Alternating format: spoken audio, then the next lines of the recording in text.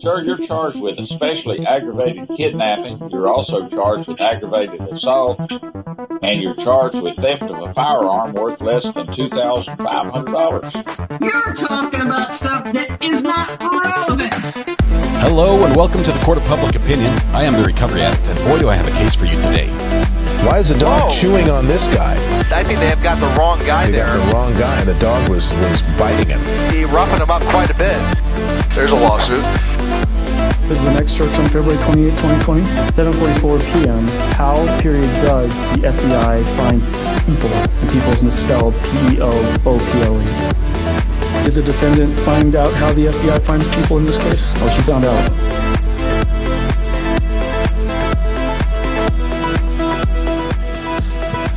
Good morning, good morning, good morning. Welcome to the Court of Public Opinion. I am the Recovery Addict. Still late. Still late as usual.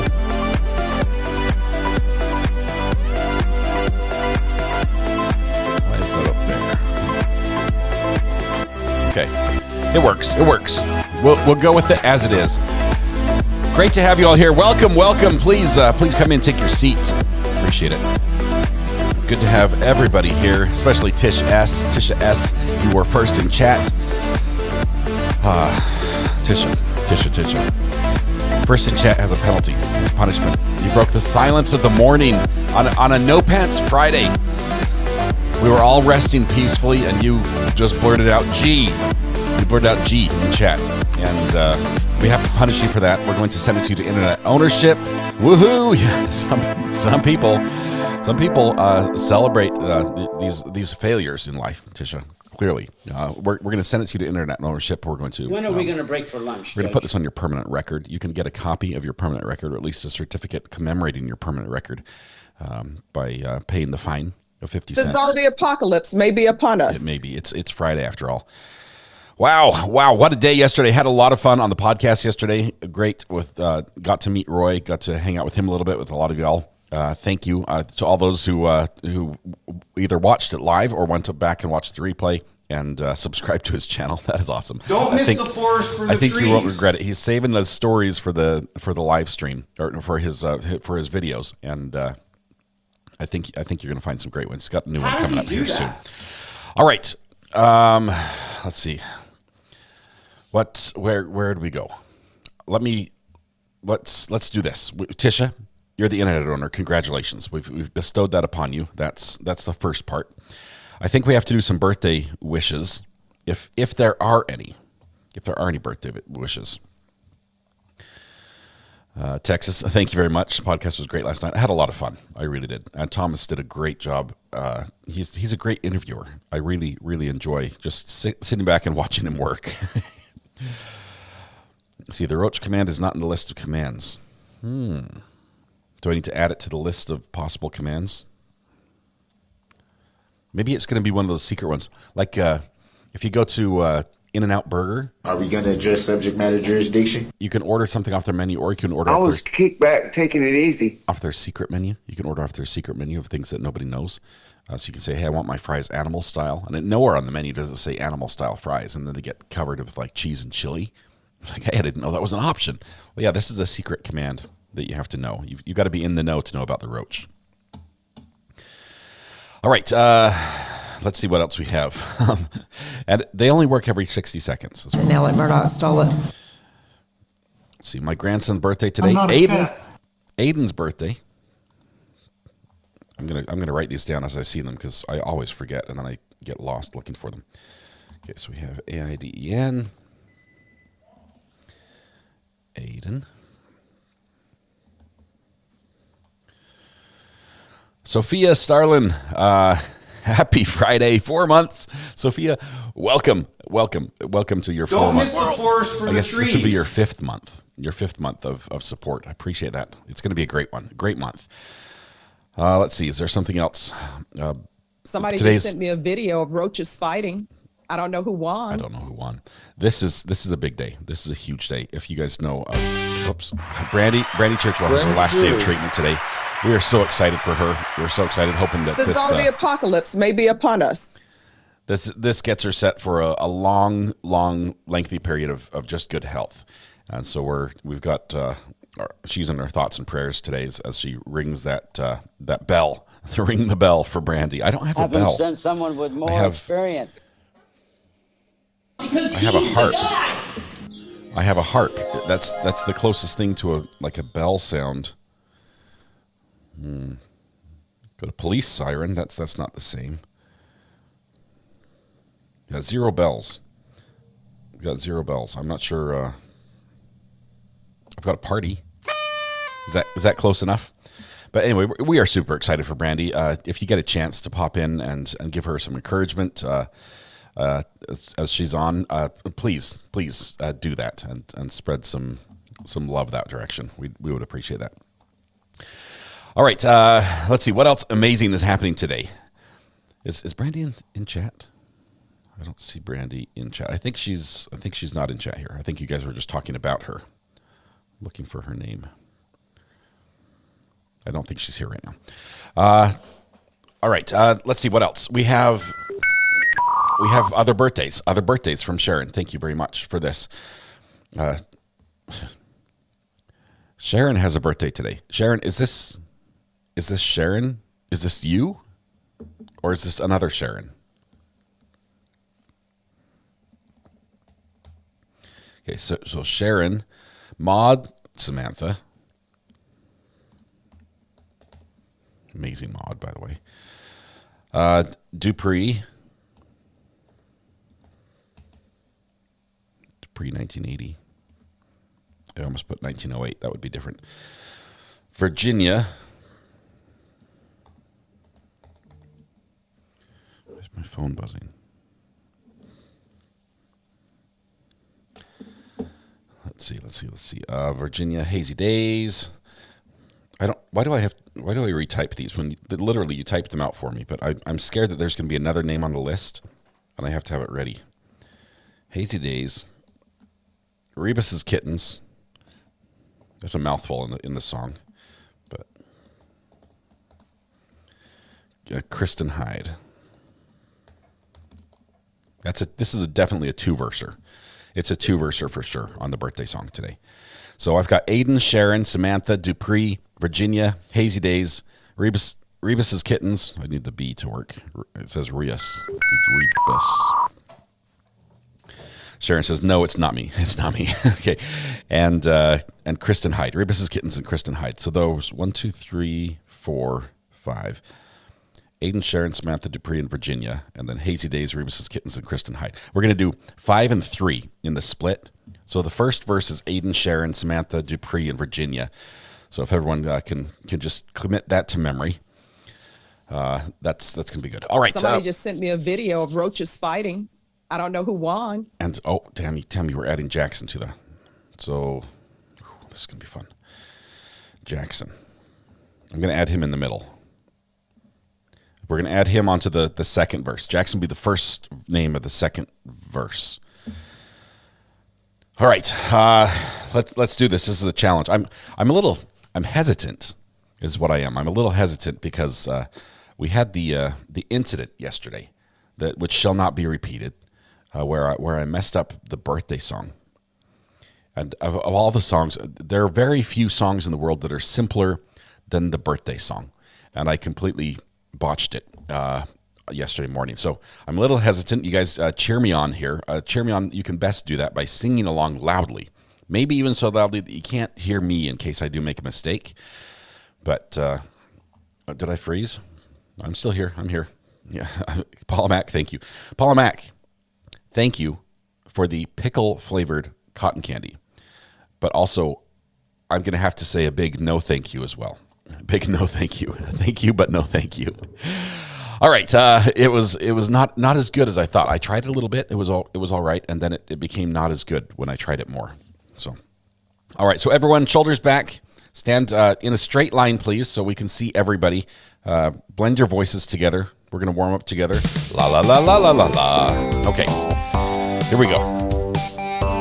Ayden, Sharon, Samantha, Dupree, Virginia, and then Jackson, Hazy Days, Rebus's Kittens, and Kristen Hyde.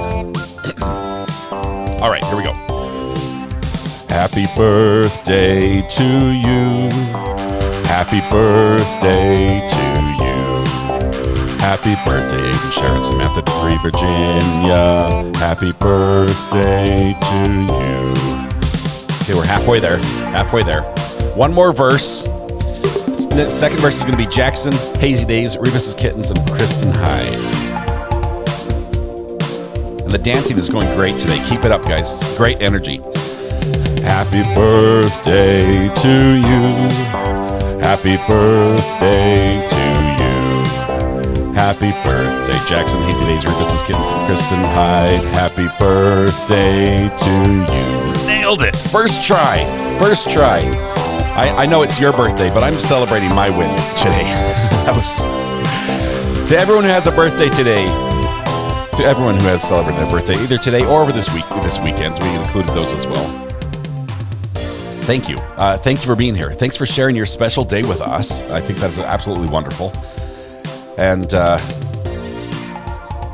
we hope we can make it a little bit better. There are a million places you could be, a million people who would want to celebrate with you. And you chose to be here with us. That's not lost on me. That's special. That warms the deepest parts of my heart. Thank you very much. I hope we can make your day special, and I hope also that you get to pass a Denny's and get your free pancakes today. Because what is a birthday if you don't get free pancakes, really, right? All right. Happy birthday. Happy birthday. Thank you. Thank you, everyone. The cha-cha-chas were wonderful. The dancers, great job. The high kicks were really, really in unison, I will say, today. It was like looking down. It was like attending Riverdance. It was like, you've definitely been practicing. It's definitely paid off. So thank you all. Great moves, dancers. And voices blended together. I did crank the music a little bit to cover the shakiness in my voice because I was nervous. I was nervous during that one. But happy birthday. Happy International Women Day. Bring the jury. There you go. So bring the jury. Dale, does that mean let's get going? Let's get going. Cut this out and start court already. There we go. Happy birthday. I appreciate all of you guys joining with me and celebrating the birthdays that are happening today and this weekend. Okay, I have to say this. I don't know if we're going to get done with court. We're going to start right away. I don't know if we're going to get all the way caught up today because I absolutely 100%. All rise. Court is now in session. I need. When are we going to break for lunch, Judge? To run and check out this conference center. I've got to get in there because if I need to FedEx overnight certain cables to me, I need to know today so they can get here tomorrow. So I've got to go to do that this afternoon, or else I'm just going to cross my fingers and pray. And I don't know what else you could do other than that. Didn't see the teaser by Legal Vices. I'll have to check it out. Did he do a great one? All right, so I will do that, but we're gonna start where we left off, which was lunchtime, day 2. So this is part 2, day 2 of So this is yesterday's court that we're catching up on. We'll be skipping the breaks as we go along, and this is continuation of what turned out to be a pretty tough case. Honestly, some of the facts are difficult, especially some of the body camera video and just what happened. I mean, it's a difficult situation. I appreciate chat. All of you, the way that the way the community is handling this and being respectful, and I ask you to continue to do that today. Things did get real on this one; they really did. So we are going to start. Let's see. Let's hit play there. So that's going to work. Oh no! Why did it just back? Why did it just jump? I literally had it saved right where it needed to be. We were at lunch, right? So we had just heard the interview. We just finished the interview. There we are. Hang on. We just heard the interview.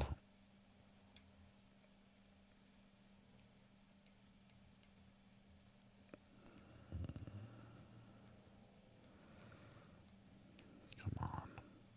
This mouse is incredibly difficult to use. There we go. Judge is back right there. All right, we're gonna just take it like that. There we go. Everybody is back in court. We're waiting for them to start. So this is good. So we just finished lunch here.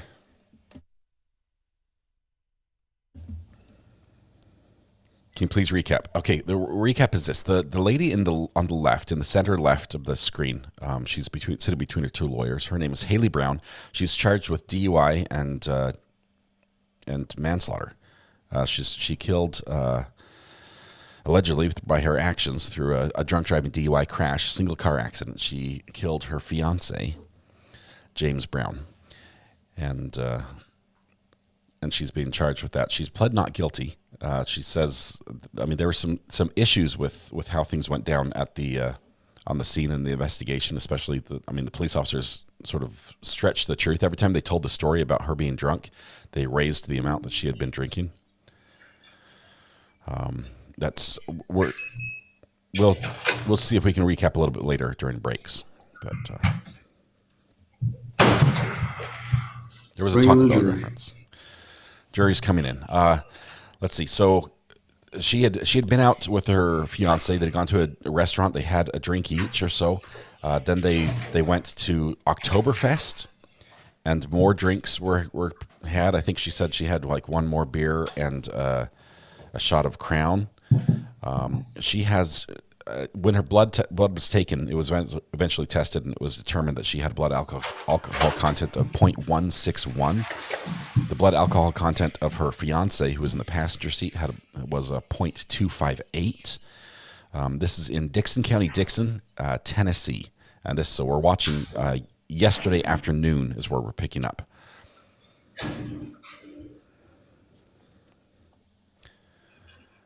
But very heartbreaking body cam video that she was taken from the scene to the hospital and told about the death. Ladies and gentlemen, we are now ready for the state to continue its, I believe this is cross-examination of retired Sergeant Summerall. Afternoon, Sergeant Summerall. Retired Sergeant Summerall, right? Yes, sir. This is your last time to testify? Is that what I'm understanding? Okay. No wonder he looks so happy. So. All right, you want me to call you Sergeant? You want me to call you Mr. Summerall? I don't care what you call me. All right, good deal. All right, so as quickly as I can, you've had a chance to review all these videos and all that stuff, right? Yes, sir. And you showed up about 10:30, 10:37, something like that. Somewhere around there. At the horizon down here, right? Yes, sir. Okay. And now just to you had gotten your, more or less your kind of order as to what portion of the case you were going to handle from Major Christian. Correct. Now Major Christian. Okay. All right. And so you were tasked with handling the DUI portion of the investigation. Yes, sir. And just to be, you don't remember, do you? You had no idea what was going on at the hospital until you got there, pretty much, right? Right. Okay. So you weren't in contact with Corporal Provo or I don't believe I spoke with her until I got to the until you got there. Okay. All right. So you came in and pretty much you just go straight to Miss Brown and her mom's with her. Yes, sir. You spoke to Corporal Provo for just a minute and then went to Miss Brown.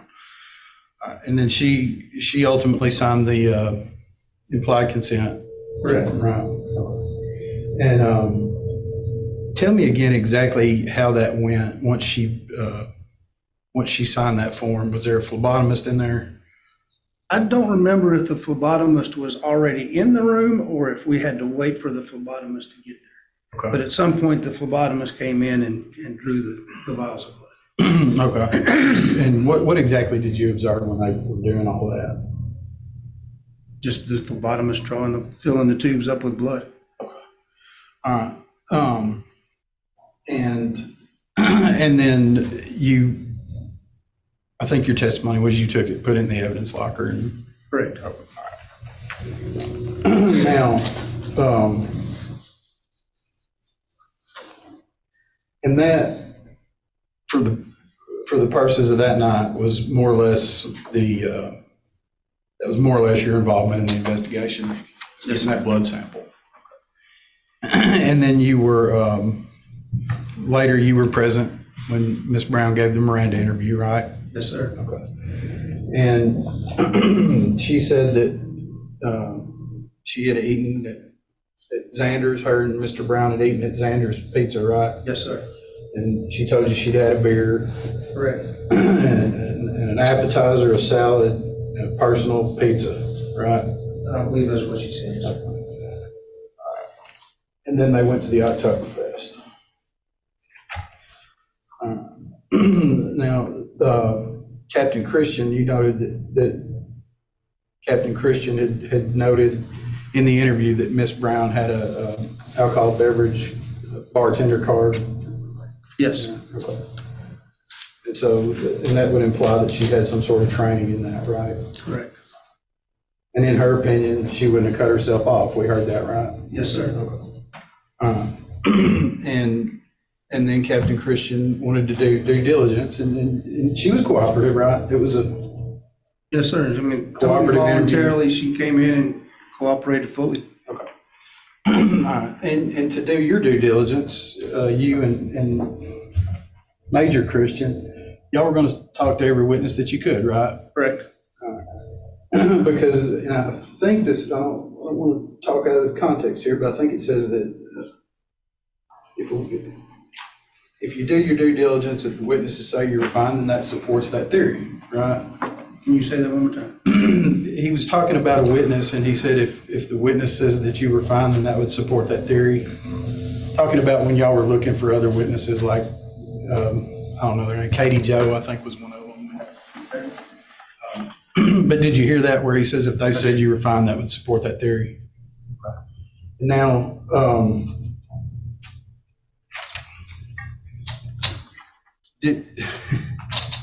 did you and Major Christian interview a Miss Sue Connor? We did. Okay. And that was later on as well, right? Yes, sir. Okay. She an interested person? Yeah. You can say that. Okay. Not very tall either, huh? No, she's rather on the short side. Okay. All right. They're mocking her height in court. But you guys interviewed her later. Was that the same day or was that later on? Do you know? I believe it was later on. I don't remember if we finished up our interview with Miss Brown and then went, or if we went a day or two later. Okay, fair enough. Now going back to Miss Brown's interview, she said she usually didn't take that route and she wasn't familiar with Walnut Street, right? That's what she said, yes, sir. Okay. And are you aware whether or not there is a speed limit sign? Let me back up.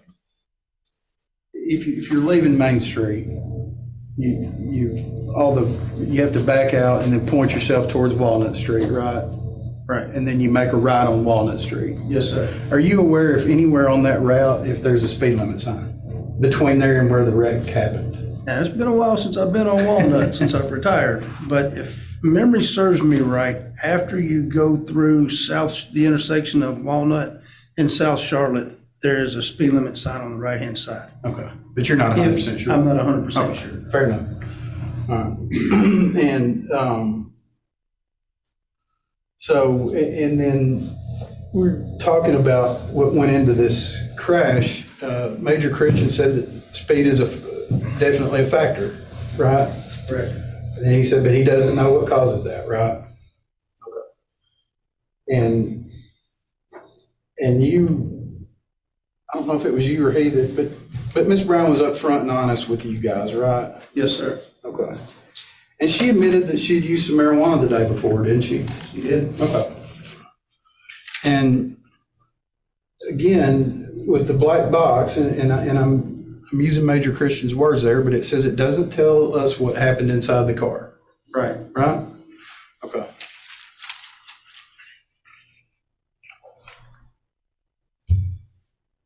You have one moment, Your Honor? You may. Thank you. All right, I think we might be done with the cross-examination here on this witness. We want to just move right along.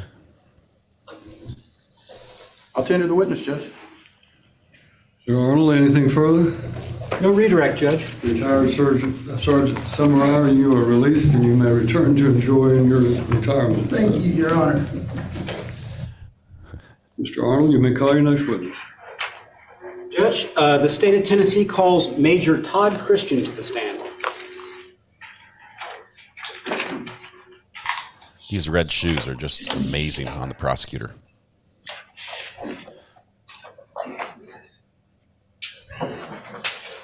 And again, I apologize, Judge.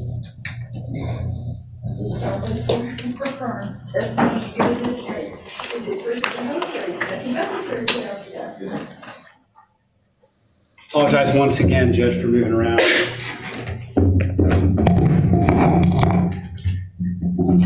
The judge is staring at him. I'm not sure if this apology is accepted.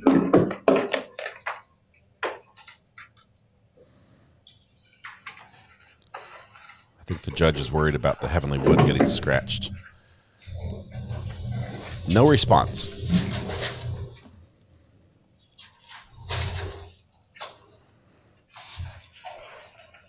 How's it going this afternoon, Major Christian? Fine, sir. They did swear him in. If you would, please tell us who you are and tell us what you do, and spell your first and last name for the court reporter. Todd Christian. It's Toddchristian. I'm currently a major with the Dixon Police Department. Now, what do they got you doing these days? So I assist with the day-to-day operations with the department, and I also serve still as our lead reconstructionist. And when you say reconstructionist, do you mean crash reconstructionist? That is correct, sir. How long have you been doing that? Since 2010.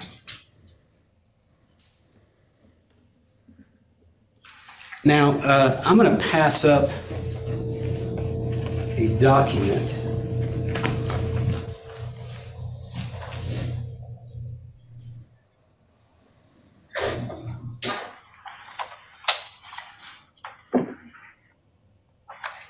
Do you recognize the document that I passed up to you? Yes, sir.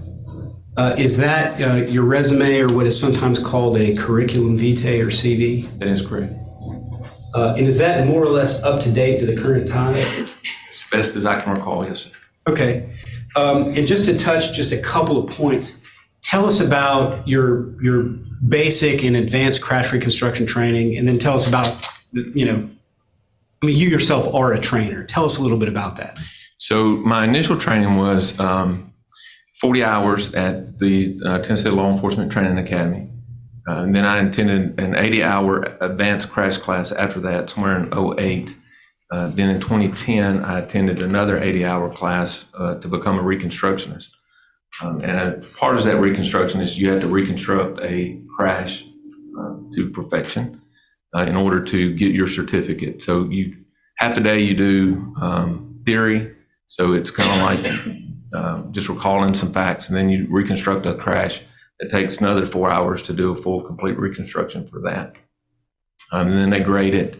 And then after I received my certification as a reconstructionist, I started teaching with the Tennessee Highway Safety Office in 2010. And I still currently teach with the Tennessee Highway Safety Office today, teaching crash investigations from basic to advanced to reconstructionist level. Now, have you ever been deemed an expert in crash reconstruction by a court here in the state of Tennessee? No, sir. Okay, so this will be the first time. That's correct. Your Honor, I would like to submit Major Todd Christian of the Dixon Police Department as an expert in crash reconstruction. No objection. No objection. This Since is there's first. no objection, so this will be the first time it happens, but we expect it to happen again. We will certify Major Todd Christian as an expert in accident reconstruction. And Your Honor, I would like to submit his Now he has a CV as secondary state's career. That is the next exhibit 10, is that correct?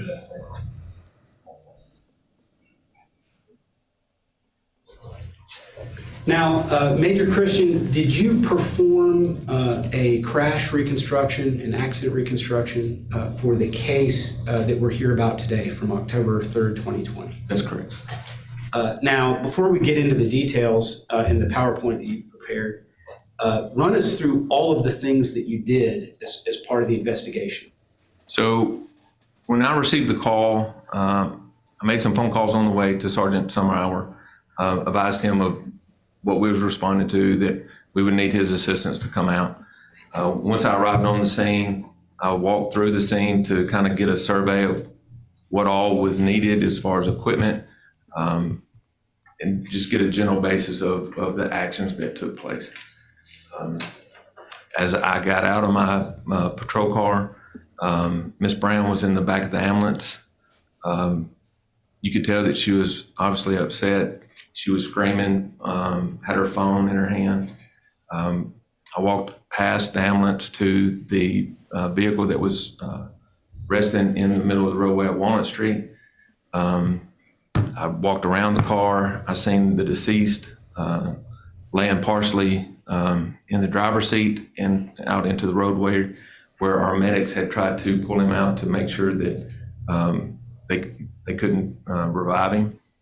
I met with Sergeant Chandler and spoke to him about some witnesses, and then I started taking photographs, marking the scene for evidence, talking to some of the witnesses to try to get a better understanding about the crash, and then making marks, taking there again some more measurements to determine the speed based off of the yaw marks, or what we call striation marks there on the sidewalk.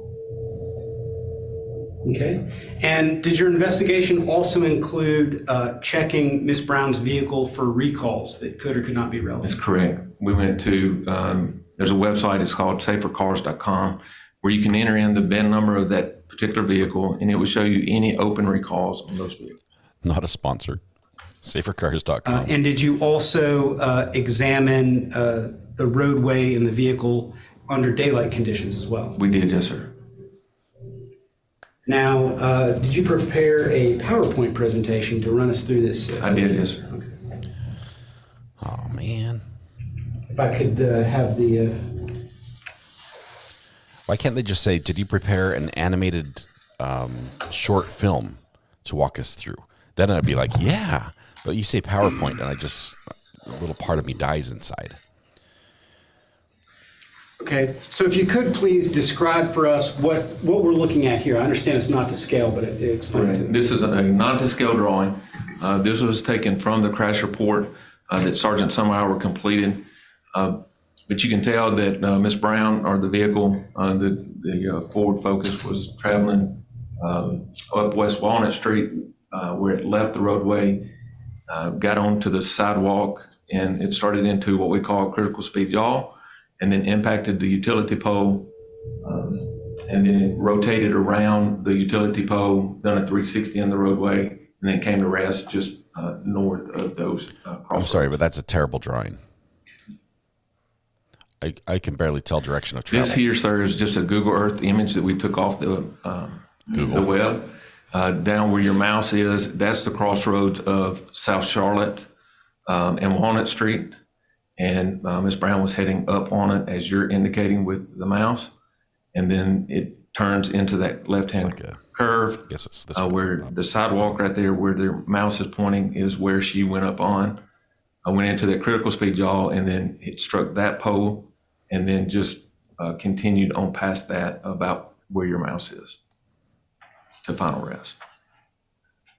This there again is just a Google Earth image looking up the roadway, up West Walnut, so you can get a street view of that same roadway and the curvature.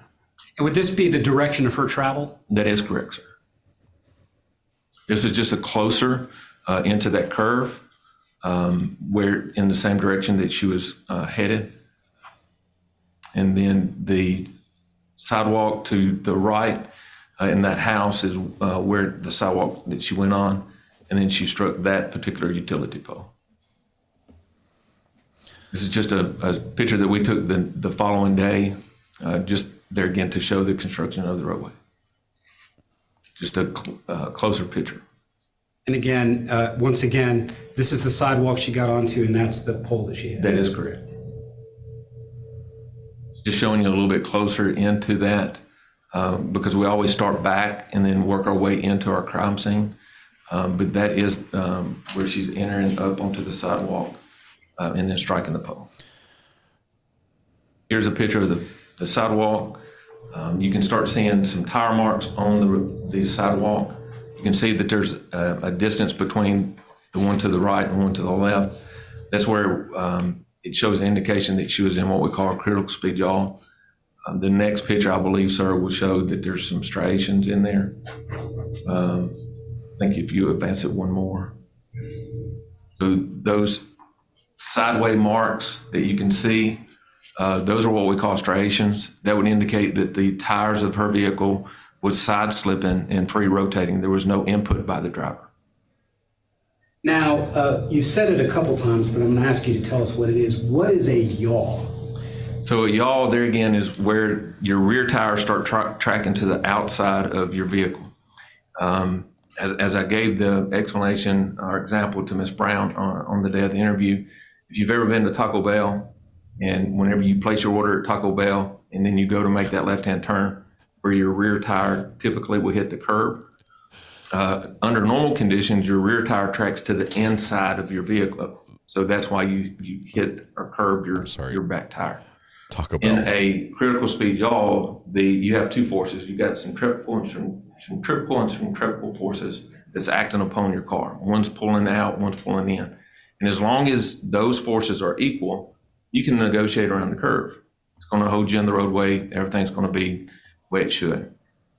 If you break outside those forces, one exceeds the other, then you'll get into that critical speed yaw, and that's where your rear tires will start tracking to the outside. So your car will start sliding, and there's no input by the driver. So there's no braking, there's no acceleration. As we say in the crash investigation, Sir Isaac Newton starts driving your vehicle at that point. So once I'm in a yaw, my input doesn't matter. Is that fair? So it would. I mean, if you started braking or if you steered or done something else, I mean, you could probably recover out of it, but it's going to take a little bit to do that. And these marks are part of what proves what you say happened. That's correct. A lot of times cases that we look at don't have the striations, and so you can't use what we call the cord and middle ordinate measurements to be able to determine speed from that particular mark. It's just a picture of the pole, and then down at the bottom, right there at ground level, you can see that there is some separation from the impact from the pole, so it shifted that pole. Now, when we do have one of these yaws like we have in this case, you mentioned the cord and middle ordinate, what does it allow you to do in terms of determining a vehicle speed? So the yaw marks are going to leave a curved mark evidence on the roadway. And so we can take a measurement, what is known as a cord and a middle ordinate. Anytime that you're dealing with a circle, you can go anywhere within that circle and take a cord, a straight line between, and then go to your middle ordinate to get a radius. That'll tell us what the radius of that curve is.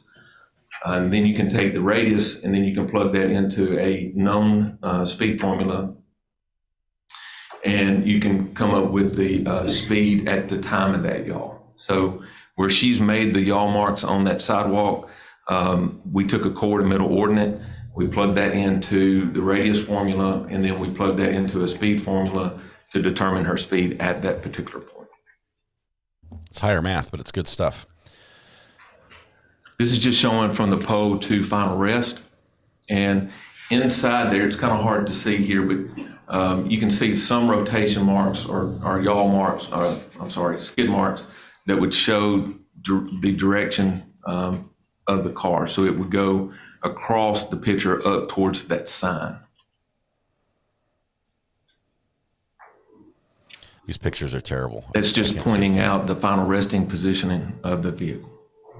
But there's no vehicle. This picture was taken at night, and that's indicating the final resting position. There we go. Of the vehicle the night of the crash. There again, this is from the pole to that final resting position.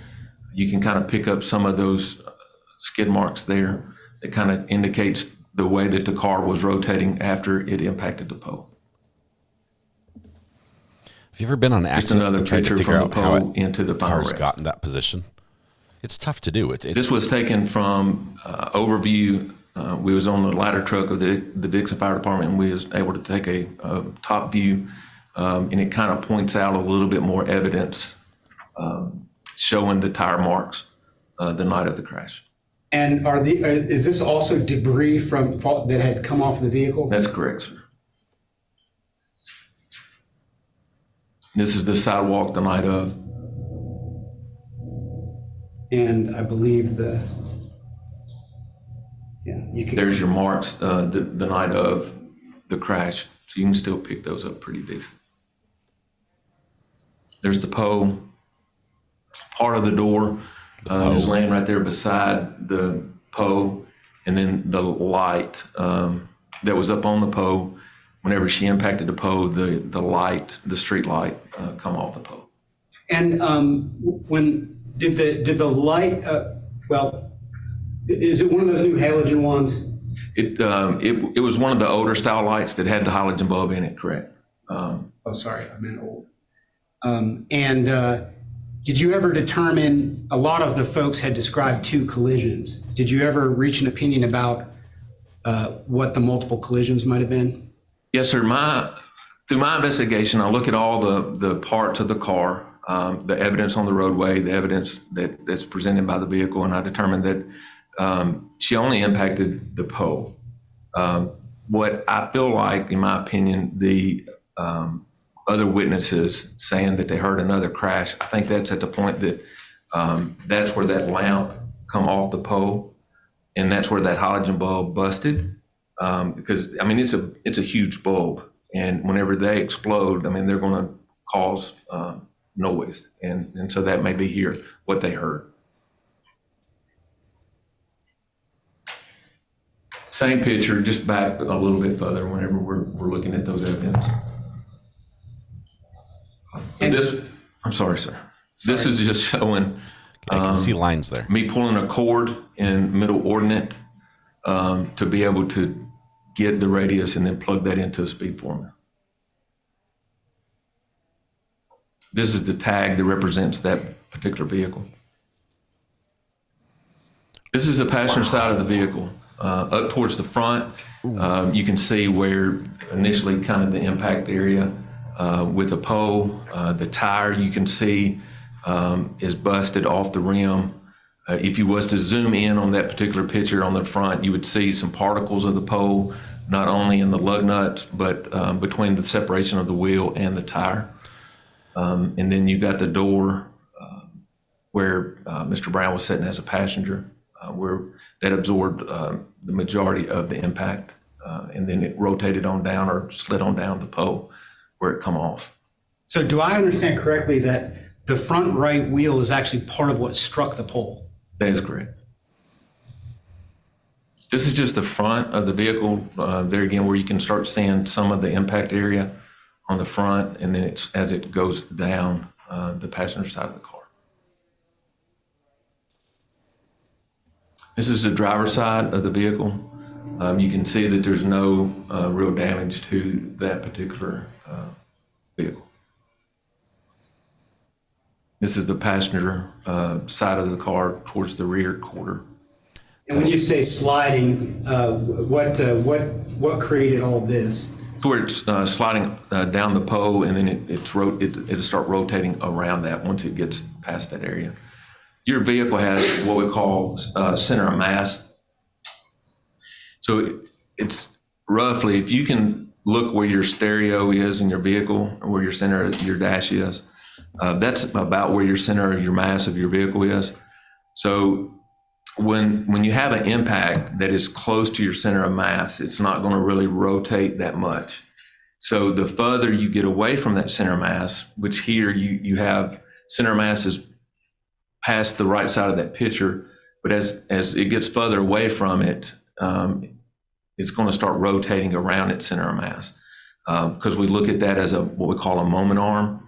So the longer that moment arm is between center of mass and the back of the vehicle, it's going to be easier to rotate that vehicle. The best example I can give is if you watch a cop show and they talk about a pit maneuver where the cops kind of push the back of a car, or NASCAR racing whenever they talk about Rubbins racing, and then they tap the back of that car and the car will spin out. Rubbins They're racing. so far away from center mass at that point, it makes that car easy to spin. So that's where you get some of that rotation from. This is just showing there again, that center part or area of the door on the passenger side. Speed was about 60 miles an hour. This is the front fender there again of the vehicle. There again, if you zoomed in tightly on that front wheel, you could see some of that debris from the post stuck between the wheel and the tire. This picture is the driver's side where Miss Brown was wearing her seatbelt. After a crash, the seatbelt will lock into place.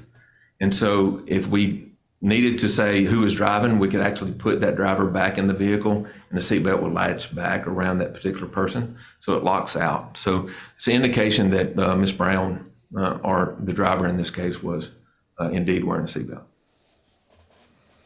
This is the passenger side of the vehicle. This is what we call stowed away. So whenever you get in your vehicle to leave this afternoon, you have to reach up there and grab your seatbelt from a stowed position, and then you pull it across and it would lock into the latch mechanism. So on this particular crash, there again, it locks in place. So you can physically grab a hold of that seatbelt and it will not move. So it's locked in place, indicating that Mr. Brown was not wearing a seatbelt. This is showing the head strike area where Mr. Brown left a seated position and struck his head there on the roof line area of the car. And does this correspond to the main injury that the medical examiner described in the first day of testimony? Yes, sir, I would believe so. This picture was taken at Christie's Towing, where we towed the vehicle to. We had THP, the Tennessee Highway Patrol, come out and extract the data from that black box. We don't have the capabilities to actually get that. We have to contact the Tennessee Highway Patrol because they have the computer software and things to extract that data from the event data recorder. So these pictures are just showing that the day of that we started to get the Tennessee Highway Patrol there, that nobody's been inside the vehicle, because after we got finished with our investigation, we shut the doors to the vehicle and we placed the evidence tape on all creases of all the doors, the best we could. So this is just as you go through those, sir, there's just pictures showing that the evidence tape is still in contact, it's not been broke. And this is all on the driver's side of the vehicle. That's the rear door. And you'll get to the rear hatch. There's some evidence tape that's placed there. And then we'll move to the passenger side. It's kind of hard to secure a lot of that because it was missing the window and things, but we did put evidence tape over it. And then the front of the car and the evidence tape there on the hood that indicates that nobody's been up under the hood of that vehicle. And then that's just the diagram again. Now, you mentioned performing that cord middle ordinate measurement. Correct. What speed did that tell you she was traveling at the time that she was in that yaw? So at the point where I took the first measurement of the cord and middle ordinate, and I'm trying to recall from my memory, I'm thinking it's somewhere around 56 to 58 miles per hour-ish. And then to back that up, what we do is to make sure that they are truly in a critical speed yaw, we'll take a second measurement. So we have to go within the first third of that critical speed yaw and make that measurement. And then after that, we take a second measurement of same steps, cord, middle ordinate. And then that would show us that her speed should be decreasing at that point. So the first measurement, like I said, I think it was between 56 and 58-ish miles an hour. And I think the second one was around 53, 54-ish miles an hour. So that would indicate to us as reconstructionists that she is in a true yaw and that there's no input by the driver. And what, so she's not braking. Does that mean that based on the measurement, she was going 56 to 58 miles an hour at some point? Yes, right at that point where we took the cord and middle ordinate, that is the speed at that particular point. Okay, and what is the speed on that road? 30. So she was double the legal limit, and she was double the speed limit. Those two do not mix well. Hold on, I forgot what I was going to ask. You said the quiet part out loud. Oh, you mentioned critical speed. So I wanted to ask you what you mean by that. It's where the car itself, we look at the car itself. I mean, there's obviously cars that can go faster around those particular curves. You take a Corvette, for an example. It's a little bit lower profile, a little bit wider tires. So it'll be able to negotiate that curve better or faster. But if you take another vehicle like a Caravan or something like that, it's not going to be able to negotiate it the same way. So that's what we look at when we look at the critical speeds of the vehicles. So is the critical speed of a curve, is that the fastest that particular vehicle could negotiate that curve? Yes, sir, before it breaks outside the forces. Okay. So when you say that she was at or above the critical speed, what does that mean? She is going faster than what her car would allow her to go at that particular point. I mean, she could, she'd seen, well, I don't know what she's seen, but something indicated that she had to pull her car back to the left to jerk it. If you're going down a straight highway and you dump off the side of the road, or you drift off to the side of the road, if you jerk your car too fast, you could actually break outside those forces depending on the speed of the car. And so that's what happened in that particular case. Okay. And then finally, you mentioned obtaining the data from the CDR. That's correct. Are you able to read and understand that data? I can read it, yes, sir. Okay. Did that support your measurements from the roadway? It did, yes, sir. It indicated within the tolerance that's given, was able to verify at that particular point that her speed matches my speed within a certain percentage, about a 2%, 3%. Okay. All right. Thank you very much. Those are my questions. Oh, actually, let me submit as an exhibit the PowerPoint presentation along with the photographs. And then I've got a collected exhibit of the photographs. I believe there are 40 photographs here. I've already shown them to the defense attorney or whatever. This would be collective exhibit 11. Or whatever.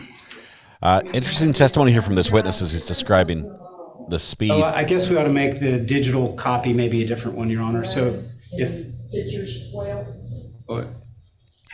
As you're going around a curve, if you're going too fast, your car actually goes, I believe it's tangent to the curve. Thank you very much, Major. I'm sure Mr. Baker will have some questions. That's higher math, and I haven't done that sort of stuff in many a year. Since we don't have much disagreement, I just want to clarify a few things. Y'all basically means that car is in an uncontrolled slide. I thought we had a y'all. All right. So for trying to simplify the situation, because, I've looked at the data, telemetry data, and you have too. I think we're in agreement. You can tell me if you agree with this. When that this brown come and the car started up on the sidewalk, at that point, she's obviously sliding at some point. And then, according to the telemetry, the steering wheel angle changed. It looks like she went to correct it and overcorrected, and then began to rotate. She's shifted the entire balance of that car, and that slide from one direction changed, and she starts rotating. That is correct. Right. So the cause of the accident is the overcorrection on the sidewalk. Would you agree with that? I would agree that that is a portion of the causation of that crash. Well, independent of speed, of course. Right. Ultimately, speed's a component. And then I've got up here, I'm already in an uncontrolled slide. I try to correct it. And then I upset the balance of the car and put it into a worse slide. She would have had to start correcting that prior to going into that slide.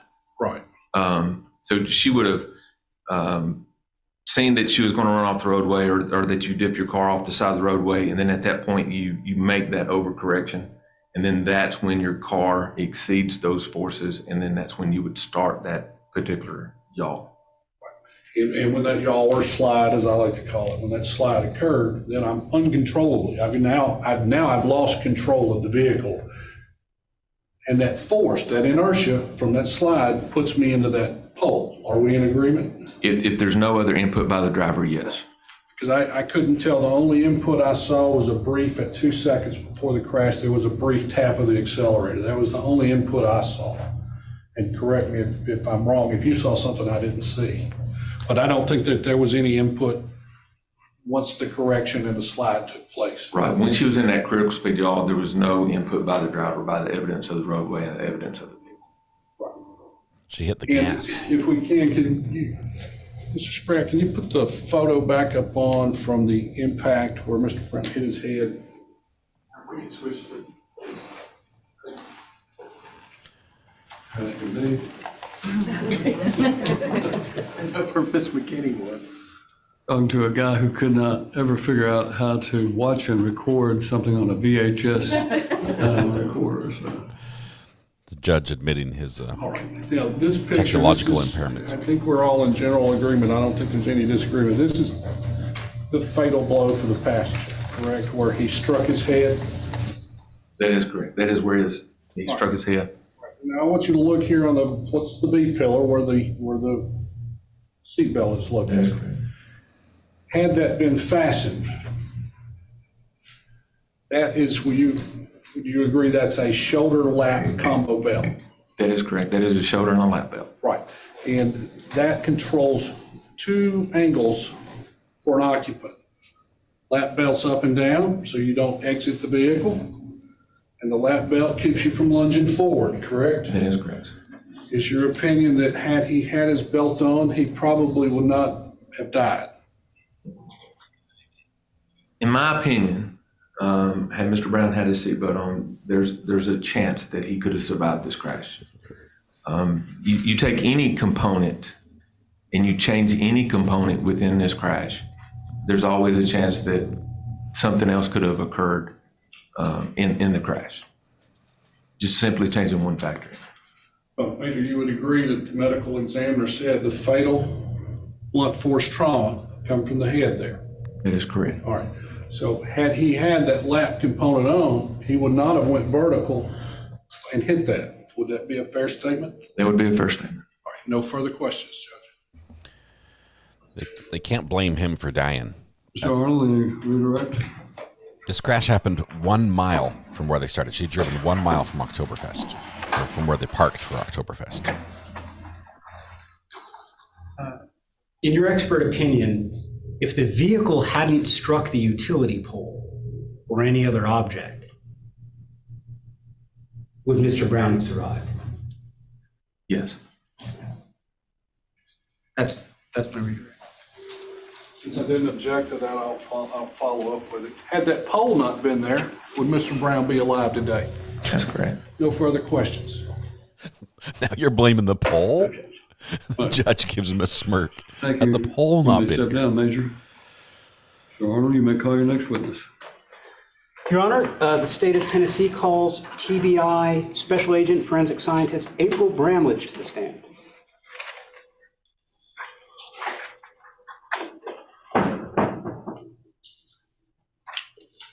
I've never heard them blame the pole before. The defense calls the pole.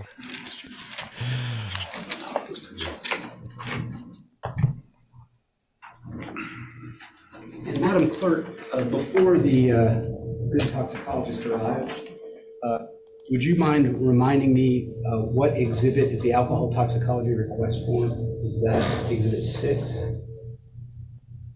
That's the what? It's exhibit 7 then? No, that was your ID exhibit only, have you bought it? The pole wasn't The used. only one we marked as ID only. It was a streetlight pole. It possibly had power lines on it as well, but it was a streetlight pole. Raise your right hand. Do you solemnly swear from the testimony you're about to give in this case to be the truth and nothing but the truth, so help you God? Yes, sir. Thank you. What you're looking for? It's exhibit 5, a yellow piece of paper. One, it's an ID only. Is this what you're looking for? It is not. Exhibit 5 is a thumb drive.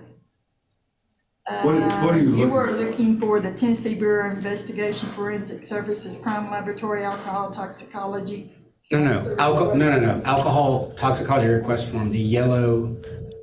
That is 7. Oh, 7. Okay, I'm sorry. Thank you. If you would please tell us who you are and what you do. My name is April Bramlage. I'm a special agent forensic scientist at the Tennessee Bureau of Investigation in the Nashville Crime Lab in toxicology. Tennessee's version of the FBI. In that capacity? Just at 17 years.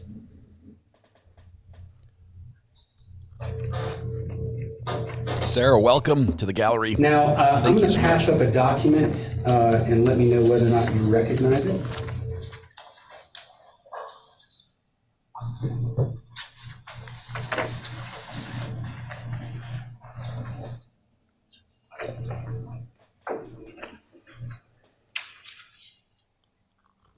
Yes. Is that your curriculum vitae? It is. It is my most current one, yes. Okay. Your Honor, I'd like to submit that as the state's next exhibit. Working as exhibit 13.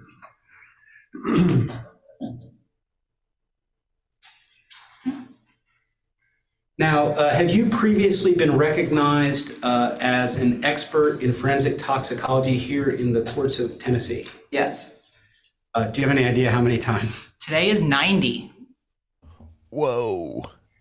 Now, have you also been certified as an expert to testify in the courts of the state of Tennessee regarding the general effects of alcohol on the human body? I have.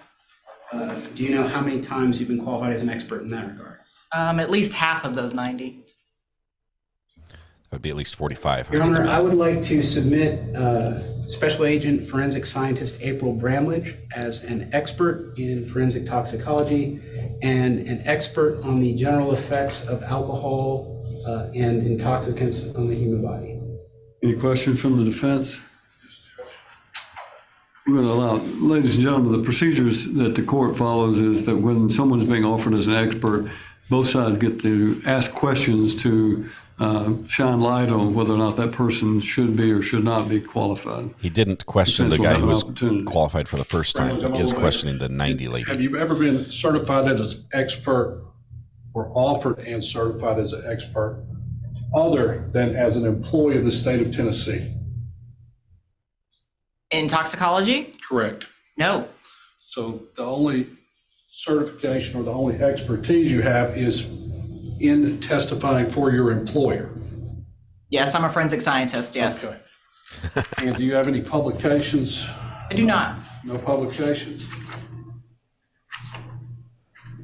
These qualifications, would you be qualified to teach forensic toxicology, say, at Vanderbilt?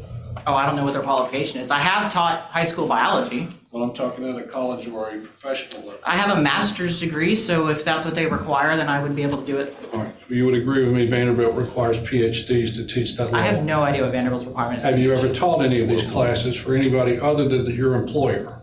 I have taught lectures and topics on alcohol. I've also taught topics on the combined use of alcohol and THC and the effects on driving at local, state, regional meetings.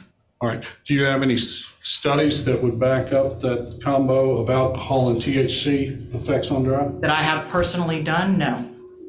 Can you point me to a study that would say that? I can point you to several, yes. Okay. Since the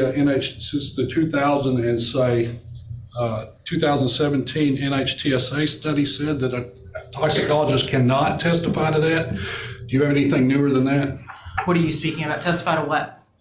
NHTSA was chartered with doing a report to Congress in which it said one of the problems we have with THC is no toxicologist. Acronyms for those of us who are not in the middle of National your Transportation conversation. Highway Safety Board. More fully what those acronyms stand for. The National Highway Transportation Safety Administration, NHTSA, is what we refer to it. Is that correct? Yes, that's what it is. All right. They were commissioned to do a study for Congress where they were asked to say what is some of the problems with marijuana and marijuana per se laws. Yes. And they said the problem one is there is no data, and we don't have a toxicologist cannot testify to at a level THC would be impairing. Are you familiar with that Yeah, study? and that is a correct statement. Okay. I cannot take a number and correlate that to a THC impairment, no. Okay. All right. So you're familiar with that study? That and subsequent studies reinforcing that, and that the Federal Oversight Committee that we have as toxicologists called OSAC, stating that no, we cannot do that, and we cannot perform retrograde extrapolation on those types of drugs. Are these two divorced? Yeah. Are these two divorced or something? They are going at it like they have previously just like sued each other. Or my last question. That was going to be my last question. I can never be sure. True. Wow. Okay, the reason why he's fighting so hard is because this is going to be damaging testimony. This is their 89th time together.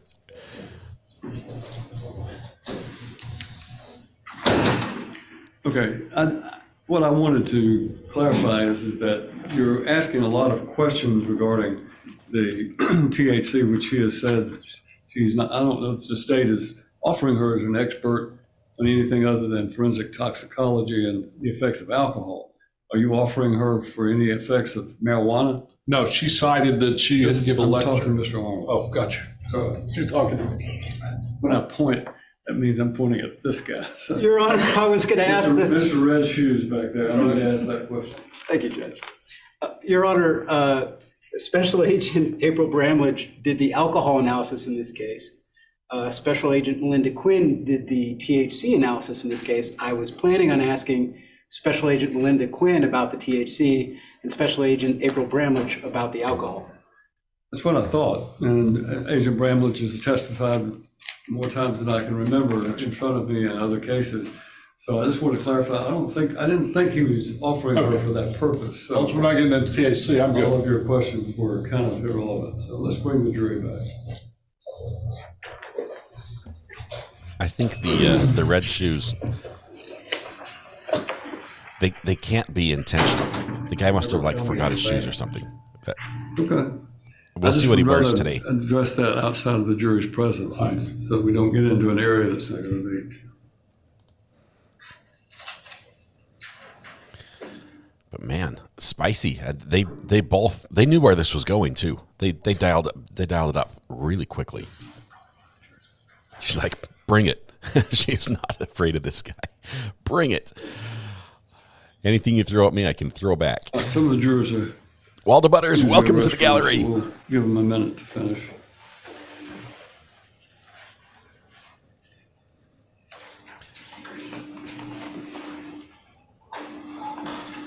We think that the observers in the court are you going to ask any other questions when the jury comes back? Then, if you would, just let me address the jury. I don't want to make it appear that you got cut off for, some inappropriate reason. Right. So.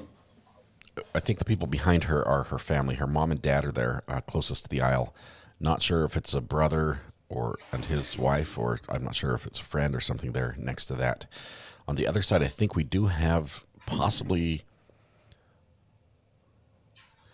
Is the daughter? How many times have you had to testify this week? I've been okay this week. All right. Thank you. I think it's actually the first of 2024 right now. Oh, really? Yeah, been a little slow for me.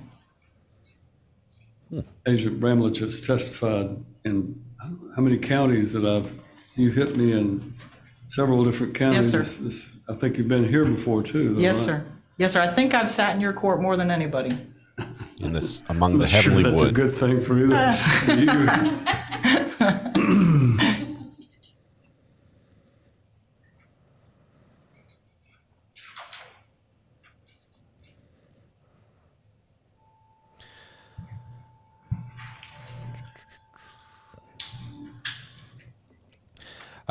Laura, how could you have found anything but guilty? I truly don't understand what her case would be.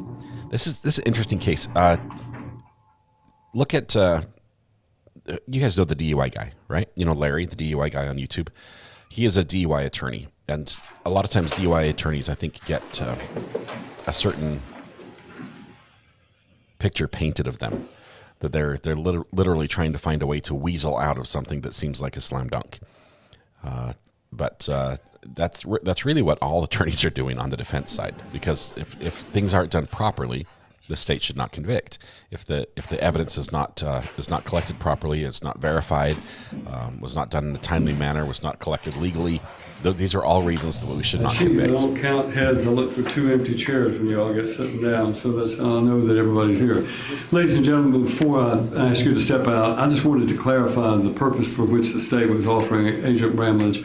And in your absence, the state advised that they are only asking that she be certified in the field of forensic toxicology and the general effects of alcohol in the human body, and that she's not going to be asked questions about THC or marijuana. So in that, with that clarification, Mr. Baker, do you have any other questions? All right. So now we will certify Agent Bramlage as an expert witness in the field of forensic toxicology and the general effects of alcohol on the human body.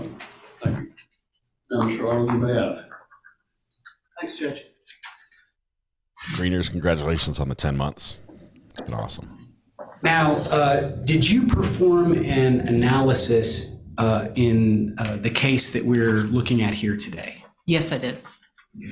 And I'd like to ask if she could be shown exhibit number 7. The yellow paper. Do you recognize what this piece of paper is and what its use is? So this is a copy of our alcohol toxicology request form. That's part of a kit that we provide to law enforcement agencies around the state. This is the officer's copy with all of his written information. Once I get it in the lab, there's other written information that we'll put on the bottom. Okay.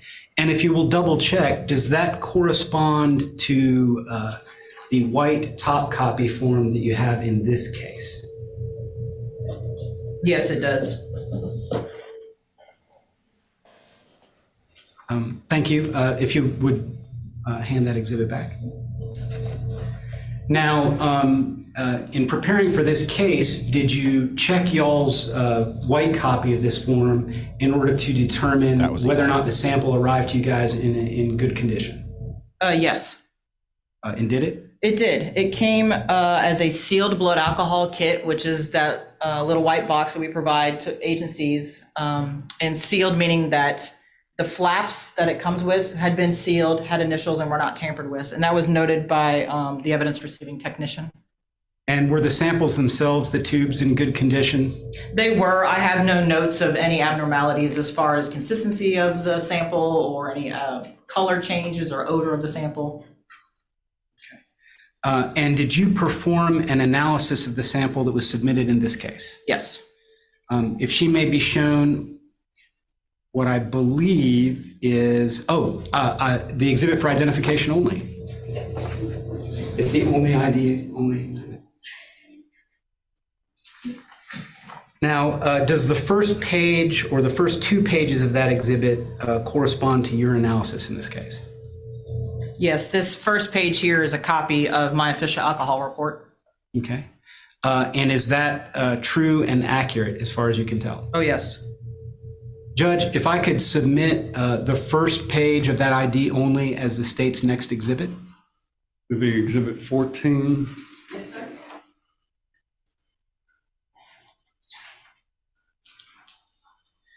And I'm going to show it to you. We only got one y'all out of that, but so I caught it. What did your analysis reveal about the sample submitted to you in this case? So I found the sample to contain ethyl alcohol at a level of 0.161 grams percent.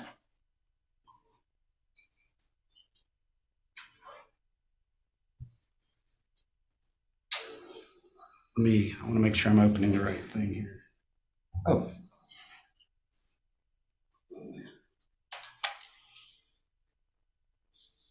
The judge is upset. That's the remote that's not working. He hit it and it started working.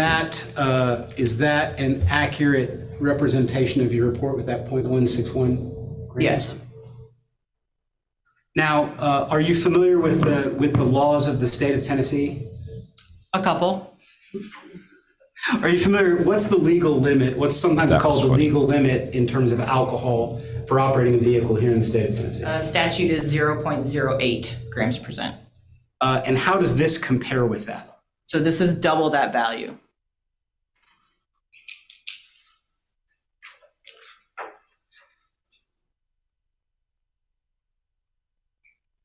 Now, are you able to tell us anything about what impact we would expect alcohol in this quantity to have on the human nervous system? Yes. If you would, please tell us. So alcohol or ethanol is a central nervous system depressant, meaning it works to slow communication from the brain to the body and vice versa, from the body to the brain.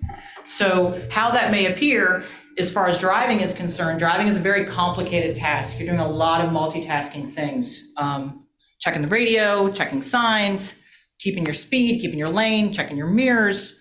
Alcohol slows the ability to do that down so that if you are driving along and car stops suddenly in front of you, it's going to take you longer to realize somebody's stopping, longer to determine, should I hit my brakes? Should I swerve? Or am I okay? Then actually deciding, I think I'm gonna hit my brakes. And then the application of the brakes, that whole cascade of events takes longer with alcohol on board. Individuals may appear with kind of the typical, what you think of with somebody under the influence of alcohol. They may have slurred speech. They may have impaired memory. They may have impaired balance and coordination. They may have impaired cognition and understanding and reasoning. All of these things, the more alcohol that is taken in, the more of an effect that you may see and that alcohol will have on the persons. We're in Dixon now, County. I notice we're speaking in generalities. Why can't we speak to individuals?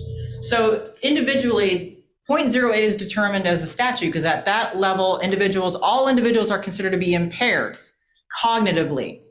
If an individual is experienced at drinking and is used to how alcohol affects them, they may be able to alter their gait, where they can walk a little bit slower. Or if they know that alcohol caused them to slur their speech, they may adapt and speak slower, speak more carefully, so that it is possible for some individuals that are more experienced in the drinking to not necessarily look outwardly impaired because they're able to mask those effects. They cannot mask those cognitive effects, the slowed reasoning and the slowed processing. That cannot be adapted for. Okay. Thank you very much. I'm sure that Mr. Baker might have some questions. Okay. That's all. These experts are brought in. Mr. Baker, you have questions?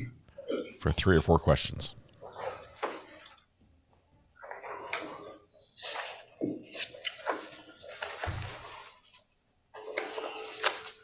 Now, do you know how long that sample, or how long it had been between the blood draw of that sample and the crash? I do not.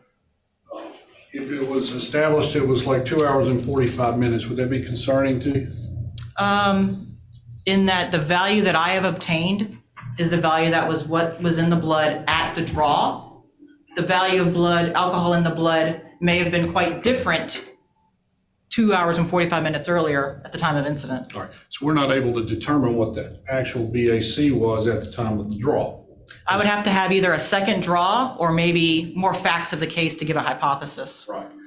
And Mr. Pratt, can you put figure 1 up for me? I'm going to give you a generalized alcohol curve, and if you would, I want to explain to the jury why that's important. Okay. It's the intoxication chart. As after consumption, it can still, your BAC can rise before it starts falling. No, just move the key's not up. Judge, may I move around in the courtroom?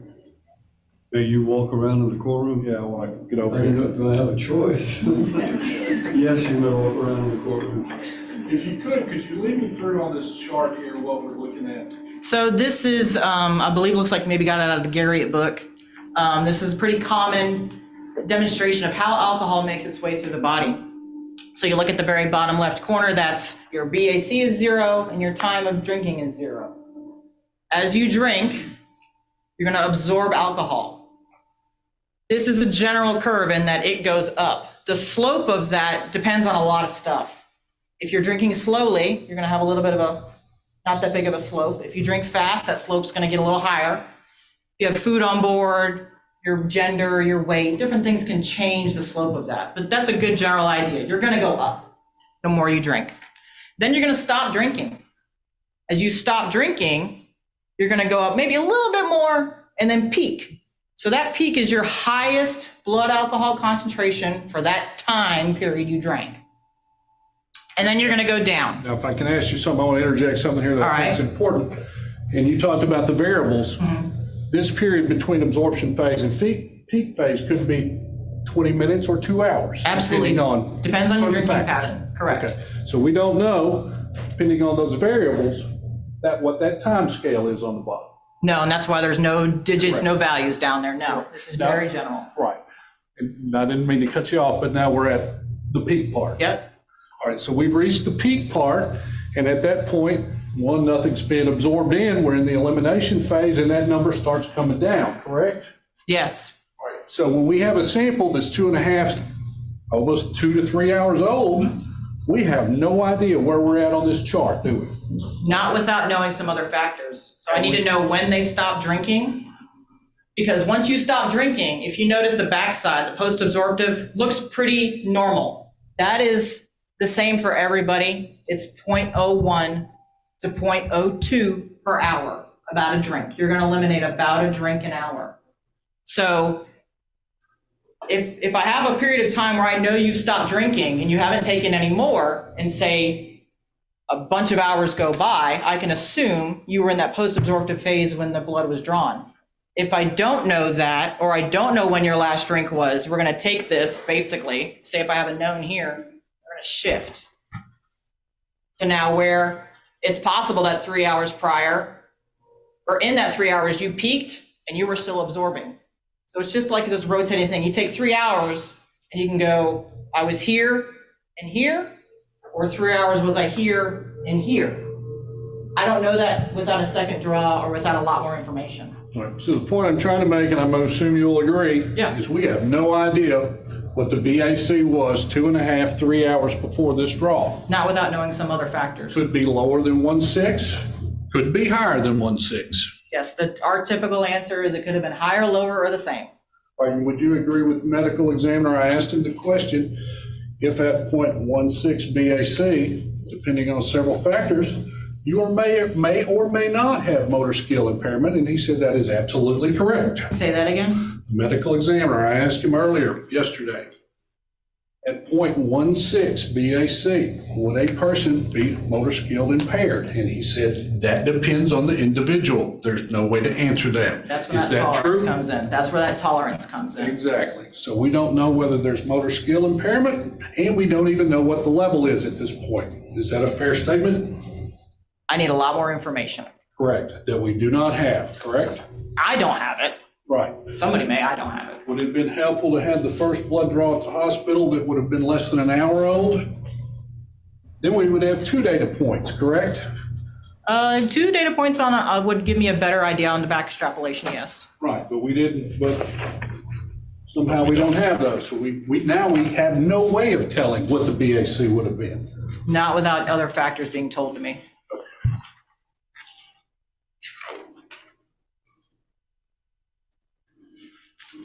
Judge, may I have a moment? You may. Is he done? Pass the witness, Judge. Mr. Arnold, you may redirect.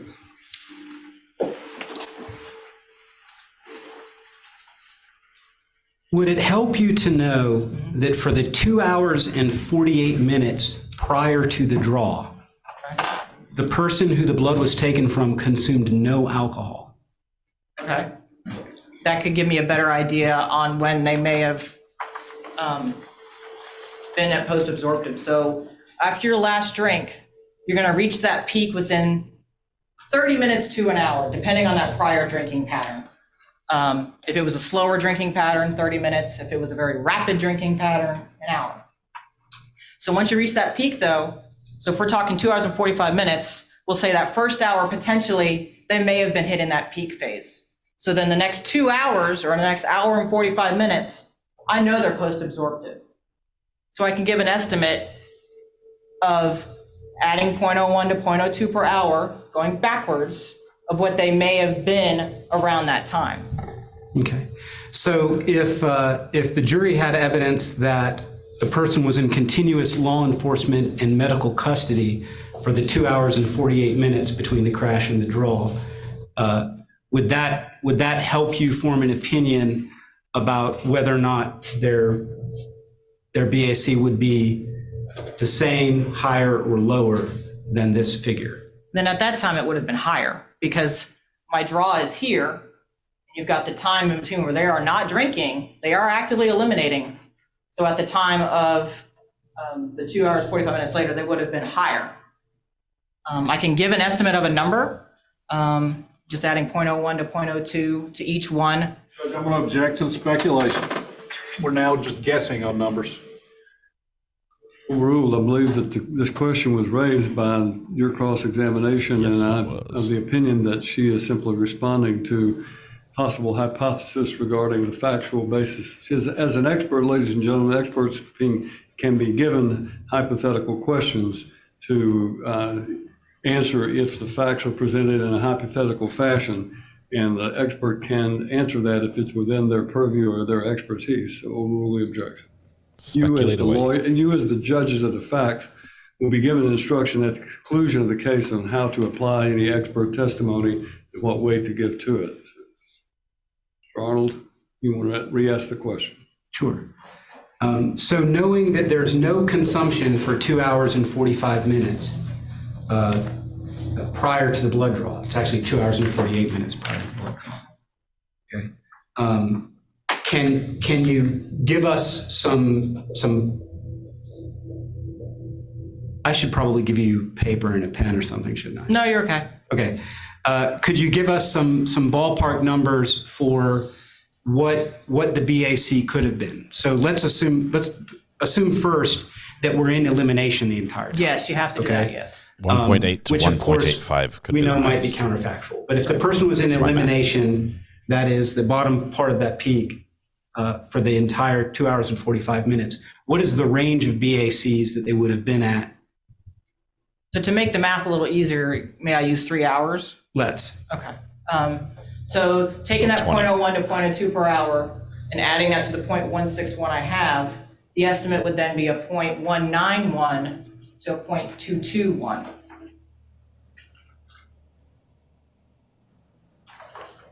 Yeah, that backfired on the defense. And if we only had 2 hours of elimination to work with, where are we at our peak? So then if you're only going to go back 2 hours,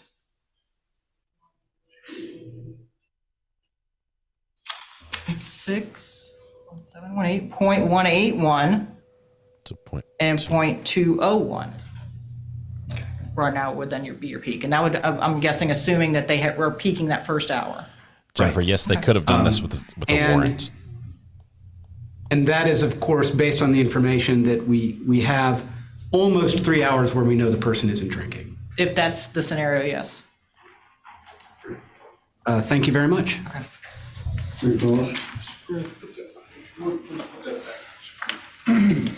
Those red shoes are kicking your butt, Mr. Defense. No, it's helpful. Yeah, it is.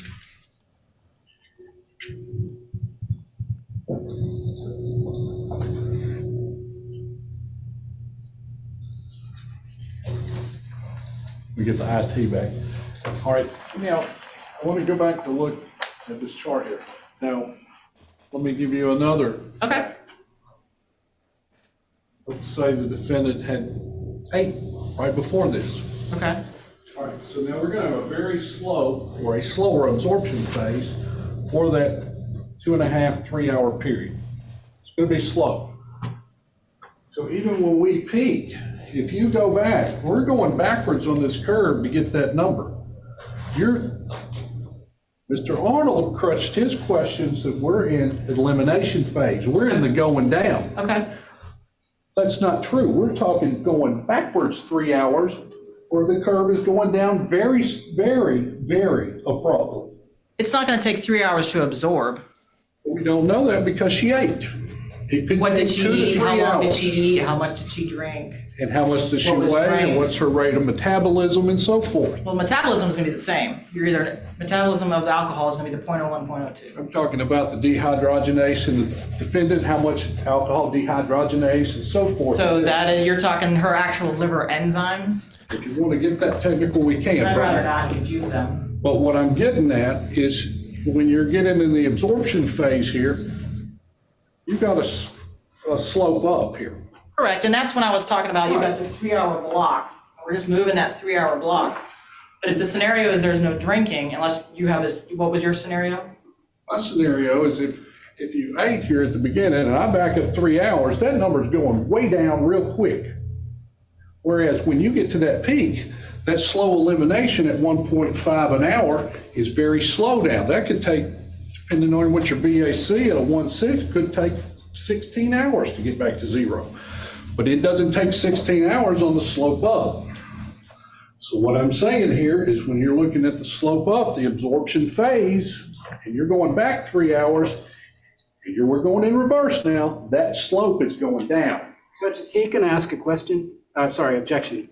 Staying as to the form, there's no question in what he's been making a statement, but sustain the objection. If we're going back in time, that slope is going down very abruptly, correct? What slope are you speaking of? If we're going backwards in time on the absorption phase, Okay. that number is going down very rapidly. The number of, you're saying the blood alcohol is going down on absorptive, the number's going up on absorptive? Well, let me give you an example. Okay. He wants to be on the other side of the peak. That's what the defense is trying to say. We're on the other side. This is the start. Let's say we peak here at 3 hours.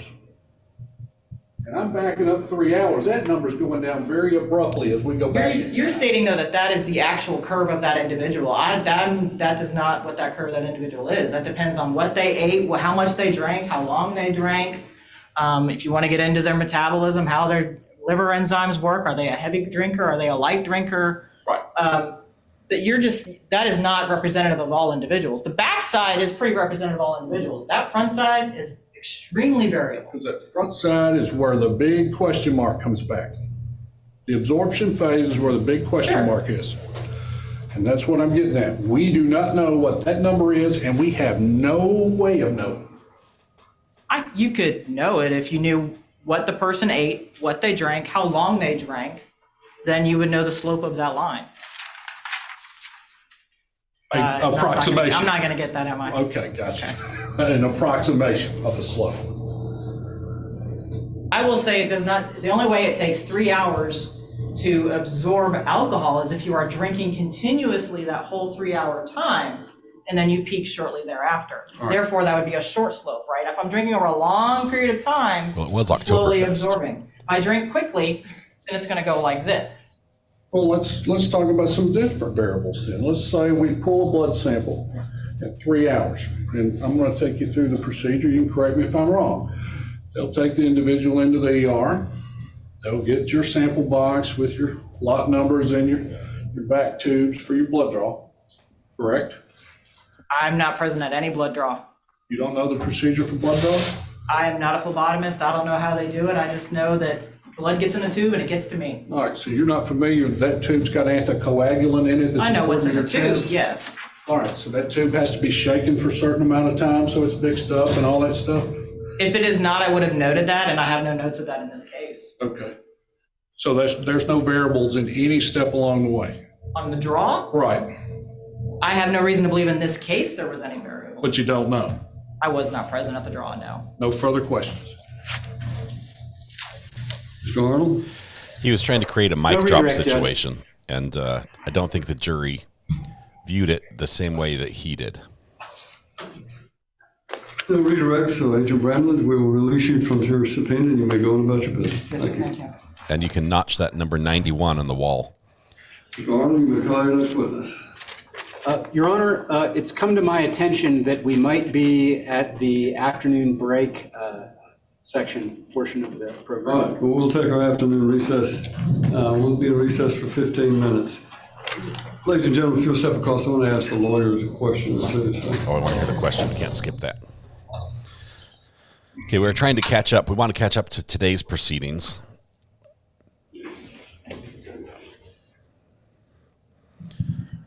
There's a grand view of the heavenly wood, which makes up the furniture in this courtroom.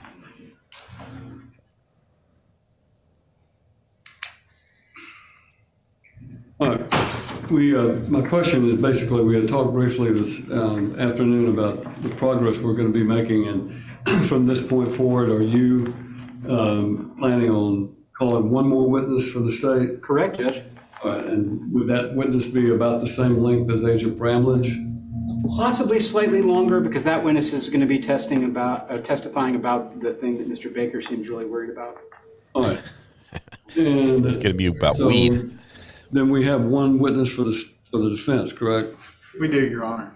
It appears to me that we're going to be able to finish the proofs in this case, and we can move forward with closing arguments and allow the jury to start deliberating. Anybody have any problem with that?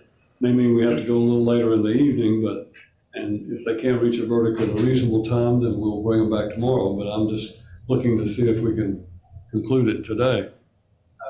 Assuming the defense can get their Any idea about your witnesses? I'm not sure, Judge. I need to step out and call her. I think she was planning. Well, we're on break, so do that. And before we bring the jury back, we'll try to go ahead and find out the answer to that question. Okay. All right, Judge.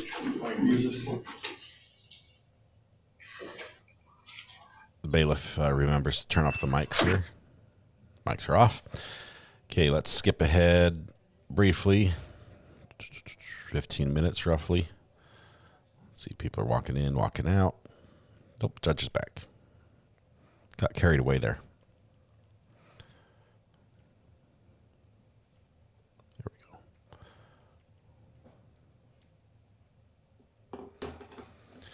All right, break's over. No, you don't get the break. Whoever told you were getting a break, that was wrong. They were sadly mistaken. We are going to have a seat unless you want to stand for the jury. Anything before we bring the jury back? Nothing from the stage, Judge. We are ready for the jury then.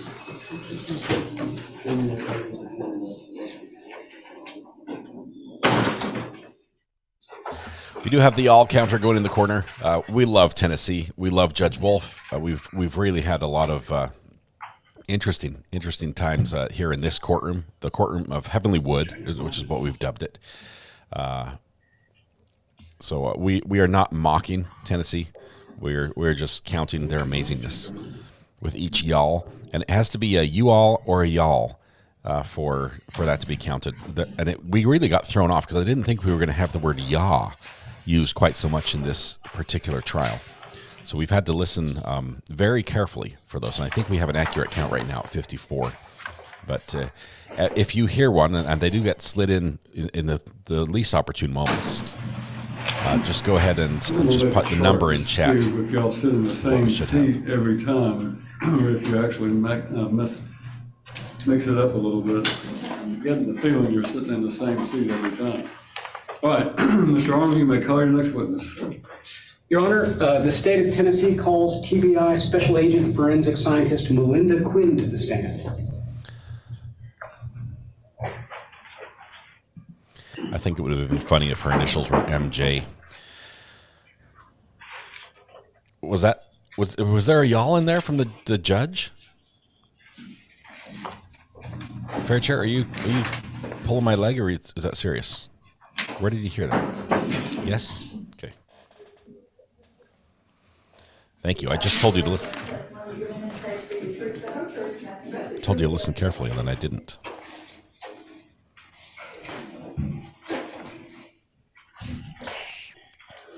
Good afternoon, Special Agent Quinn. Hi. If you would please tell the court who you are and what you do, and go ahead and spell your name. Yes, my name is Melinda Quinn. That's MELINDA. Last name is Quinn, QUINN. I'm the manager of the Toxicology unit at the Nashville Crime Lab. Now, I'm going to go ahead and pass up a document and see if you recognize it.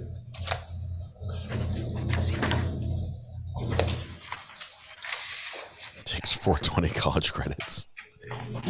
Very funny.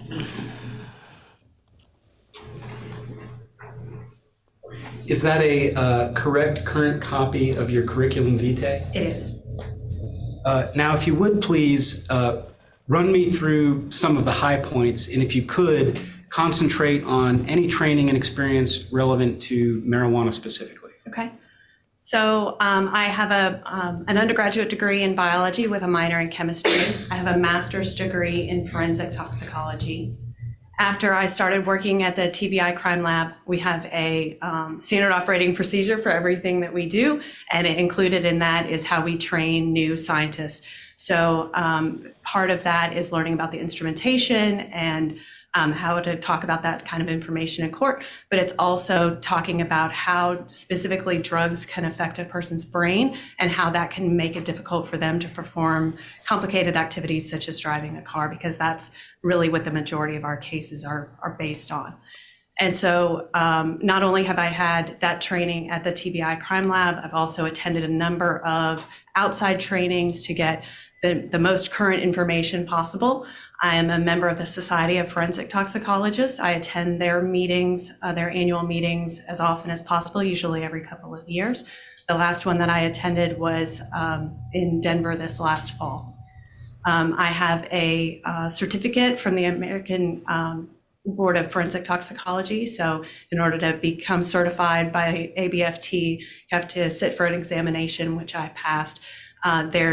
On that examination, it's laboratory information, but it's also about how drugs like marijuana can affect a person's We're not brain. going to get any yalls from her. I attended the Borkenstein School for Drugs, Driving, and Traffic Safety. That's a week-long course taught by leaders in the industry about specific categories of drugs, including marijuana, and how that can change how a person's brain functions and change how their ability to drive their car safely.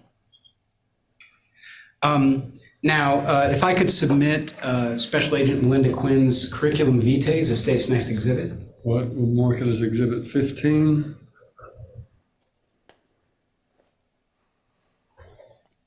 Now, have you ever been certified in the courts of the state of Tennessee to testify as an expert in forensic toxicology? I have been.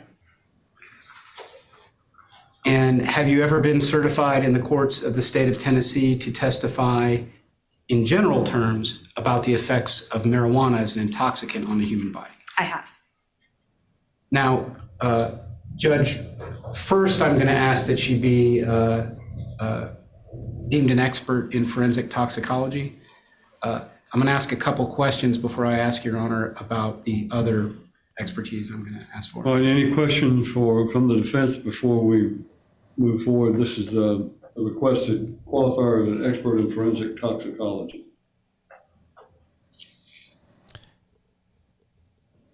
Yes. I don't think so, Jeff. All right, we will qualify. This is a two-step process, as those of you who have listened before may understand. We're going to qualify Agent Quinn as an expert at this moment in forensic toxicology, and the state is seeking to have her qualified on an additional level that we'll now deal with. So we'll qualify her as an expert in forensic toxicology and move on. Now, before I ask that you be qualified as an expert in the effects of marijuana on the human nervous system, is it your understanding that you could testify based on a marijuana quantity to the exact effect it would have on a specific human being? No. So any information or expertise you have about that, would that just be about people in general? That's correct. And would marijuana's effect on a single individual depend on more information about that person specifically? That's correct. Judge, I would like to have her certified as an expert in testifying about the effects of marijuana on the human nervous system generally, but not specifically. I object to the relevance of that. That would not be probative. It would not assist the jury. All they're doing is confusing the jury with, well, this could be, but it's not specific to this person. They're trying to insinuate something by a set of facts in toxicology and effects on a general population, but it's nothing specific to this case. Overruled. Ladies and gentlemen, you're going to be given instructions at the conclusion of this case about how to apply expert witness testimony, and what you'll basically have to do in that instruction is to consider expert testimony like any other witness and determine whether or not you find it to be credible based on the training, experience, and the information that's presented.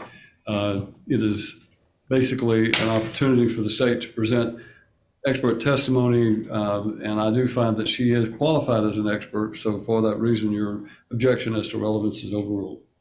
Thank you, Judge.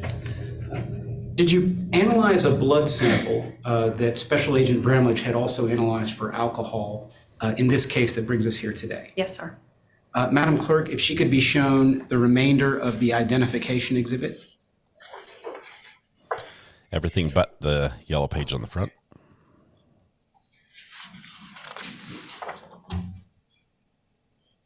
Now, do you recognize that the document that the clerk just handed you? Yes, sir. Is that your official toxicology report from analyzing the blood submitted in this case? Yes, it is.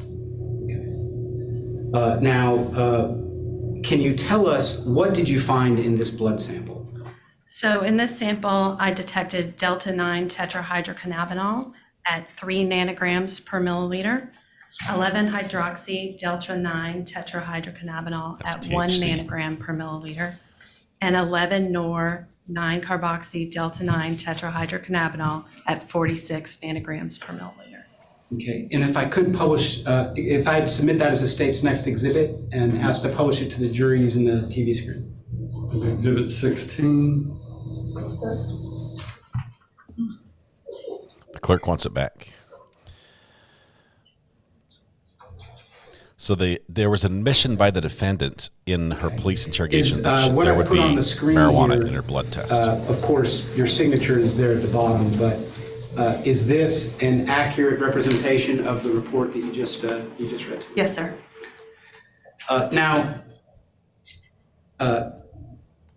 This third quantity, this larger quantity, okay, in terms of active intoxication at the time of the blood draw, right? What does this quantity mean? So the hydroxy, that's a metabolite. That third item on that list is a metabolite. So when an individual ingests THC, that's a product that their body makes. This particular metabolite does not have any activity in the central nervous system, meaning that it doesn't plug into any receptors to cause any reaction. So it's just floating around in the bloodstream until the liver can do its job to clear it out. It's just a result of cannabis or THC being in the body. Yeah. So for our purposes here, is it fair that we could just disregard that? Yes, in terms of effects and what it doesn't cause any impairment in the brain. Now, those first two numbers, are they active metabolites, and what does that mean? So the first compound, which is delta-9 THC, that is the parent drug. That is the drug that that causes the majority of the effects that you see when you consume marijuana. The hydroxy metabolite, that next one down, is an active metabolite. So it's a compound that the body makes in terms of working to eliminate that drug from its body, from the person's body. But it does have an activity, meaning that it does fit into a receptor in the brain and it causes an effect. Now, so would it be fair to say that at the time this blood is drawn, there might be some effect of marijuana on this person given those quantities? There may be. Now, if marijuana was affecting this person, what would be the impact we'd expect? So the types of things that you could expect to see after somebody had ingested marijuana changes how the brain functions. So it can cause difficulty in perceiving time and distance. It can cause changes in cognition, decision-making, thinking, that kind of thing. It also can cause changes in learning and memory. Those three things are very important when a person's driving a car. So, for example, maintaining a lane becomes more difficult when a person ingests marijuana. That's one of the prime symptoms that can be seen in their driving, is that it becomes more difficult to stay within the lines of the lane. And those courses that you attended, did they teach you anything about the combined effect when marijuana is combined with other substances like alcohol? Yes. And what do they tell you? So the combination of marijuana with alcohol can be very, very dangerous. And an individual who has consumed both of those compounds is more likely to be in an accident than with either compound alone. Now, why is it so difficult to get specific and to get beyond the general? In terms of the levels? Yes, and for marijuana. So marijuana is just a complicated system. It takes very low levels of marijuana to cause an effect. That effect is actually happening in the brain. It's not happening in the blood. We're not able to take a brain sample. We would have to take a blood sample. So it's hard to know what's happening in a person's brain. In addition, individuals who smoke regularly and often and a lot can have low levels of detectable parent drug in their system even after abstaining. So that's why it's very difficult for a state to come up with a legal limit, with a per se limit like we have for alcohol, because it's hard to know how long ago an individual consumed the marijuana and if they are still feeling the effects of that drug, even though we are able to find detectable levels in their system. It was once thought that we would be able to do some math based on those 3 compounds to figure out how long ago a person ingested, and that those numbers just don't really play out in real life. I'm glad that you mentioned that. What, if anything, can you say about the recency of use in this case? It's really difficult to say anything at all. In many cases, after 24 hours, you wouldn't expect to see these compounds still present in a person's blood after they had smoked and then abstained from smoking. But we can't say that in all circumstances. So it's just, it becomes very complicated. And in that statement, when you said these compounds, you meant the active ones, didn't you? Yes, that's correct. But the inactive ones could hang around for a long time. They can potentially for a long time, which is why we test for them, so that we are able to see back into time a little bit. Okay. Thank you very much. Mr. Baker might have some questions for you.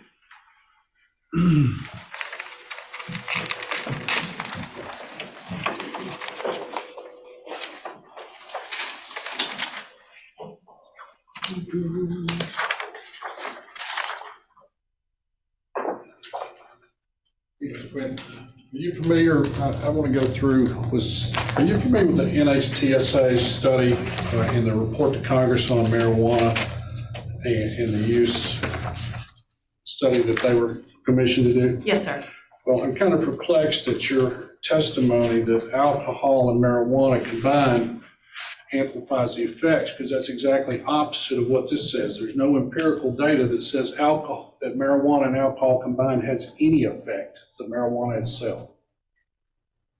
That's not a recent report. There are many, many studies, and it's very difficult to study driving and to know what causes a direct effect on driving and what might be the circumstances or the age of the driver. But there have been many studies that have shown multiple times that even just a little bit of alcohol and a little bit of marijuana together can be more dangerous than either alone. Marijuana is still illegal in Tennessee. I want to quote this: toxicologists are not able to provide expert testimony that a specific amount of THC present in a subject's blood or other specimen is definitively associated with being impaired by marijuana and rendered the driver unable to drive safely. Do you disagree with the National Highway Transportation Safety Administration? No, sir. That's why I think that per se levels just really don't make any sense in really all circumstances for marijuana. Because the number doesn't tell you anything. No, not on its own. That's correct. That's right. So the testimony that there's some synergistic effect between marijuana and alcohol that you just testified is not true. I don't believe that statement mentioned the combination of alcohol and marijuana. There have been multiple studies that have shown that those two compounds together really make it more difficult to drive a car safely than in any two alone. Individuals are more likely to have an accident with those two compounds on board. And Well, may I approach, Judge? Right. I'd like to do that study. If you could point me in there where that information is at, I'd be happy to review that. This is just one single government study. Marijuana has been studied in many different, from many different groups, many different angles, many different studies. We would never just rely on one study to provide the information that we would need for court. Oh, can you get that back? Well, that's funny because this report was commissioned because the lack of data is why Congress wanted this study. Do you agree? I think that more data is always useful. All right. There wasn't enough data to even correlate a number to impairment.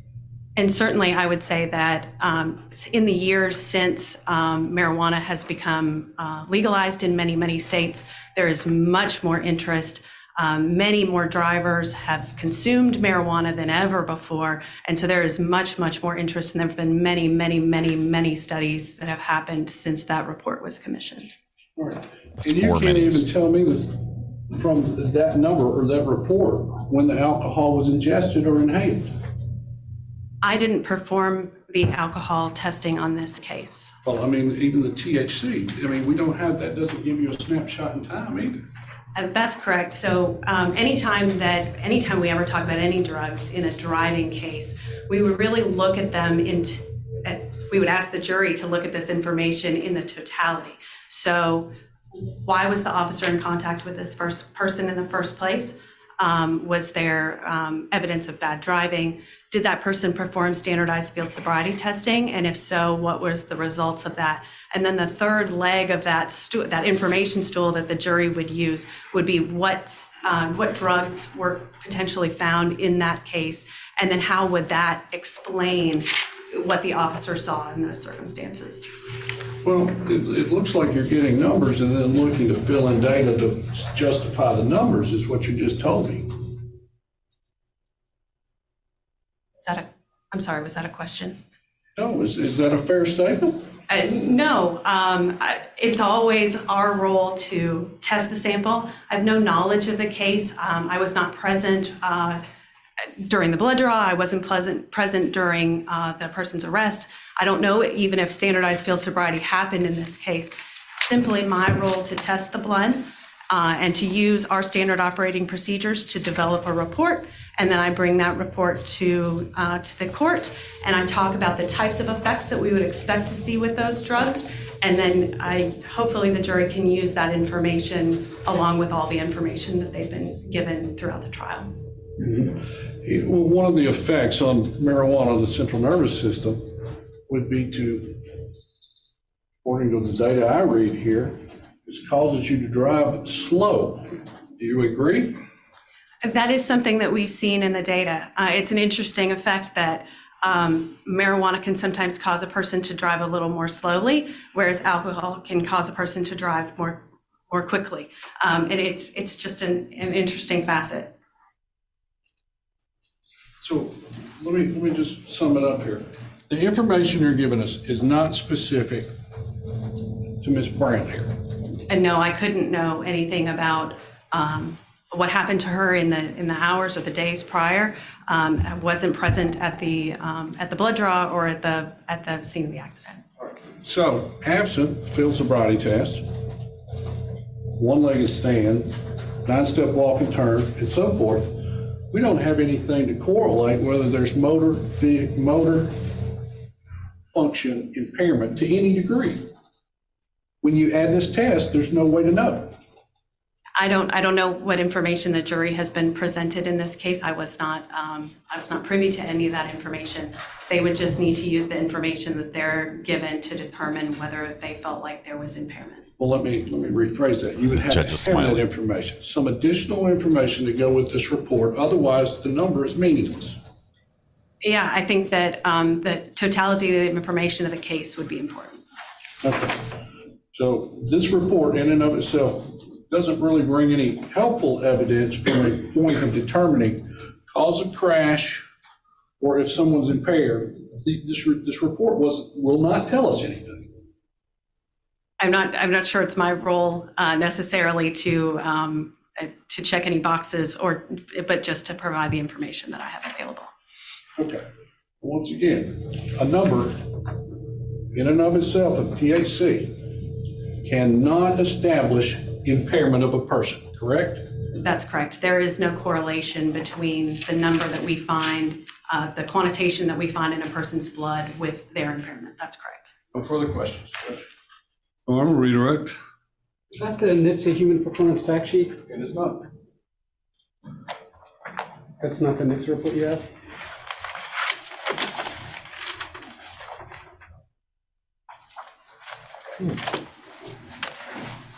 What's this? Agent, are you familiar with NHTSA's human performance fact sheets on different substances? Yes, I am. Competing reports. And does what that report from NHTSA says pretty much agree with everything you said here so far? Yes, I believe so. That's one of the references that we use in training new scientists to help them understand the effects of drugs on the human body. And if I were to show you page 10 on drug interactions under the marijuana section, would you be able to sort of look at that and tell us and refresh your recollection and say it says the same thing you said? Yes, I believe so. I'm showing counsel my phone because I'm prepared, and that's where I have the evidence. So you're gonna give the phone to the witness, and she's gonna scroll through, check your text message history, and then testify to it.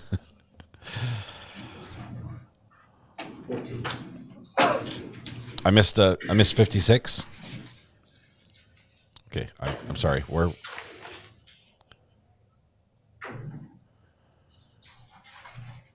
I didn't hear. We're probably going to let Mr. Arnold approach the witness so he can try to hand him the phone. Every time I try to hand someone a phone or they hand me one, I exit out of whatever's on the screen accidentally. So. Agent Quinn, do you have and or need reading glasses?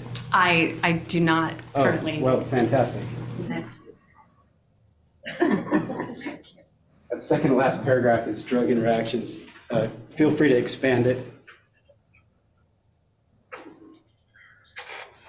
I believe the last sentence relates to alcohol in that paragraph. Accidentally look through the photo roll. Accidentally text somebody. What specifically is she looking at for our information? The National Highway Transportation Safety Administration Human Performance Fact Sheet on marijuana and drug interactions with alcohol. Is this the same document that Mr. Baker was asking about? Unfortunately, it wasn't. I was hoping he had the same document so I could just hand her a much fuller sized. Or that you had Would you like prepared me to read this sentence? printed it off. It says, when taken concurrently with alcohol, marijuana is more likely to be traffic safety risk factor than when consumed alone.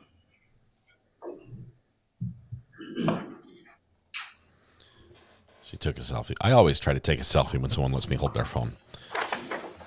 Because then they get like a surprise later on. It makes them smile. Those are my questions. Recross? Judge, may I have a moment?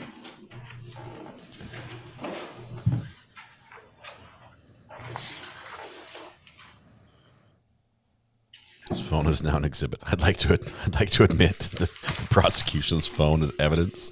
Hand it to the clerk. Oh man, good stuff. I think this is the last witness from the prosecution.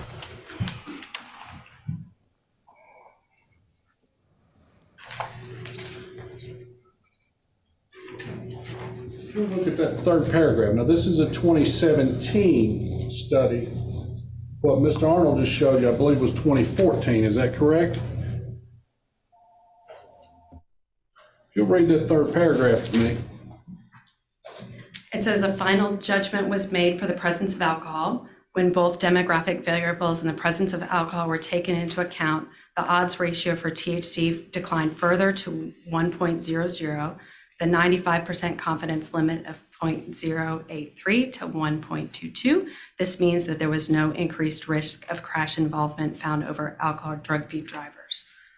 All right. May I scroll back just to see? Go right ahead. Now we're going to get her to read confusing data from 2 reports.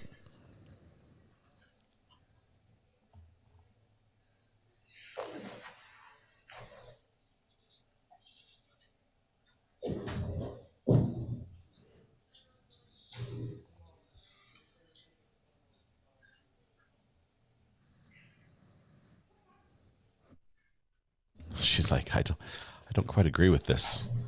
It doesn't fit my narrative.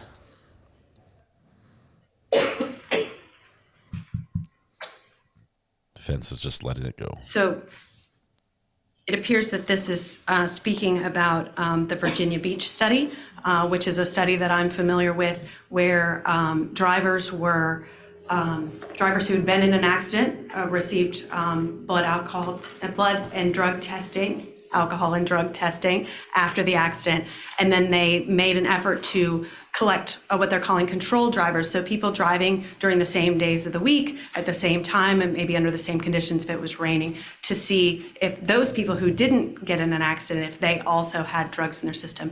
This study did have some it's just harder to characterize the effect that marijuana can have on a driver. And this particular study was not able to elucidate that there was an additional risk of having alcohol and marijuana on board.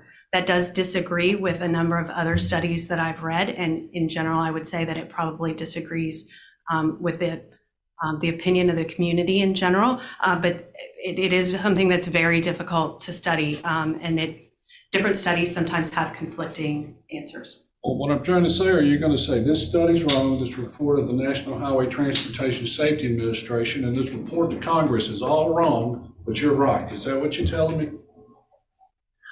What I would say is that science can be complicated, and we are tasked with not just looking at one single study, but at multiple studies over many years, and looking at the designs of those studies, and each study tries to do a better job, and we just try to provide the best information that we can. To advocate for your point of view, correct? No, sir. May I have my report back, please? Fair Chair, I've never used that word in my life. I've never said it. I don't think I've ever read it in a book or anything. Redirect? No, Judge. Thank you, Agent. You may step down and we'll release you from your subpoena so you can go about your business. Mr. Arnold, you have any other witnesses? Your Honor, that's the state's proof. Ladies and gentlemen, if you'll step across the hallway, I've got to attend to a couple of administrative matters and then we'll come back.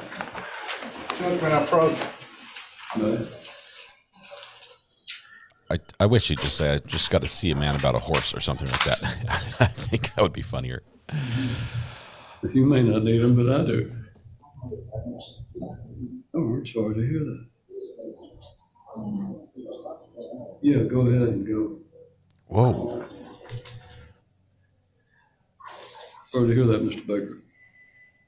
There's a tragedy of some sort. Like an emergency of some sort. The judge just excused him from court.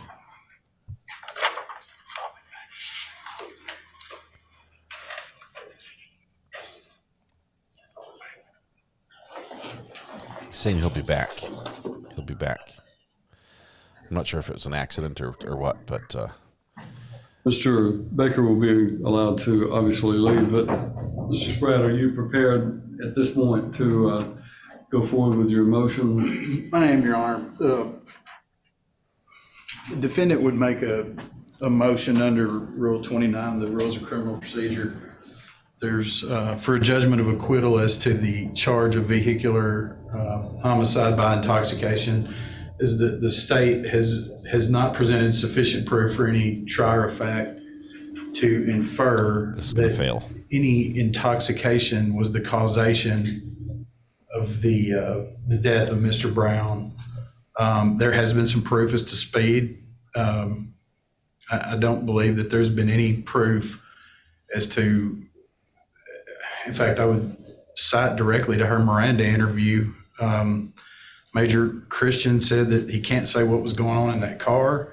He can say that there was speed, that speed was a factor, but he doesn't know what caused that speed. So between that and the discrepancies in time, or the lapse of time and the unknown variables, we would ask that the court grant a motion for a judgment of acquittal as to count 1 of the indictment, as well as count 3 of the indictment, based on the per se charge in count 3.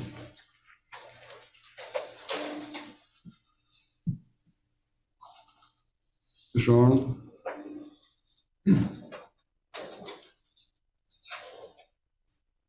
Your Honor, the state would respectfully suggest that if the evidence is viewed in the light most favorable to the non-moving party in this case, namely the state, there is definitely sufficient evidence from which the jury could infer that the intoxication proved on the basis of the analysis of the defendant's blood, the defendant's behavior on the scene, the defendant's inability to pilot her vehicle less than 1 mile from the location where she had last been drinking, and the circumstances proved on the wreck would be sufficient for the jury to consider finding the defendant guilty on the first and third charges, as well as the second. In particular, for the second, of course, the speed. The court finds that there is sufficient evidence in the record before the jury that if taken as true by the jury, that they could in fact find that the defendant is guilty of counts 1 and counts 3. So your motion for judgment of acquittal is respectfully denied. Mr. Spratt, you want to address the issue of your client's testimony at this point? Judge, I can. You want to wait till in the morning? I'd appreciate it if I could wait till in the morning. Baker's mother just passed and got word from that and had to leave suddenly, so we're sorry to hear that, and certainly I understand that you might want to have an opportunity to talk with your co-counsel and your client before we take that matter up. So we will go ahead and adjourn for the day. Let's take a short recess before we bring the jury back, okay? So his co-counsel's mom just passed away.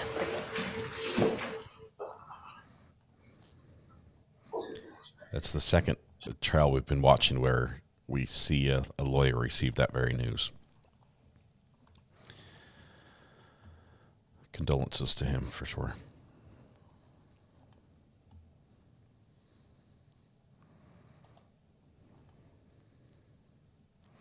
The defendant was 28, I believe, 28, 29. At the time of this, the victim that passed away was 33.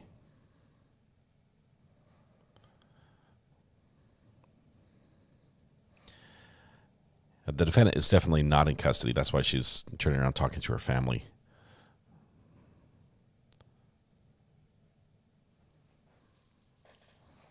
I believe the 2 people that are leaving are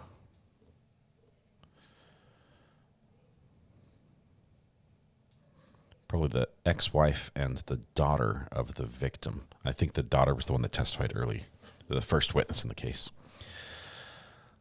So are they taking a break, he said? Are they coming right back? We'll skip the break here. Let's get...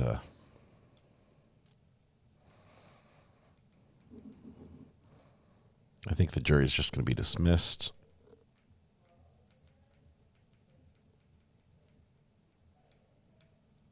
Okay. Then we're going to pick up with today. I love skipping the breaks. I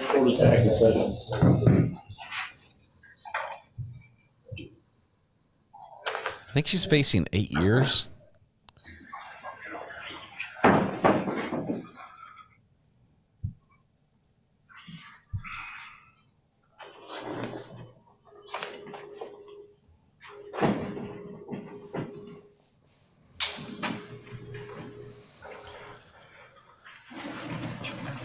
All right. We're going to adjourn for the day, Mr. Spratt, to allow your co-counsel to hopefully at least talk with you and decide whether or not he can be here tomorrow.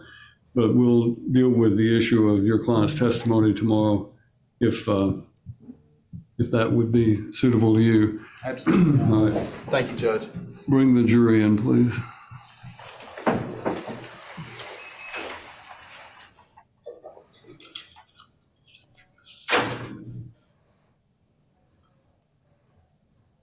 Okay, so, thank you, Angela. Just looked it up. 8 years minimum, 30 years maximum. So it's a substantial sentence. 8 years is the minimum. We're going to skip to today right now. We just want to make sure that nothing's said here that's important, and that mostly I don't want to miss any y'alls.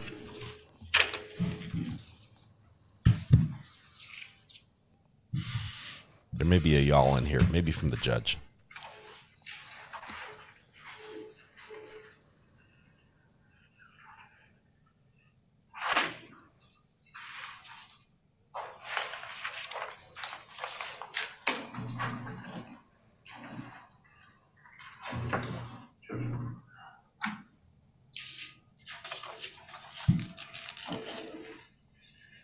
You have a seat because one of the jurors is in the restroom unless you want to stand up for a while.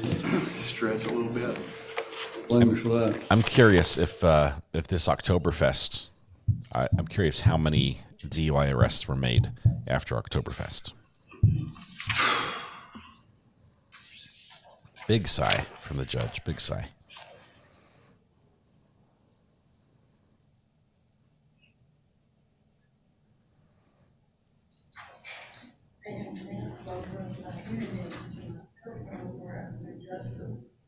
The TV mode, or concert mode, or straight speaker mode.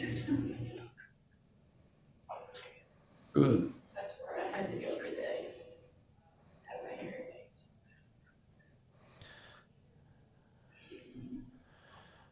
Got a couple clerks, 3 clerks. I think one's a reporter, 2 clerks and a reporter, or 1 clerk, 1 reporter, 1 judicial assistant.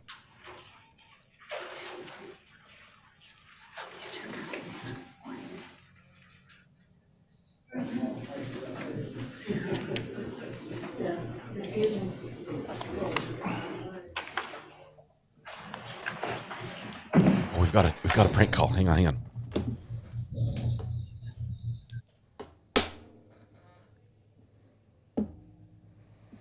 They hung up. Man, bummer. Okay.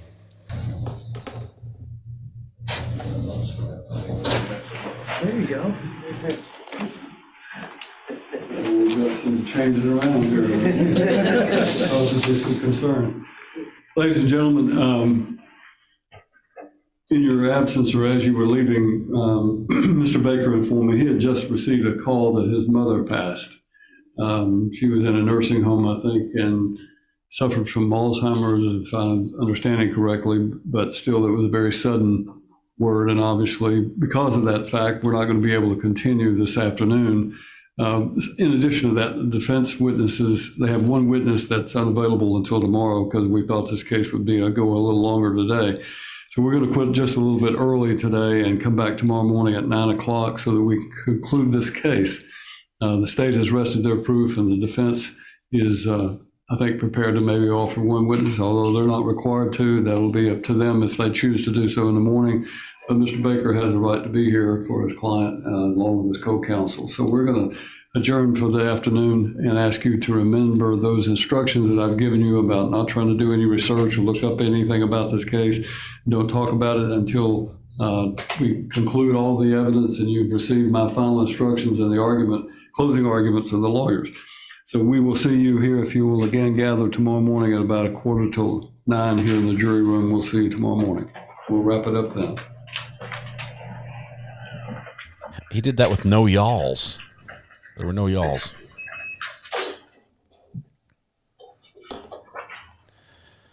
All right. So we're going to continue. This was last night. So we're going to pick up. We're going to skip this break. Give me just a minute. We're going to get this sorted out. They're gone. I just want to make sure. I want that 56th y'all is what I want.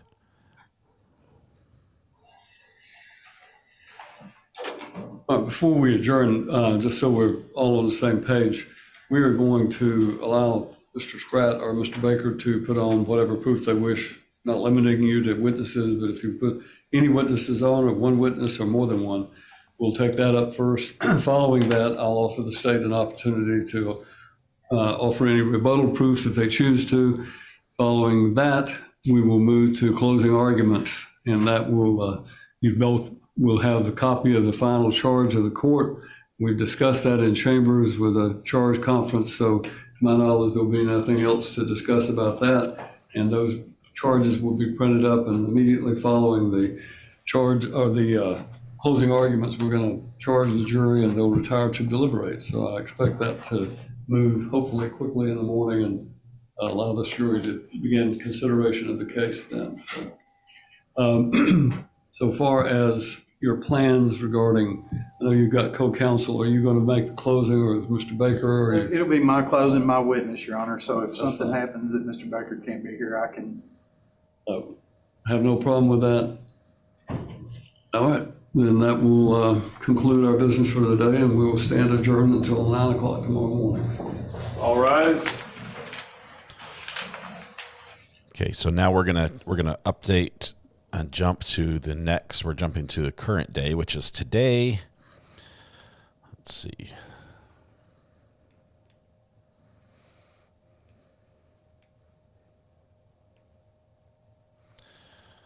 Hold on.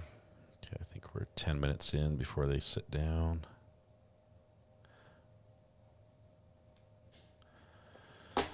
Okay, here we go. So now we'll jump back here. All right, so now we're finally caught up. We're finally caught up on today. Katie, I don't have. I'll have to look at my chart to see what's coming up next week. We're skipping the Crumbly trial. That's going to be a tough one. We did the Jennifer one, but we're skipping James. I realize there's a lot going on. Let's see, what's the date today? March 8th. We may have the Treehouse murder trial, if that moves forward. Business before this court, draw nigh, and you shall be heard. God bless the United States, this state, and this court. Might have some in Cedric Simpson's court. We've got a few things going on.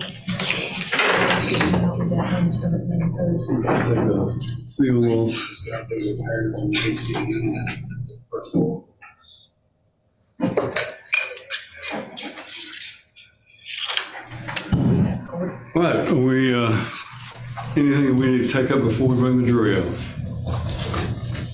Nothing from the state, Judge. All right, we are ready to bring the jury out, and I believe at this point, I will give you the opportunity to present any proof if you wish to. Thank you, Your Honor.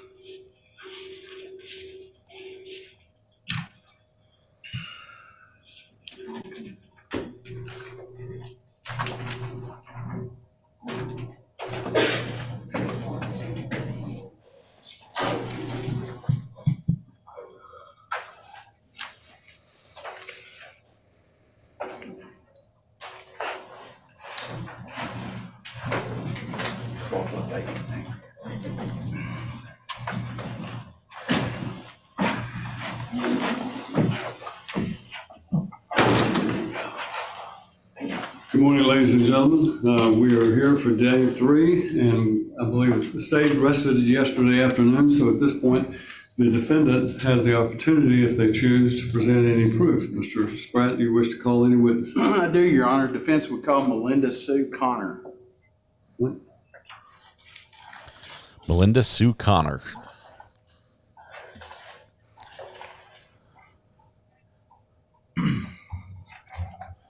Who could this be? Is this going to be someone from the hospital, or is this going to be a friend?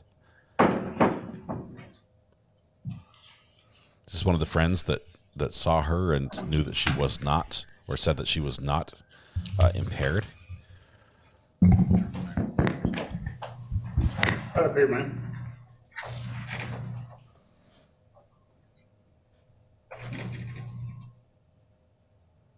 We're not going to ask you to raise your right hand to be placed under oath because of the fact that you're in a sling, but just do the best you can. Do you solemnly swear affirm testimony you give in this case be the truth, the whole truth, and nothing but the truth, so help you God? Raise your broken arm. Good morning. Good morning. Could you state your name for the court? Melinda Sue Connor. Okay. And And could you go ahead and spell that for the court reporter? It's MELINDA, Sue, SUE, Connor, CONNER. All right. And Miss Connor, do you know or did you know Jason Brown? Yes, sir. Okay. And how did you know Jason Brown? Our families were close. His mom and I worked together, and we were both pregnant at the same time. Okay. And so were you around him for his whole life? Yes, sir. Okay. All right. And did you ever care for him when he was young, things like that? Yes, sir. Okay. Change his diapers? Yes, sir. Okay. Now, do you know Miss Haley Brown? Yes, sir. Okay. How did you meet Miss Haley? He brought her to me to introduce her because it was important for him that I knew. He had a good lady in his life. Okay. And so how long, do you recall the night of the accident? Yes, sir. Okay. And where do you work? House of Brews. House of Brews there in Dixon? Yes, sir. Okay. And so if you will, just let me know or let the jury know what was going on at the House of Brews on October 3rd, just in generally what was happening there. We were doing our annual October Street Fest, where we serve German food and beer, and we have a live band stand, and several bands that play that night. Okay. And were you working this night? Yes, sir. Okay. So what was your role as far as what were you doing there? I was outside doing hot dogs and brats, being kitchen manager. I also was back and forth upstairs and downstairs. Ma'am, I'm going to ask you if you will reach up there and grab the base of that microphone and pull it towards you just a little bit. It'll slide. There you go. Thank you. Sorry, sir. Judge. I was about to ask you to do that myself. Okay. So you were working and were you serving some beers? No, sir. Okay. I was serving the food. You were serving the food? Yes, sir. Okay. Did you see, the best you can, tell me about what time, the first time, did you see Jason and Haley there together? Yes, sir. Okay. Round about what time was the first time you saw them? Between 4:30 and 5 o'clock. Okay. Now, is that down close to Xander's Pizza? 1 block away, yes, sir. Okay. So what direction were they approaching from? They would have been coming from the north, heading south down Main Street. Okay, so would that be from Xander's down towards the House of Brews? Yes, sir. Okay. All right. And did you interact with them? Yes, sir. Around, what was that, 4:15, 4:30, so? 4:30, 5 o'clock, something like that, yes, sir. Okay. How did they present themselves? They were happy to see me, and they wanted to give me love and let me know that they were there. Okay. And were there a lot of people there that night? Yes, sir. Okay. Were there a lot of people drinking? Oh, yes, sir. Okay. I'm sorry about clearing my throat. I've got a bug. Did you see them multiple times? Yes, sir. Throughout the evening? Yes, sir. Okay. Did you have a chance to observe Mr. Brown throughout the night, his behavior? Yes, sir. Okay. And what can you tell me about that? I tried to get media access to that one. He was getting very intoxicated. Okay. And when you say he was very intoxicated, how many intoxicated people have you seen in your life? Many. Okay. Many. Okay. All of them. And do you drink? No, sir. Okay. Occasionally? Well, once a year I might have a glass of wine or a half a beer with my daughter wherever she's stationed, and I go visit. Okay. She's stationed. Is she military? Yes, sir. She's Army. Okay. Have you ever been convicted of a crime? No, sir. Okay. All right. And do you recall around the last time that you saw Jason? Yes, sir. It was about 7:45. PM. Okay. So about 7:45 a.m.? Yes, sir. I mean PM. PM, You yes, said sir. Okay. All right. And tell me, was Haley with him? Yes, sir. Okay. Tell me about that interaction. They wanted to come and give lovins and say goodnight, and they were going home. I asked Jason, was he driving? And because I wanted his keys if he was. And he said no, that Haley was good. She was driving them. I gave them both love, and he gave my sister love, and Haley and I stood close together at that point, and then they left. Okay. Now you said you wanted his keys. What made you want his keys? I've taken keys away from many people when they're drunk and too drunk to drive, and I wouldn't have let him drove if he was driving. I'd take his keys. Okay. And when she was there, were you all in close proximity? Yes, sir. Okay. And did you feel like was Haley stumbling? No, sir. Was she distraught? No, sir.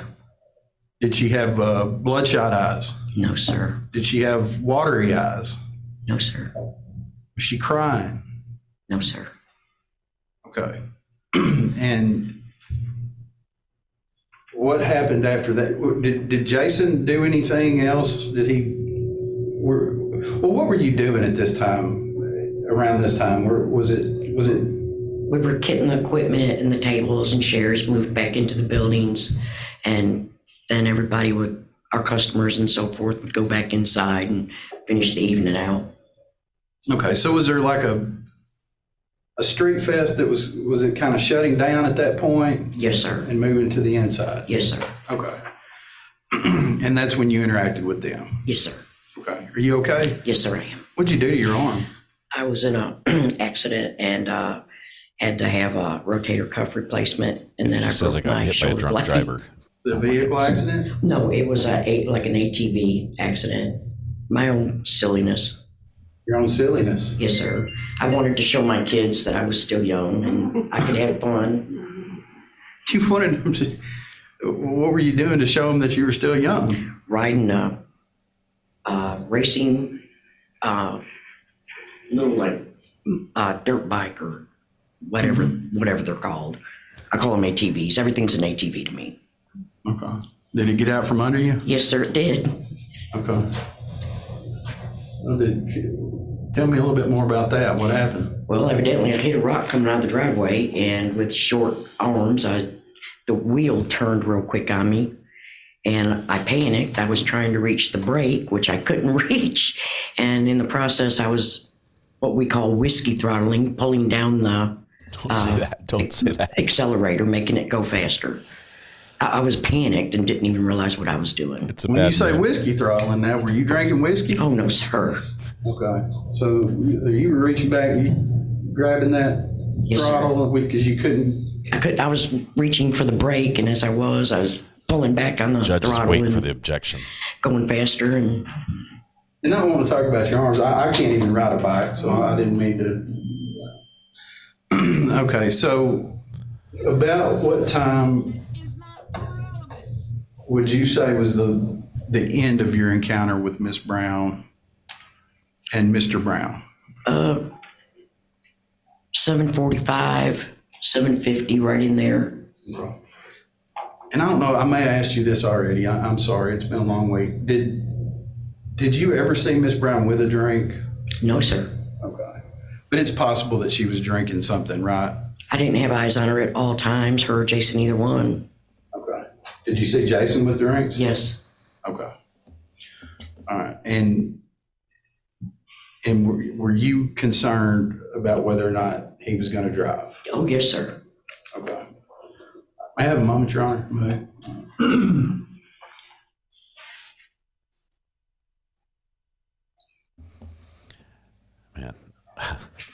Whiskey throttle is basically when you hit the gas when you panic. It is common in boats and ATVs, and I guess sometimes in cars.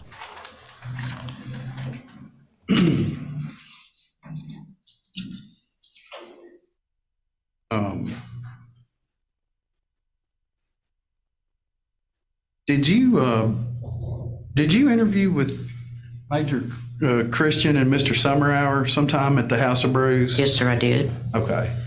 And you give them their account? Yes, sir.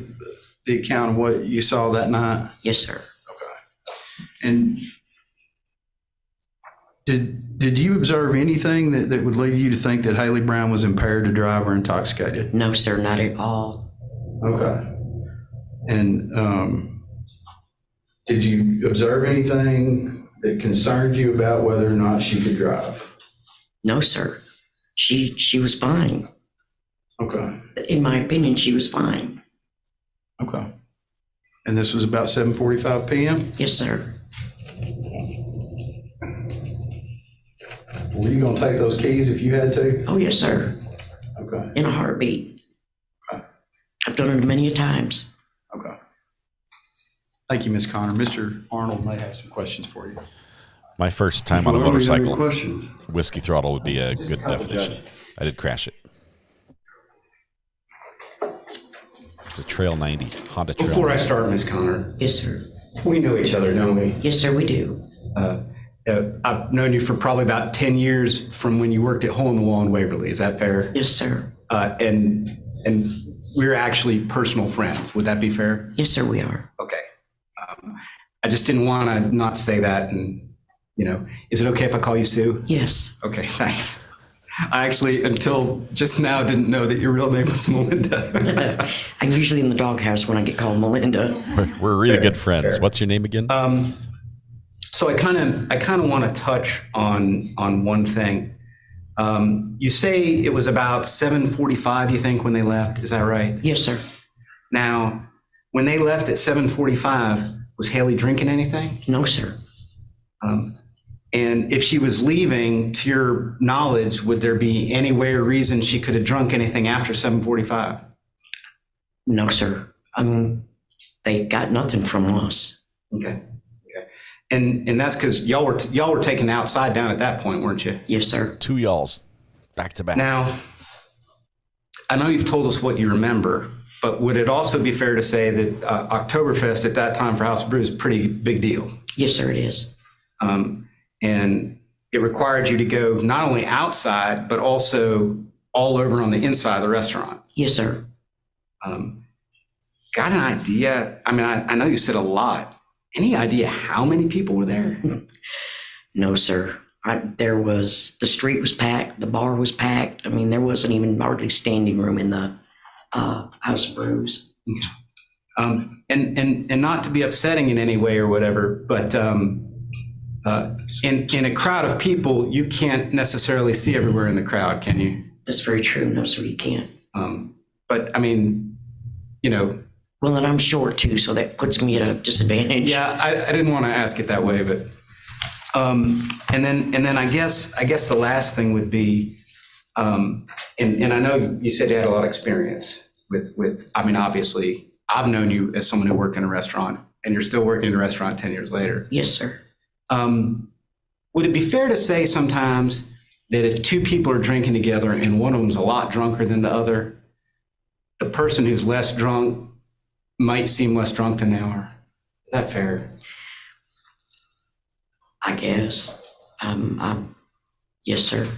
I mean, if I see one person, no kidding, has to be supported, is falling down, and the other person isn't in that state,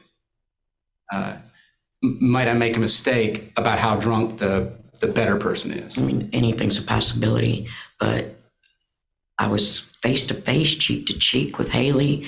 We were talking in very close proximity. I smelled nothing on her breath. Her eyes weren't weird, and she was not stumbling when she walked. So would it be very surprising to you to find out that 3 hours after you saw her, her BAC was twice the legal limit? Yes, that would be very surprising. Okay. Thank you. I don't know if Mr. Spratt will have some follow-up. And Miss Sue, can I call you Miss Sue? Yes, you can. Okay, I get in trouble for that the other day. Why would it be surprising to you that her blood alcohol was that high? She showed me no signs, no symptoms, none of that to be intoxicated at that rate or that point. And you say you were face to face, cheek to cheek with her? Was she confused about anything? No, sir. Okay, so did she know who you were? Oh, yes, sir. Were you dancing? Okay. And again, so did her motor skill, do you know what motor skills are? Yes, sir, I do. Okay. Does that play into whiskey throttling? That's part of it. Okay. But you know what motor skills are? Yes. Right? Okay. So she didn't seem to have any problem with her motor skills. No. Okay. And you General Arnold asked you, if you viewed somebody that was way drunker than the other person, would that skew your reality? That's fair that sometimes that might happen, isn't it? Yes, sir. Okay, but you specifically knew Jason and Haley, right? Yes, sir. Okay. So do you have any doubt whatsoever that she was okay to drive when you talked to her at 7:45 p.m.? No doubt at all, or I'd have had them keys. Okay, thank you. You're welcome. Arnold, any other further costs? Just one. But to be totally fair, you didn't administer a blood or breath test to anybody there. No, sir. And your experience doesn't include comparing how people look and act to specific blood concentrations, does it? No, sir, it does not. That's all.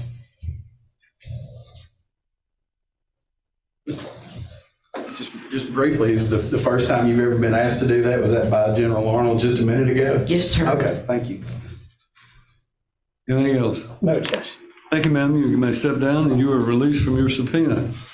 Mr. Spratt, you may call your next witness. Can we have a brief recess? Ladies and gentlemen, we'll take a short recess. If you'll step across the way, please.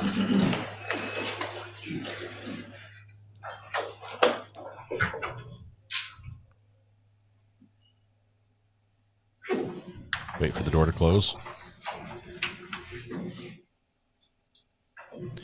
Does she testify? Does she take the stand? Brief means different things to different people. What are we talking about? Hope not over 5 minutes. 5 minutes it is. We shall reconvene in 5 minutes. All rise. This court's now in recess for 5 minutes. Okay, 5 minutes. We're going to skip ahead through 5 minutes. We're rapidly catching up. This is live right now, so we're catching up. This is happening today. There we go. Going to testify. She is going to testify. Yes, sir. All right. Whoa. We are ready for the jury. She's going to testify? Do that one more time. Back up a few seconds here. Mr. Spratt, before we summon the jury again, you need to address the issue, I think, of your client's testimony. Your Honor, that my client's going to testify. She is going to testify. Yes, sir. All right. Wow. We're ready for the jury. There we go.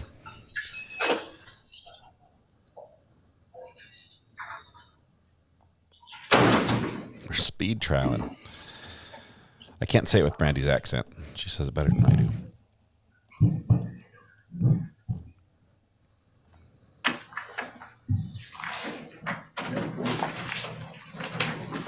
It's always a risky decision to have your client testify. It is her decision, not the lawyer's. But cross-examination can be brutal.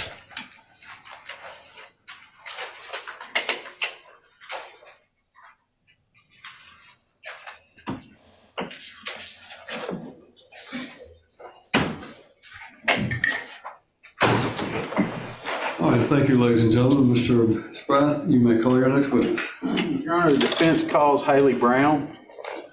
Brown, if you'll come around, please. Raise your right hand. We swear affirm testimony given this case to be the truth, the whole truth, nothing but the truth, so help you God.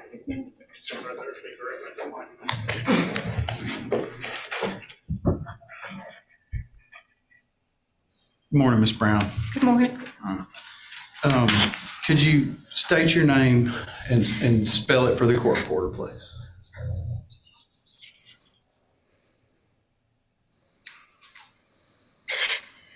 It's going to be rough.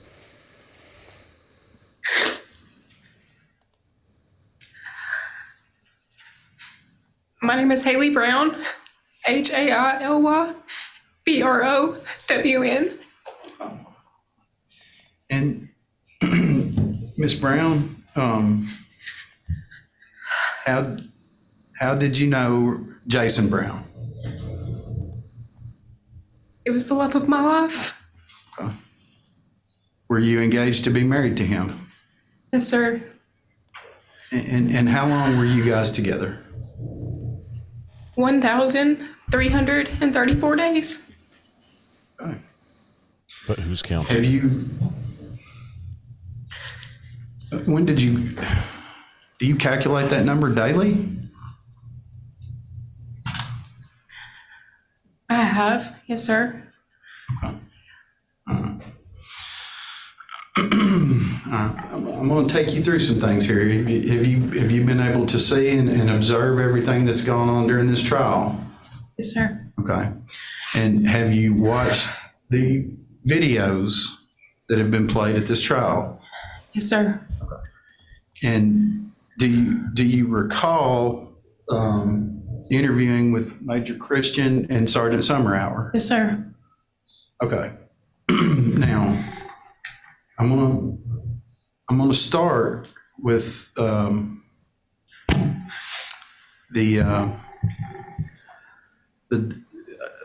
gonna start on October 3rd. Yes, sir. Okay. You recall what happened on October 3rd? Yes, sir. Okay. All right. How did your day start off? As normal. Woke up around 6:30 in the morning. I knew that I needed to go see my grandmother. She was on hospice. My sister had not been with her, so we had made plans to go see her that morning. We decided to stop at McDonald's that morning. It was around 9:30 to get breakfast for ourselves and everyone at the house. We stayed there as long as we could. And then I believe I came home around 1:30. Jason was home. He was cleaning and rearranging the shed that day. We had a lot of trash to take off just because of that rearrangement. We decided to ride together to take the trash off. Was that in your car? That was in his truck. Okay. Yes, yeah. Okay. And then what? We decided, it was actually his idea, surprisingly, to have a date night. Okay. To go to Dixon. We knew about Oktoberfest. And we made plans and went up there. But first, we went to Xander's. Okay. To have dinner, an early dinner. Okay. That was around 4:00. Okay. And what all did you eat? We had an appetizer, consisted of like cheesy bread, and I had a salad, and then we both had personal pizzas. Personal pizzas. Did you drink a beer while you were there? Yes, sir, I did. Had you drank anything prior to coming up there? No, sir. Who drove to Dixon? Jason did. Was that in your car? Yes, sir. Was that the Ford Focus that we've seen there? Yeah, yes, sir. Okay. All right. And so was everything going okay at dinner and everything? Did y'all have a nice time? Yeah, yes, sir.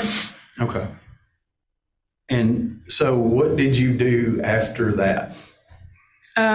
We walked from Xander's down to Oktoberfest or House of Brews. Okay. Did you hang out inside and outside a little bit? I was more outside. The live music was outside. A majority of the people were outside. It was a really nice day, so we hung out outside, a majority, but I did go inside sometimes, yes, sir.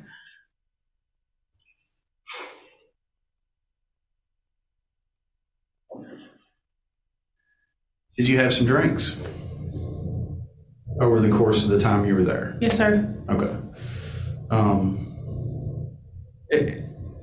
At the time this happened, and I believe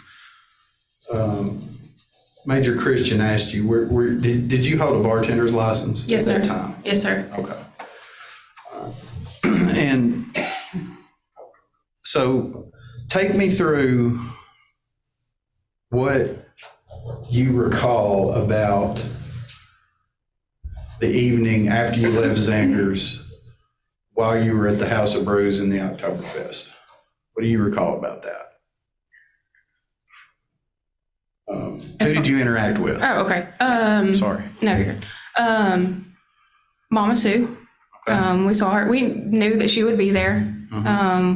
We specifically looked for her. Found her, hugs and love, as she says. And we were listening, to the music and looking for other people to see if we knew. There was a lot of people there looking to see if we saw other people. I noticed Katie Jo. She was there. And she had done my stepsister's makeup for her wedding that day. And so I approached her, and she was a few grades younger than me, so I knew about her. We knew about each other. So I asked her about the makeup, told her it looked really good, just huge compliments. Your sister's makeup? Oh, no, Katie Jo. Yes, my stepsister's makeup. Yes, sir. Yes, right. Yeah.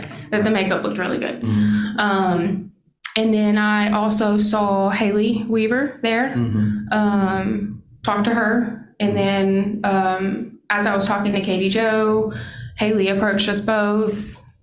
Didn't know you knew each other, and we did have that conversation all together. Okay. And the whole time that you were there, were you and Jason together all the time, or was he drinking while you were there? Yes, sir, he was. Okay. We were together a majority of the time besides going to the bathroom. Okay. All right. And at some point, did his behavior change? Yes, sir. Okay. Tell me about that. Jason is a very reserved type of person. He's to himself, typically. And when he has alcohol or when he drinks, he becomes very loud.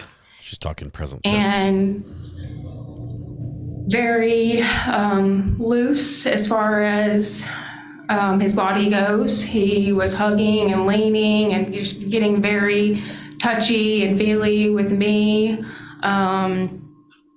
talking to other people, which he normally wouldn't. Okay. Did he talk to anybody that made you jealous that night or anything? No, sir. Okay. I wanted to make sure where you were going with that. Okay. No. So go ahead. I'm sorry. Hanging on Mama Sue as far as, because he was going to fall. He was stumbling. Yeah. Okay. Yeah. All right. Now, going back to Katie Jo, she's the one that did your sister's makeup? Yes, sir. Is that right? Yes, okay. sir. All right. At some point, did you take a selfie with Katie Jo? Yes, sir. Okay. Around what time was that? 7:28. 7:28 p.m. Yes, sir. Okay. And you watched your interview with Major Christian and Sergeant Summerhour, right? Yes, sir. Did you mention that picture to them? Yes, sir. Okay. All right. Now, do you recall hearing Major Christian encourage you to have some sort of counseling after this all happened? Yes, sir. Had you already done that? Yes, sir. The Thursday after. Were you on any kind of antidepressants, mood things after this occurred? Yes, sir. Okay. All right. Did you attend grief counseling? Yes, sir.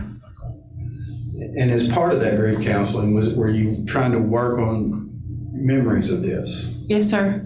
Okay. All right. And so, and I didn't mean to jump around on you, but so you taken this selfie and then what happened? I took the selfie and I sent it to Katie Jo. That's how I got her number. She's like, send that to me. And I'm like, yeah, of course. And so I get her number and I'm working on sending it to her. And as most people do, you look at yourself in that photo. You're like, do I want to send this to this person? Like, do I look good? And, you know, everyone does it. They check out the photo. Well, is it difficult to call it a selfie when there's more than one person in it? Yes, sir. I think we call it selfie because you use the self front camera. Okay. Yeah. All right. So you were looking at it. Were you looking at? You sent it to her? Yes, sir. Okay. Yes. And what time did you send it to her? Within the minute. Okay. Yeah, I've taken the photo. You know, we were looking at it, and she's like, "Then send that to me." And shortly after that, within a few minutes. Okay. Yeah. As part of your grief counseling, did you go back and try to make a timeline to refresh your memory as to what was going on? Yes, sir. Okay. And have you been able to completely recover everything? Not completely. There's about a 15-minute time block there.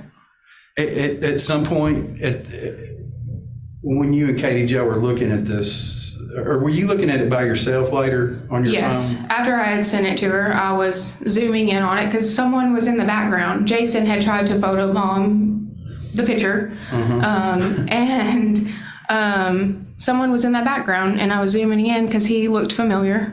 And I didn't know who it was, so I was zooming in on that specific man. Okay.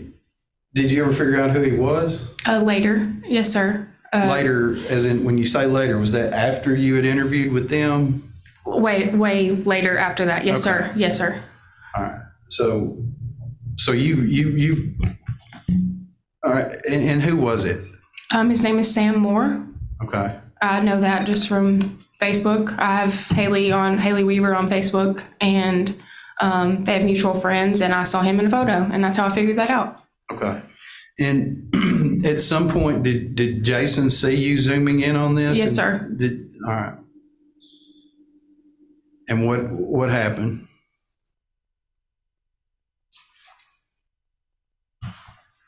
He became jealous. Okay. Asking me, who is that? Why are you zooming in on that person? Do you know them? Who is that? And I'm like, I don't know. I didn't know who it was. At the time, that night? At the time, yes, sir. I did not know who it was. He did look familiar. That's why I was zooming in on him and trying to figure out who that was. Okay. But he was very concerned that I was zooming in on that man. And was he agitated? Yes, sir. Okay. And so when did you say the picture was taken again? 7/28. Okay. And at that point, what do you recall next? Him getting agitated, me trying to change the subject, closing my phone out, accidentally taking a screenshot, trying to avoid that conversation. Okay, let me stop you there. Have you characterized that as an accidental screenshot before? Yes, sir. Okay. And did you mention that accidental screenshot during your interview with Major Christian? Yes, sir, I believe I did. Okay. At that time, did you know why it had been taken? The accidental screenshot? Other than it was an accident? Okay. No, sir. All right. And I'm sorry to interrupt you. I just wanted to clarify. Yeah. So go ahead. What's the next thing you remember? Just being on the sidewalk, everything starting to shut down. Seeing Mama Sue, getting ready to leave. Other people were going to like House of Vines. We decided not to do that. But just getting ready to leave. Okay. That's it. Do you remember getting in the vehicle? Sir. You don't remember that? No, sir. Okay, so you remember seeing Mama Sue. And you remember are you a private person? Yes, sir. Okay. Does it upset you to more or less discuss or have altercations or anything like that in public? Yes, sir. Okay. All right. So you remember seeing Mama Sue, and then what's the next thing you remember?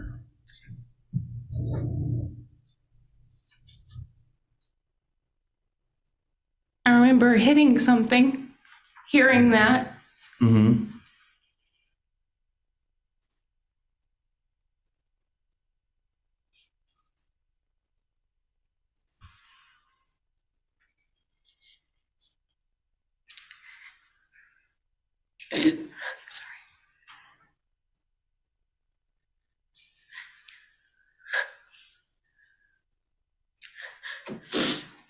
I remember seeing Jason beside me, slumped over, trying to wake him up, and someone beating on my window, trying to get my attention so I wouldn't look at him. And I just remember trying to wake him up.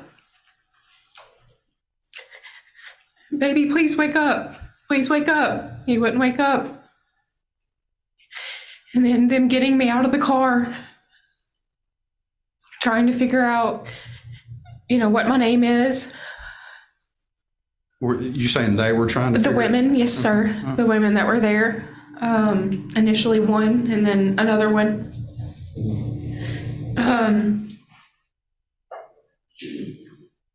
Telling me that I flipped my car. Did you know at that time whether you had flipped it or not? No, sir. Okay. Just being on the scene of the accident. That's what I remember next. Do you remember sitting in the grass? Yes, sir.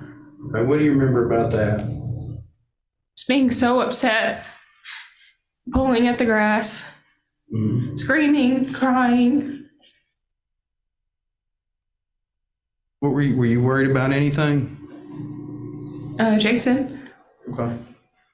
And this is when you were in the grass? Yes, sir. Okay. All right, go ahead.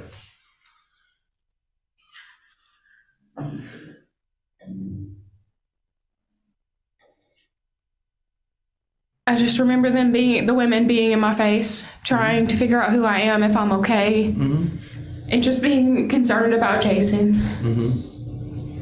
I contacted my mom, and then I remember wanting my mom, my sisters, just family, someone to console me.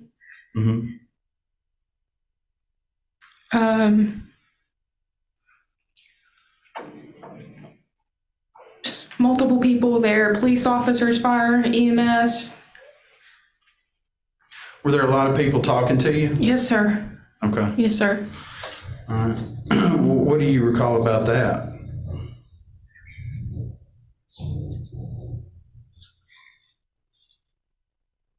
Just as far as just... Well, did you know how many people were talking to you and asking you questions and what was going on? There was multiple people. Okay. And so also I was on my phone. Okay. So yes, multiple people. Did you repeat anything back that anybody said to you? Yes, my stepdad Randy was asking me, Haley, where are you at? And I'm like, where am I at? I'm at, you're in Dixon. I'm in Dixon. Okay. So you were talking to, and is Randy Brassfield, is that correct? Yes, sir. Okay, and then that's Mr. Brassfield back here. Yes, sir. All right, and so you were on the phone with him? Yes, sir. So, and you saw the video, right? Yes, sir. Okay, so you were repeating things that other people were saying to you? Yes, sir. Is that what you're saying? Yes, sir. Okay, so go ahead with that. What's the next thing you remember? I just remember asking if am I going to the hospital? Because I was asked that, am I going to the hospital? Yes, you're going to the hospital. Likely you're going to the hospital. Which hospital? Horizon. And then,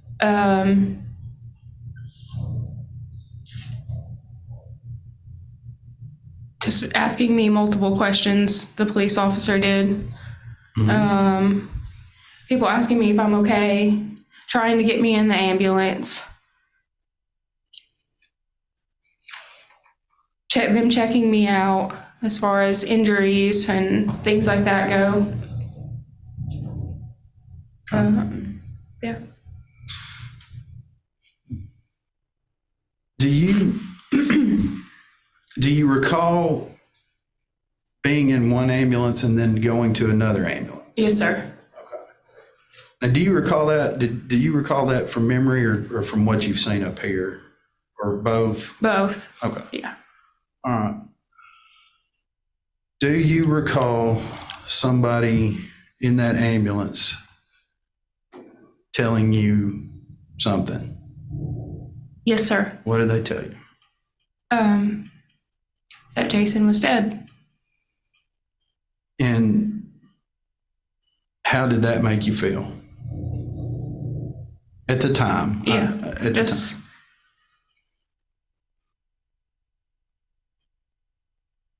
Awful. Just so broken and awful. And just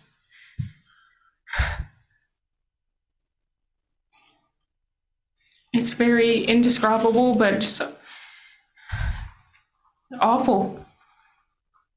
And I mean the effect on you. And also I felt, sorry, just No, go ahead. suicidal. I didn't want to be there anymore. Okay. I So- wanted his life traded for mine. And did you say that Yes, night? sir. Multiple times. Okay. Did you say that? Did you start saying that after you were told that he was deceased? Is that when you started saying that? Yes, sir. Okay. Now, at some point, you became suicidal. Were you on the phone still when you were in the ambulance? Yes, multiple times I was on the phone. Yes, sir. Okay. All right. And at some point, you became confused, right? Yes, sir. Okay. Tell me about your relationship with your natural father. It's not the best. Okay. Up until now. Mm-hmm. He has been in and out of my life. He's been to jail multiple times. Mm-hmm. Was there a specific event early on in your life? Yes, sir. He tried to kill himself. Okay. He tried to commit suicide. Okay. And I remember being there for that. Going to the hospital, seeing him on a ventilator, them pumping his stomach. It's probably the most, before this accident, the most traumatic thing that I've been through. And do you believe that this had something to do with why you were confused and confusing these things? Yes, sir, absolutely. Okay. And I'm not sure how this is helping her other than possibly did you trying to show want that she more than was anything while you were in drunk that because she emergency room? remembers it.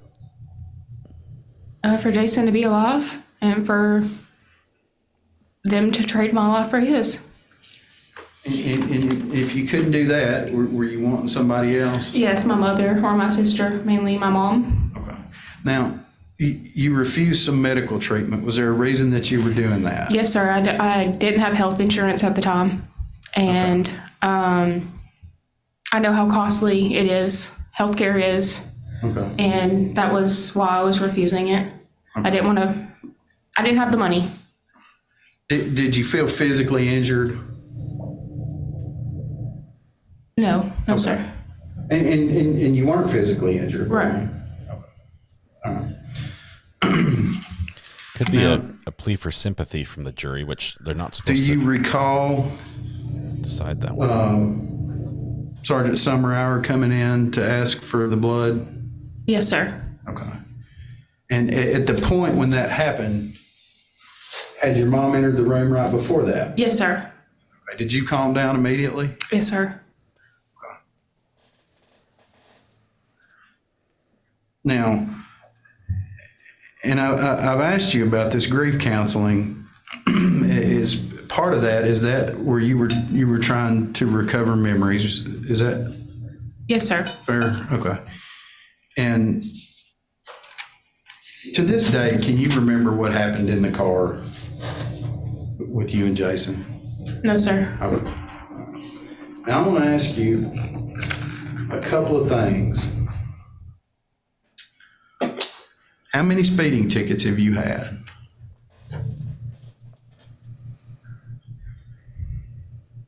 Is she doing the math? Say 3 to 4. Okay. Around that time? Yes, sir. Yeah. Okay. And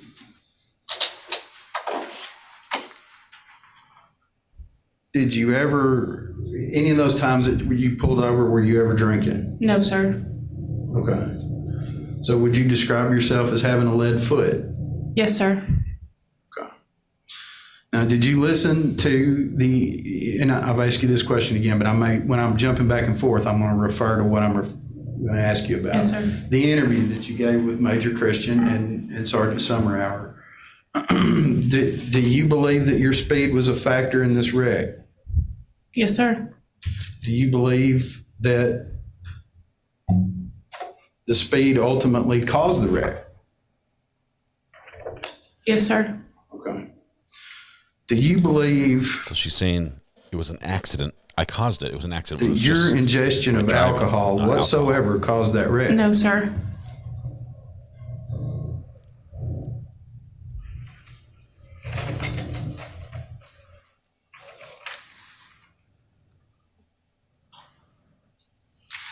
And do you recall Major Christian saying he was going to try to interview witnesses? Yes, sir. Okay. To support what you just said, right? Yes, sir. Okay. He was more than fair with you, wasn't he? Yes, sir. Absolutely. Okay. All right. And do you recall that he doesn't know what caused the speed? Do you recall him saying that? Yes, sir. Okay. And do you recall him saying that you had been upfront and honest? Yes, sir. Okay. Now, you did not recall during that interview the selfie and Jason becoming upset about the selfie. Yes, sir. Okay. But you did recall the selfie itself. Is that fair? Yes, sir. Okay. And did you zoom in and look at this? How many times have you played this out in your mind? Hundreds. And how many days did you say this had been that you've known Jason? 1,334. Have you ever told me that before today?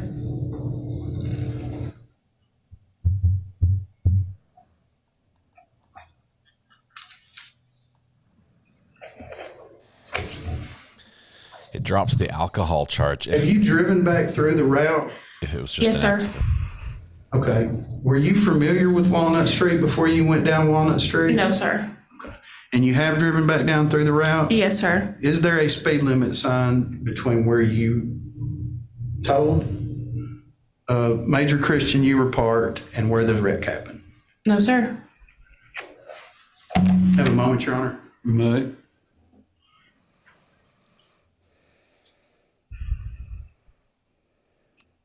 So she's saying unfamiliar road. Yes, I had drunk alcohol, but I was not drunk. There's a possibility of a stressful situation between her and Jason with an argument. Ms. Brown, did you hear Agent Lead foot. Bramlage testify as to what your blood alcohol was? Yes, sir. Do you believe that was possible? No, sir. Were you intoxicated that night? No, sir. And the blood draw was faulty. And you don't remember what happened in the car? No, sir.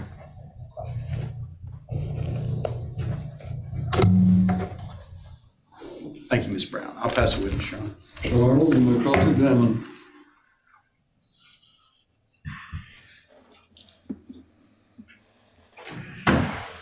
Oh, man.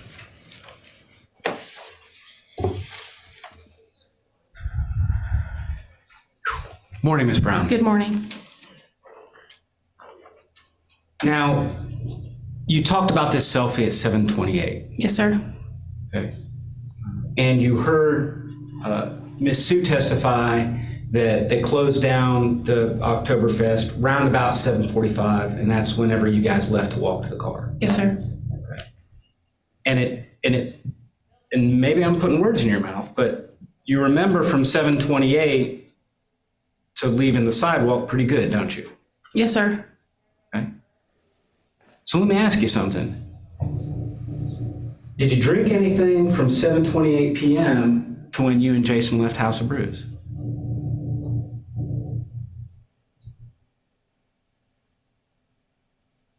Not to my memory.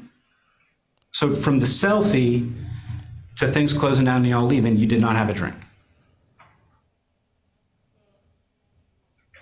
Object, Your Honor. I think she said she can't remember. I think that was Cross-examination, overruled. So, no, sir. It was your answer, I believe. Not to my knowledge. Now, you remember the interview with officers, right? Yes, sir. Okay. Do you remember finding 2 purchases for alcohol from House of Brews, one for 27 something, one for 29 I did not say alcohol. I had 2 charges on my credit card. Okay.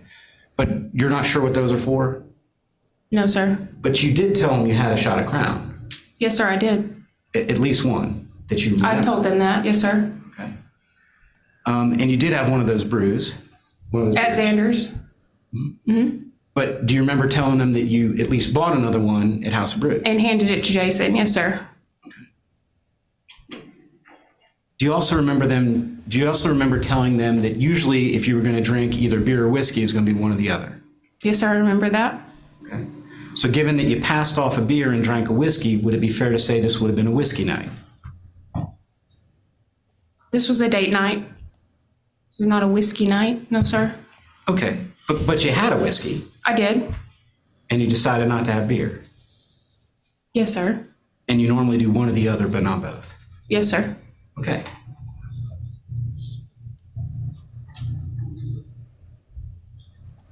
Crown's whiskey. Sitting here now that you've done all this work on memory, have you been able to recover any more memory about the things that you drank before 7:28 that night at House of Brews? No, sir. Do you still remember at least a shot of whiskey and passing off a beer? Yes, sir. But still today, that's all you remember? Yes, sir. Now, you testified just now that you were basically uninjured physically that night. Is that fair? Yes, sir. Were you discharged that night from the hospital? Yes, sir. And I returned the next day for a panic attack. Okay. But in terms of the physical injuries from the hospital itself, ultimately, when they were able to establish how you're doing, they discharged you, didn't they? Yes, sir, they did.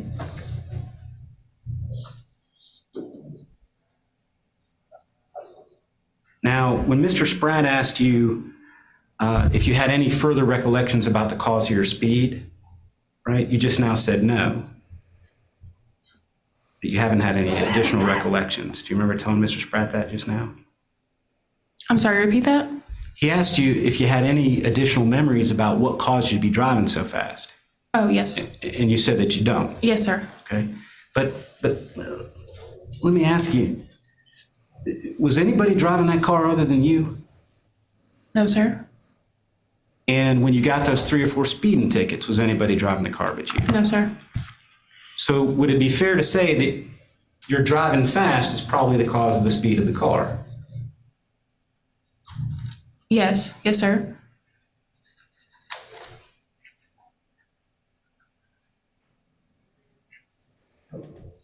And so, sitting here right now, it's your recollection that from 7:28 p.m., you didn't have anything to drink.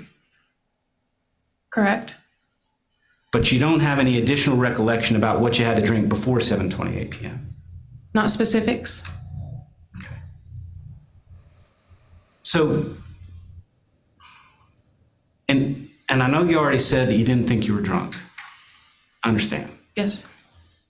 But sitting here today, are you saying that you only had one shot at House of Brews and one beer at Xander's? I'm saying that's what I remember.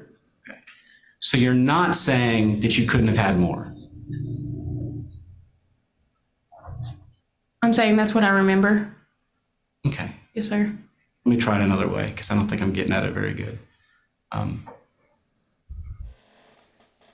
You're not saying that you remember definitively that you didn't have more. You're just saying the only ones you remember are those. That's the clearer question? Correct. You're not saying that you can't Correct. defend it. Oh, my goodness. So as far as your memory is concerned, you could have had more. You have no memory one way or the I other. object. This has been asked and answered several times. Overruled. Cross-examination. Can you repeat the question, please? Why does cross-examination? So you don't remember more than those, but that's not the same thing as saying you remember for sure you didn't have more than those. Do you understand the question? Yes. So today you're not saying, I, Haley Brown, remember that those are the only drinks I had. You're just saying, those are the only drinks I remember. Yes, Correct? that's what I'm saying. Okay.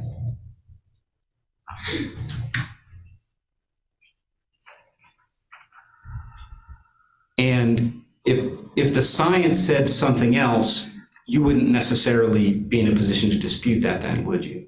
I don't agree with the science. That's fair.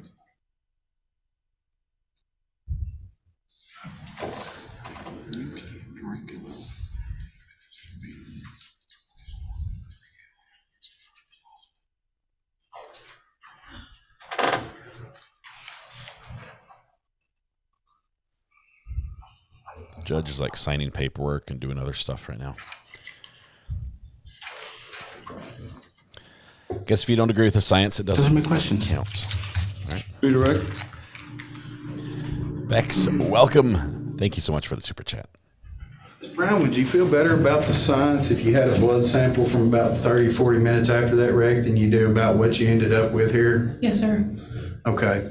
And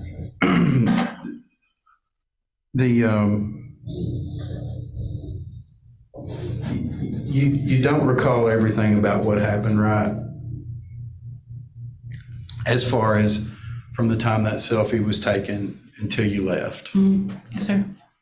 Okay. But is it your testimony that you think it was impossible that you were double the legal limit when you were driving this Yes, thing? sir. Okay. And what do you know caused the wreck? What can you say for sure caused that wreck? Speed. Okay.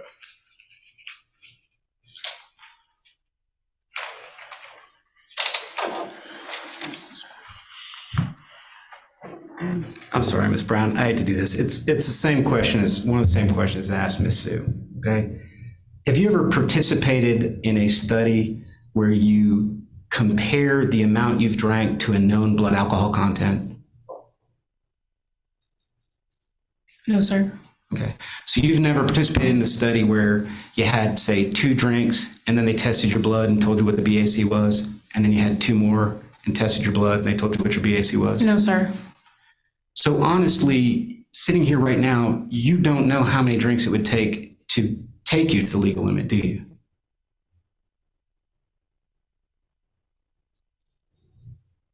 The legal limit I'm talking about. Right. Not how I've you never feel. been in a study like that. No, sir. And so you wouldn't have any idea how many drinks it'd take to be double the legal limit. It's a good line of questioning. I've never been in a study like that, so no, sir. Okay. Thank you. That was it. That was it. Mr. Spratt, anything else? Maybe have a moment, Judge. Anyone in chat been on that study? I can tell you, I've helped issue that study at Citizens Police Academy, giving a volunteer opportunities to consume alcohol and then testing them at different time intervals and then more alcohol and testing them. Quite insightful.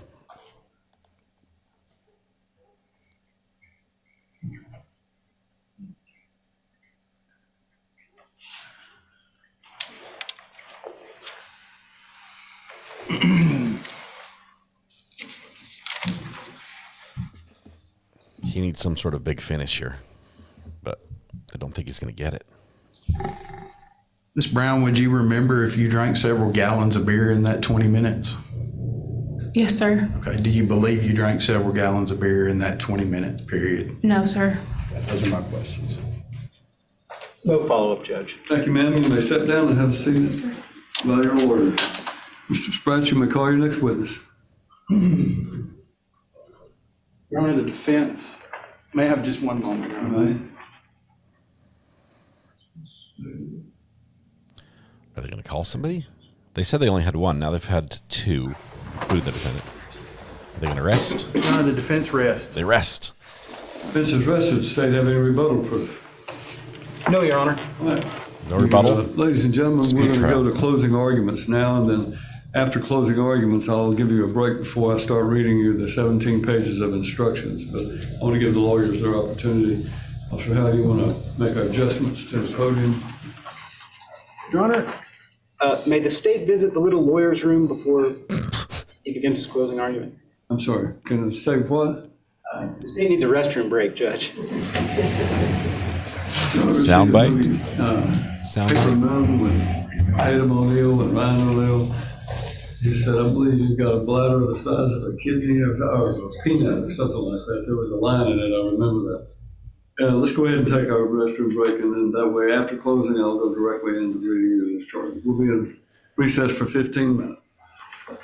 All rise. So we're going Court's to now in recess for 15 minutes. we're going to fast forward, but first I'm going to go grab that sound bite because we need that. Hang on, where are we at? We are. Let's see. Out there. Okay, back up here.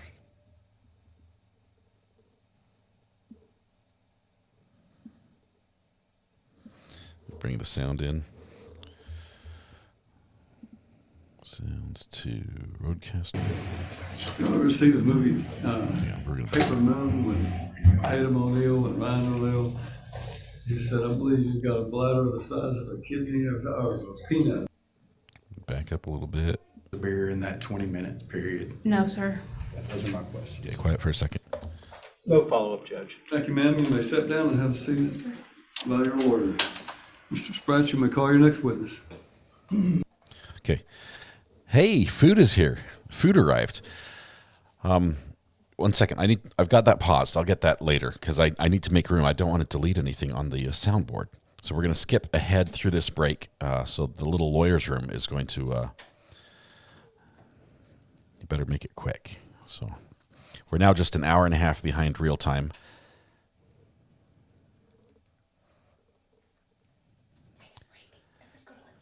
Take an hour and 15 minutes.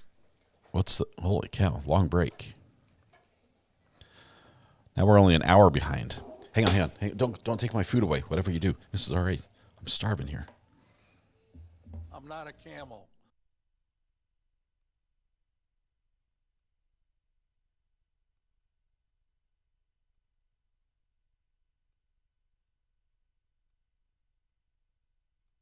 Okay. You can't script this any better for somebody. It's pretty good. I think there's a little noise in the courtroom, but I think it's clean enough we can use it. There you go, my briefs. By the way, the seal is spot on. Mrs. R.A. went out. There's a new restaurant in town, a little tiny family restaurant, and they opened up a couple weeks ago. And I like to provide, I like to go to go there. I like to be a patron to local restaurants, and this little restaurant, the people in that business have struggled before. So, where's the audio?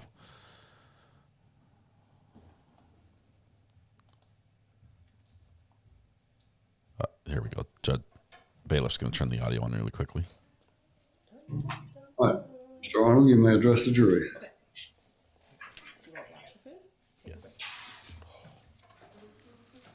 We're in closing arguments. The state goes first.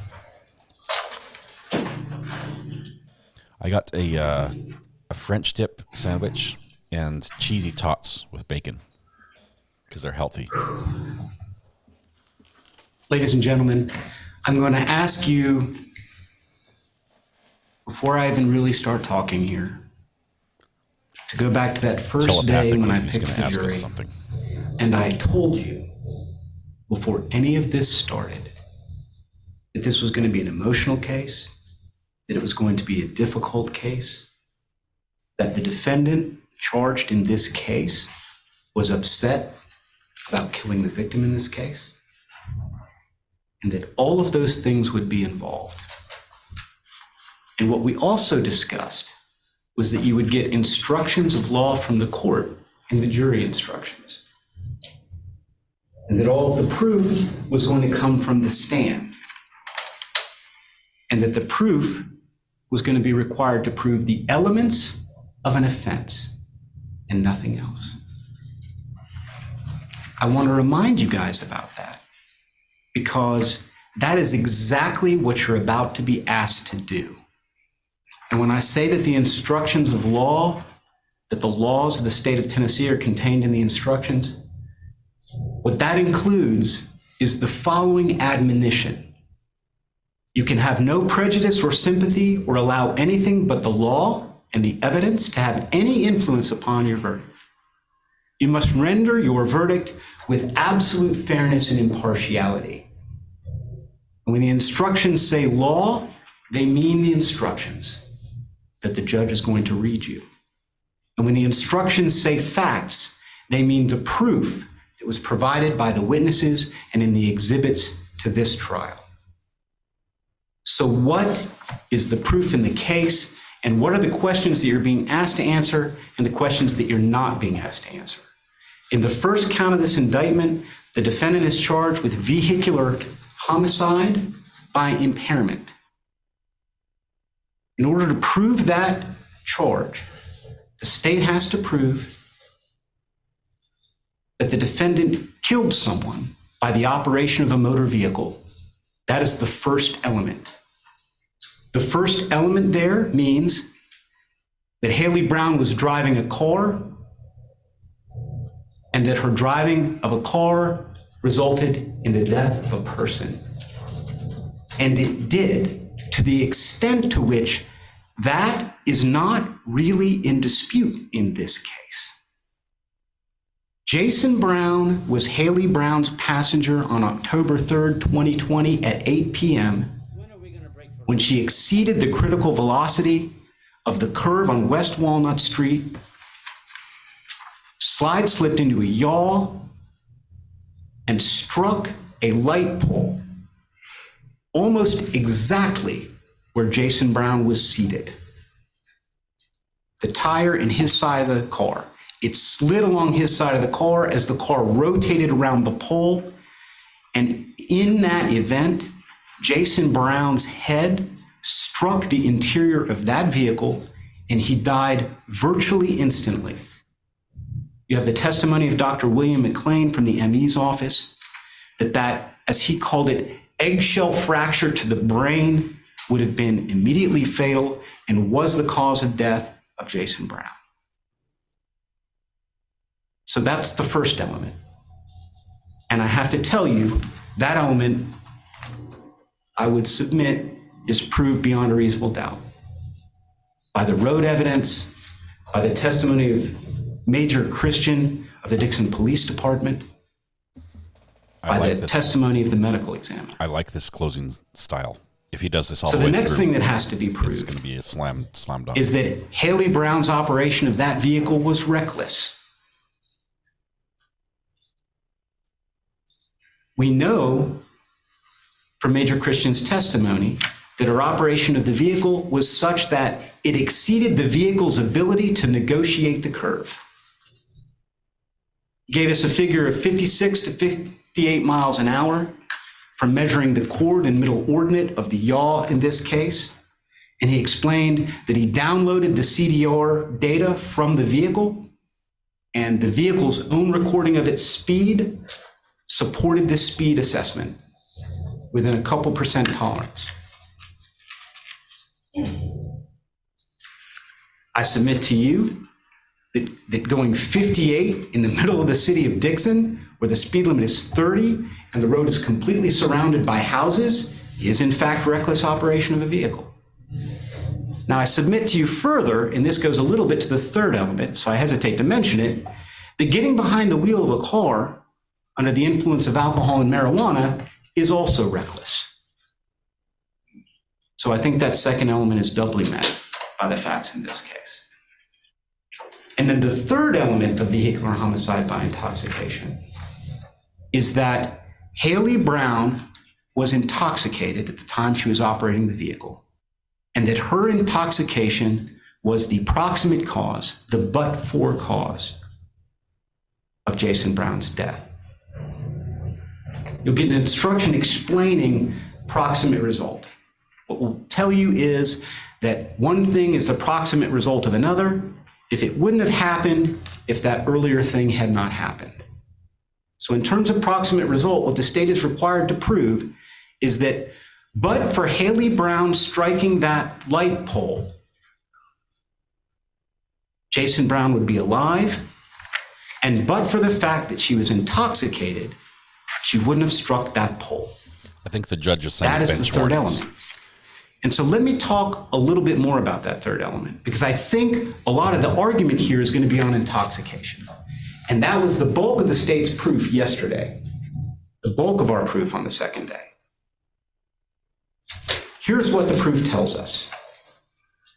The proof tells us that almost exactly at 8 p.m., Haley Brown operates the vehicle in such a way that it strikes that pole and kills Jason Brown. That's 2000 hours. From 2000 hours to 22:48, you heard from a series of witnesses and watched, admittedly, pieces of a tape that is a continuous tape, but we didn't play all of it because that would have been 3 hours of tape to play for you guys. But she was continuously in the custody and control of private citizens, EMTs, and police officers who testified. And from 8 p.m., from 2000 to 22:48, when her blood was drawn, she consumed no alcohol and she smoked no marijuana. We know that by our own eyes, by our officers' own eyes, by their testimony. We know that. In spite of that fact, her blood alcohol content at 22:48 p.m., as determined by the Tennessee Bureau of Investigation expert toxicologist, 0.161 BAC. We heard April Bramlage testify that is twice the legal limit here in the state of Tennessee. Now, there was a lot of confusing conversation from the cross-examination about curves and whatnot. But I don't know if you guys paid attention to this. When I pointed out to Special Agent Bramlage that there was no consumption from 2000 to 22:48, she was able to say a lot more about what it would be like at 2000. The first thing she said was, it would be higher then. Without knowing that information, that there was no consumption in that almost 3-hour period, right? She had to admit, could be higher, could be lower, could be the same. But once she had that additional piece of information, she said it would be higher then. Here's why she told us that. She gave us the reason. She said absorption, the first part of that curve that was shown in cross-examination, takes at most 30 minutes to 1 hour after consumption has ceased. If we know consumption has ceased at 2000 hours, right, then we know absorption is done at 2030 or at worst case scenario, 2100 hours. So we've got 2 hours of what's called elimination. That means at least 2 hours, 2.5 or 2 hours, depending, during which the blood alcohol content is decreasing. In spite of that, at the time of our measurement, we've got twice the legal limit, 0.161. She told us what we would expect if we went back 2 hours from that. 2 hours from that to the peak, she said, would be 0.181 to 0.201, depending on the individual. But that pretty much all human beings will be in that range. Here's the thing, though. You guys now have more information than you had when Special Agent April Bramlage testified about intoxication? What additional information do you have? The defense's own witnesses, Sue Connor tells us that she is sure that Ms. Brown didn't have anything to drink from 7:45. So you can go back 15 more minutes. Now we have a full 3 hours of no consumption.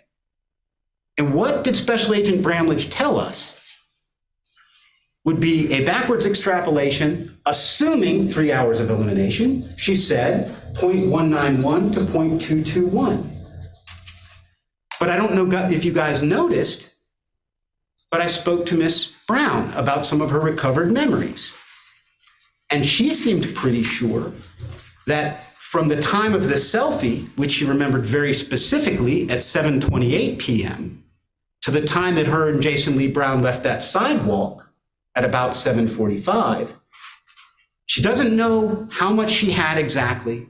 She doesn't know what she had exactly, or doesn't remember, right? But she's pretty sure from 7:28 on she wasn't drinking.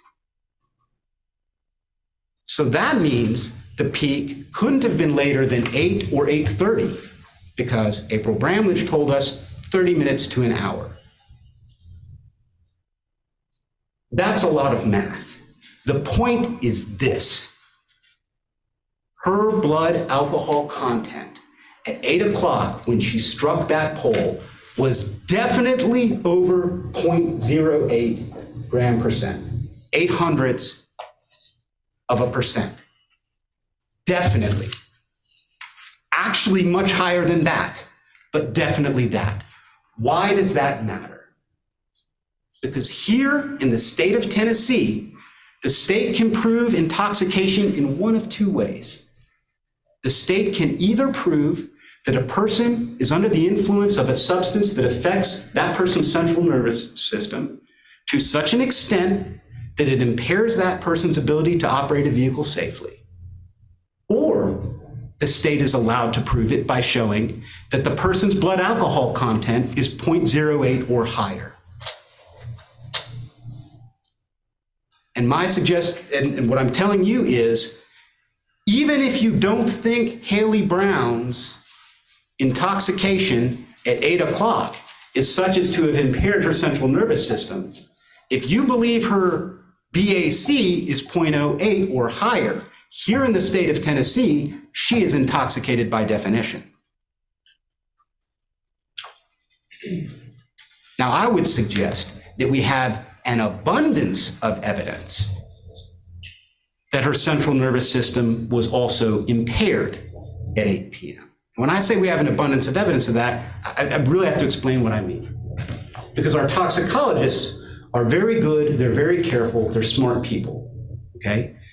They have had a lot of training about what alcohol and drugs do to the human nervous system. But they're testifying in general terms, which means you have to, they can give you symptoms. Special Agent April Bramlage can give you the symptoms of alcohol intoxication, and she did. Special Agent Melinda Quinn can give you the symptoms of marijuana intoxication, and she did. But then what you have to do, just like anything else, right? You know the symptoms of a cold. How do I know if I have a cold? What am I experiencing? You have to compare it to the evidence that you guys saw over the last 2 days. So what are the symptoms that we were given for alcohol intoxication? We were told lack of coordination, poor decision-making, impairment to memory,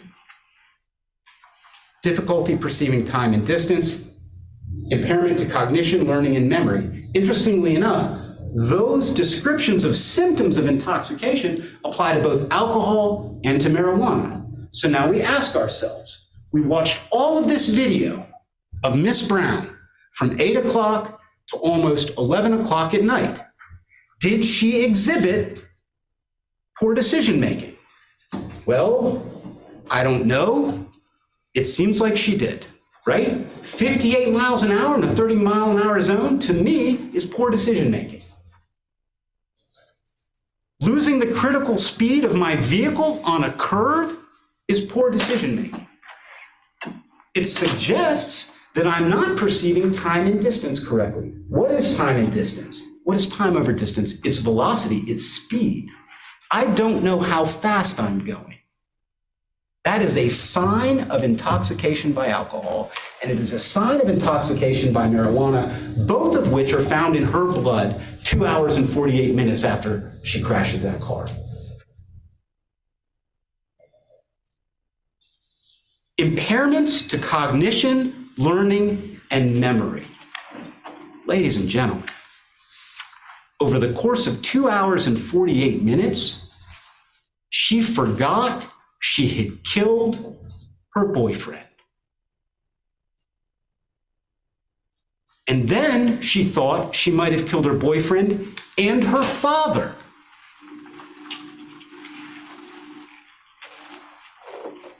I do not know how much more strongly we could have shown you the symptom of impairment to memory. In her interview with our officers on October 23rd, 3 weeks later, she still has significant memory gaps. Again, a symptom of intoxication by alcohol, a symptom of intoxication by marijuana. Now, that is also a symptom of some other things. It really is. But you guys heard testimony from Miss Brown herself that she was physically uninjured by the wreck. And I think you saw with your own eyes that outside of emotional distress and potentially signs of intoxication, she appears to be physically uninjured. So physical injuries are not the explanation for her loss of memory, for her inability to behave as she otherwise would behave. I would suggest to you that you can see those symptoms in an additional way. If you compare Miss Brown today, or on October 23rd, with Miss Brown in that video, surely Miss Brown is grieving the loss of Jason Brown on October 23rd, 2020, 3 weeks after she killed him in that wreck. Surely she's grieving him then. I suggest to you that the difference between her appearance in that interview and her appearance on that scene, that one of the main reasons for that difference is she is displaying the signs of intoxication. But you don't merely have to rely on me for that. Christy Parchment is on the scene moments after the wreck occurs, just behind Melissa Phillips, and Christy Parchment smells alcohol. Now, she doesn't know, she can't say for sure whether it's coming from Melissa Phillips or Haley Brown, but she smells it, and she tells the officers. And we know where the source of that smell comes from, because Haley Brown herself admits that she's been drinking, but she can't tell us how much.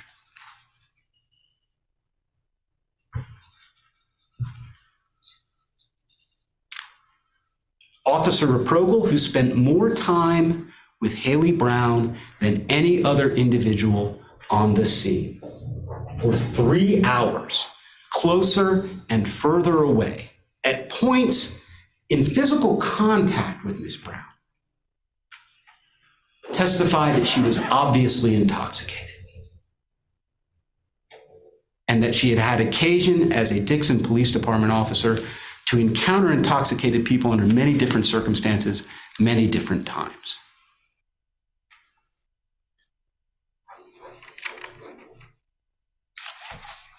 So I submit to you that evidence of intoxication is, in fact, scientifically proved beyond a reasonable doubt in this case.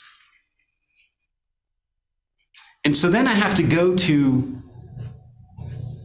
the defense proof, just briefly. Virtually every single thing, if not every single thing, that those two ladies said on the stand could be true, and it changes none of the facts that I just described for you. None of them. That's so effective. The state of Tennessee is not required to prove that Haley Brown believed she was intoxicated. That is not an element of this offense. If belief that I was too intoxicated to drive was an element of DUI, DUI would barely exist as a crime in the state of Tennessee or in the United States. Because by definition, if I've decided to get behind the wheel, more often than not, I think I'm okay. That can't be the standard, and it's not the standard. It's not something the state is required to prove. Absolutely not. What the state is required to prove is that she actually was intoxicated, as it's defined in the instructions you're about to receive and by the state of Tennessee. That is what we're required to prove beyond a reasonable doubt. Not that somebody thought that she was intoxicated, but that she actually was. And I'll tell you, the reason why one of the reasons why people do not believe that they are intoxicated and make the decision to drive the car is because of the very symptoms my toxicologists explained to you guys, right?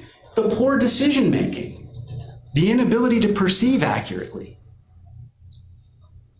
If it was enough that I was misperceiving things to get off the hook, right, then voluntary intoxication would be a defense to everything.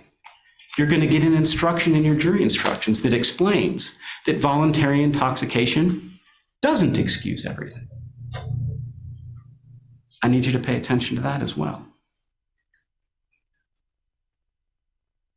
Remember, when I talk about these elements, you're going to get an instruction about the law that says absolute certainty of guilt is not demanded by the law to convict of any criminal charge, only moral certainty. And again, moral certainty as to what?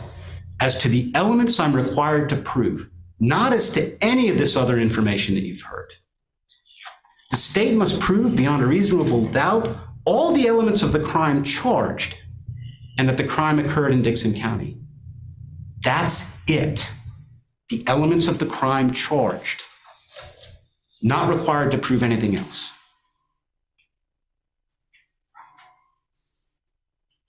Finally, we heard testimony from a person I have no reason to disbelieve, okay? Miss Sue Connor, that Haley Brown seemed okay to her. Now, I think that's mitigated somewhat by the fact that Jason Brown is much drunker. And you have the ME's report. You can see his BAC. There's no card trick. There's no magic trick here. I don't dispute that. Jason Brown's intoxication at the time of his death is not an element that the state is required to prove. It's not a question that the instructions are asking you guys to answer.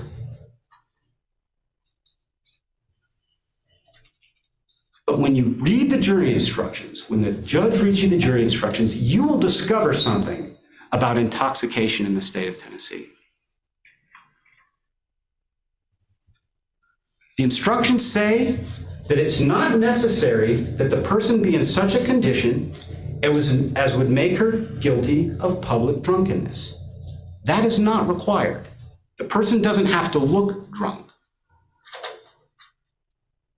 Any condition that deprives one of the clearness of mind and control of oneself, which one would otherwise possess, or if the person has greater than 0.08, 0.08% alcohol concentration in his or her blood or breath, then that person is intoxicated in Tennessee. How bad does the impairment have to be? It has to be bad enough to impact your ability to safely operate a vehicle. If there is anything that was proved in this case, it is that Haley Brown did not have the ability to safely operate the vehicle. The reason why we all know that is because she very clearly did not safely operate it. She operated in such a way that it killed her passenger. So I know her degree of intoxication reached that level. Once again, beyond a reasonable doubt. That's the first count of the indictment. The second count in the indictment is vehicular homicide by reckless conduct. In order to prove that, the state has to prove that she operated a vehicle in such a way as that it killed someone. Once again, I don't think there's any question to that. She has to have been shown to have operated it recklessly. Again, 56, 58 miles an hour in such a way that exceeds her abilities of her vehicle to negotiate the curve, I think, is reckless. I know it's reckless. And by reckless, we mean in such a way as to create a serious risk that it will seriously injure or kill someone. Not only was there a serious risk that her driving of the vehicle would seriously injure or kill someone, it did kill somebody. So we've got that, right? And the recklessness of her operation of the vehicle has to be the thing that caused the death. And again, it's what we call but-for cause. If she hadn't operated the vehicle recklessly, Jason Brown wouldn't have died. That's what has to be proved. And I would submit to you that in addition to her speeding, getting on the road with those substances in her bloodstream is, by definition, a reckless act in the way that recklessness is defined in those instructions. So if you find her guilty of operating the vehicle while intoxicated, knowing that it caused Jason Brown's death, you virtually have to find her guilty of vehicular homicide by reckless conduct. And then finally, the last count in this indictment is simply the count of driving under the influence. Now, one thing that I found juries find confusing and a little bit like disconcerting and upsetting that I found that they've found in the past is when a single event, in this case, a single homicide, leads to 3 separate charges. So I want to touch on that just briefly. First off, the instructions are going to tell you that you're to consider each of the charges separately, one at a time, and go in order. So obviously you want to follow those instructions because that's the law. But if you were to convict her of all 3 of those things, they would merge together into one. It would actually be one conviction. If you were not to convict her of one, but convict her of another, say 2 of them, those 2 would merge. Does that make sense?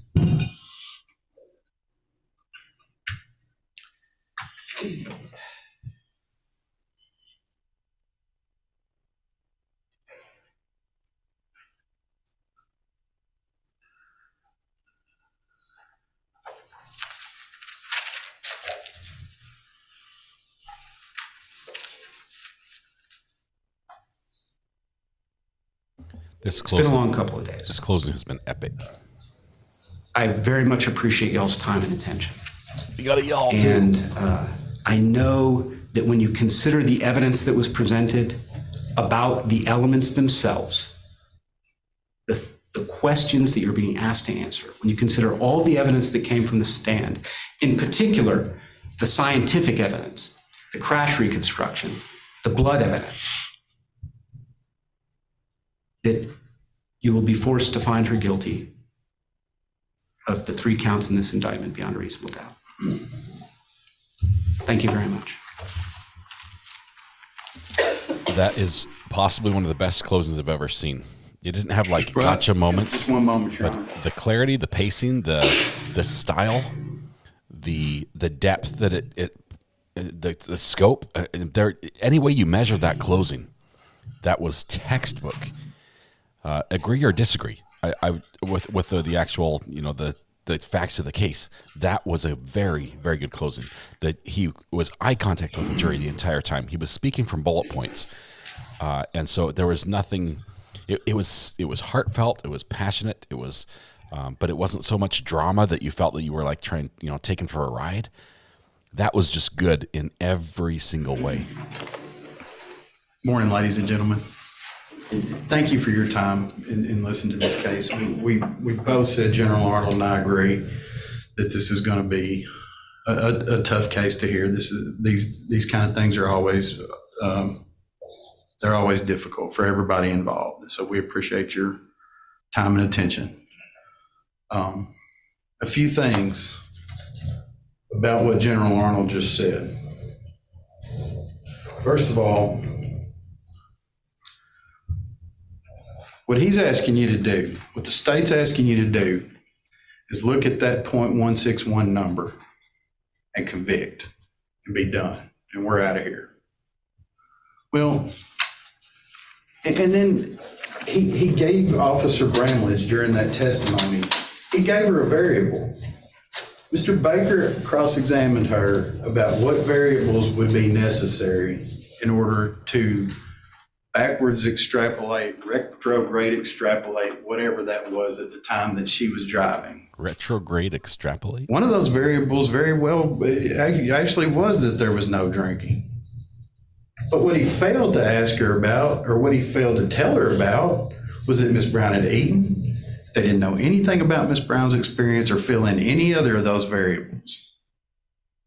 So Special Agent Bramlage, who he describes as his toxicologist, tells you on his facts that he wants to pluck and choose for you that, oh yeah, we can say that she was way over at the time of driving. This is nothing more than a math problem that they just want you to guess at. And you have evidence and you have exhibits, and when you go back there, you'll be able to review those exhibits. And I would like to direct you, if you can, it's at your disposal for when you deliberate. Look at the report. Look at the report that shows the .161. That report sitting by itself right below that .161, which is blown up in big font for you to look at because that's good stuff for everybody to look at. That's what the state wants you to look at. Right below it, right when it was taken, it says the above amount is the average of 2 tests plus or minus 0.008 grams percentage. That tells you right there that that number sitting there by itself could have been a 0.0153 or a 0.169.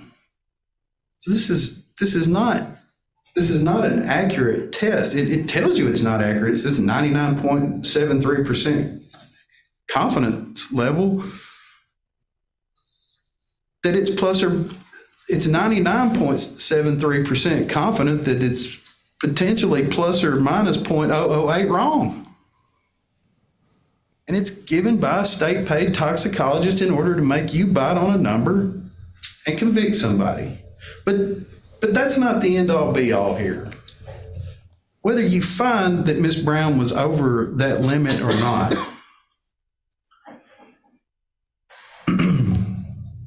for you to convict her of vehicular homicide by intoxication, the state has to prove beyond a reasonable doubt the 3 elements that General Arnold told you, and Judge Wolf will instruct you on those. They have to prove that the defendant killed the alleged victim, Jason Brown. And he's right, that's not in dispute. That's not in dispute.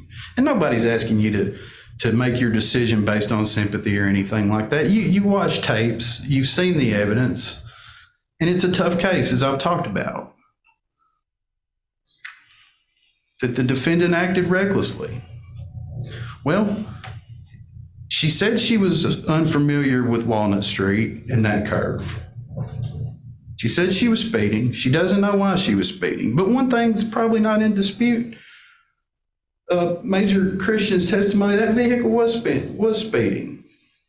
But you heard from Ms. Brown, she speeds a fair amount. This defense. But what I want you to focus on, and what I'm asking you to focus on, is that the killing of Mr. Brown was the proximate result of the driver's intoxication. So separate the fact that there could be intoxication. You can find intoxication. What you have to find beyond all reasonable doubt, moral certainty. And Judge Wolf will instruct you as to moral certainty and reasonable doubt. And we talked about that in voir dire. Not only that she has to be intoxicated, but that intoxication caused the speed, the reckless conduct, and the death. Well, you heard from Dr. McLean, the medical examiner. Mr. Baker cross-examined him about that. And if you'll recall, Mr. Baker asked him specifically, could somebody have a .161 blood alcohol count and still not have lost motor function? And he said, yeah, it's possible. So if there's no loss of motor function, if that's possible, then what has the state put up to prove to you that the alcohol caused the speed? In fact, what the state put up was just the opposite of that. Now, Major Christian and Sergeant Summerhour, they were more than fair with Miss Brown in her interview. She cooperated. She came in, and he said, and you heard him say this, speed is a factor. I can't tell you what caused the speed. And that's the crux of this case. That is the absolute crux of this case. They cannot tell you exactly what the number was because they didn't have all the variables. And on cross-examination, they wanted to plug in the variables that supported their theory. But we cannot say, based on testimony, based on the science, that any level of intoxication caused the speed that caused the wreck, which caused the death.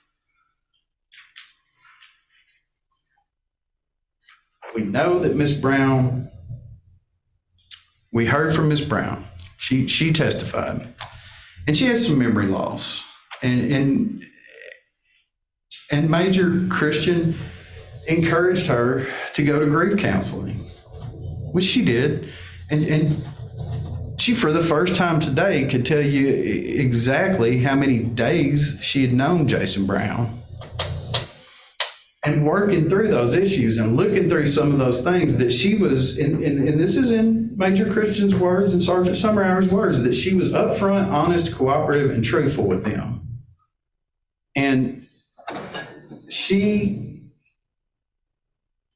in studying some of the things that she had mentioned to them, she recalled that there was an altercation, or that there was at least some friction between her and Jason that night. Now, she didn't get up here and try to tell you that some crazy event happened in the middle of the car. She didn't try to make anything like that up and try to convince any of you of that. That's what he's doing. If she was going to go all in and say some self-serving stuff like that, you probably would have heard her say that he jerked the steering wheel or something like that. She didn't come up here and tell you anything like that. She just told you what she remembered. Now, looking back at the proof of her saying, the proof of her demeanor, her appearance, her confusion on the scene. First of all, I'd like to go back and address Sergeant Chandler's, and not to harp on Sergeant Chandler, but this was chaotic. The whole scene was chaotic, even for Sergeant Chandler. So nobody's trying to insinuate that Sergeant Chandler actually intentionally made up what Miss Brown said to him when he first encountered her. But he was at best confused. So nobody's trying to insinuate that Sergeant Chandler was drinking or that he had lost it. He was confused. This was a highly tense situation. And that got translated from one officer talking to Miss Brown and then talking to another officer and to another officer and to another officer. And before you got it, there's a completely false pretense for probable cause.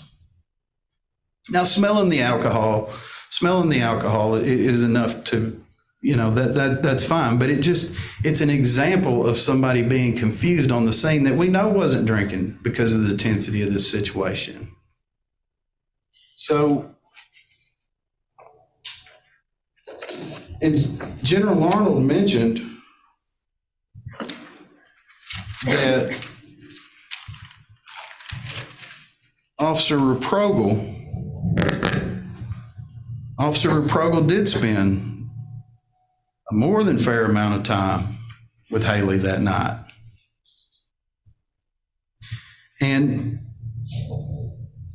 She interacted with Haley for 5 minutes from 8:16 p.m. until 8:21 p.m. At which time she was 10 feet away from Haley in the back of an ambulance.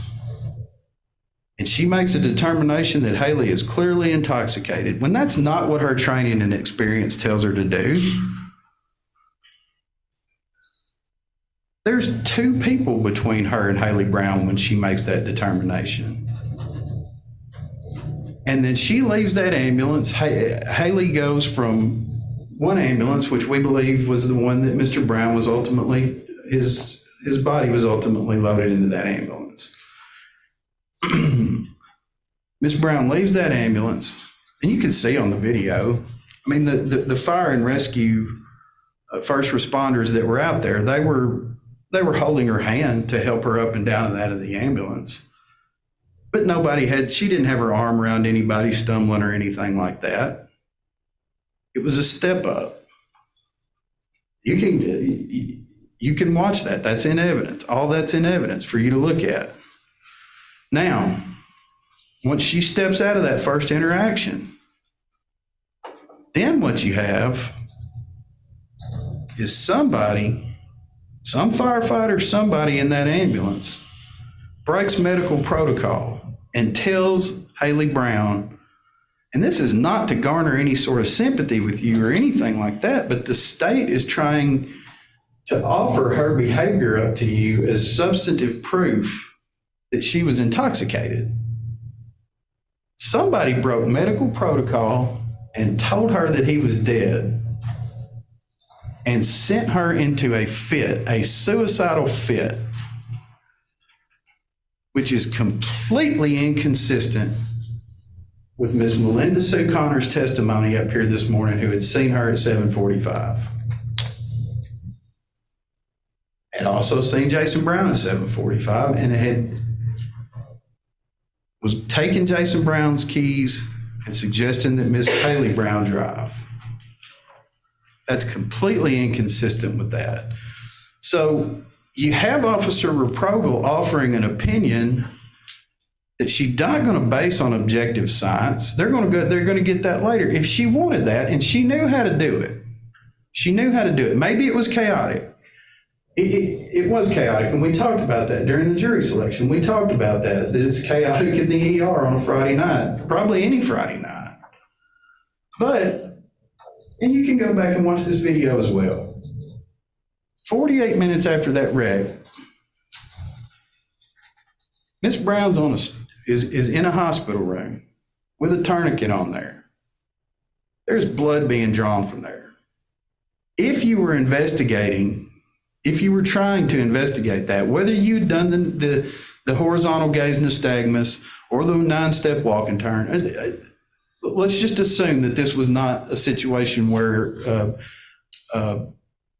Sergeant Reprogel could have done that.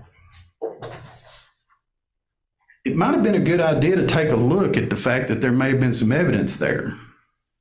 Because one of the other variables that General Arnold forgot to mention to Agent Bramlage when she was testifying about this magic number that they want you to buy is the existence of a second sample. She said it.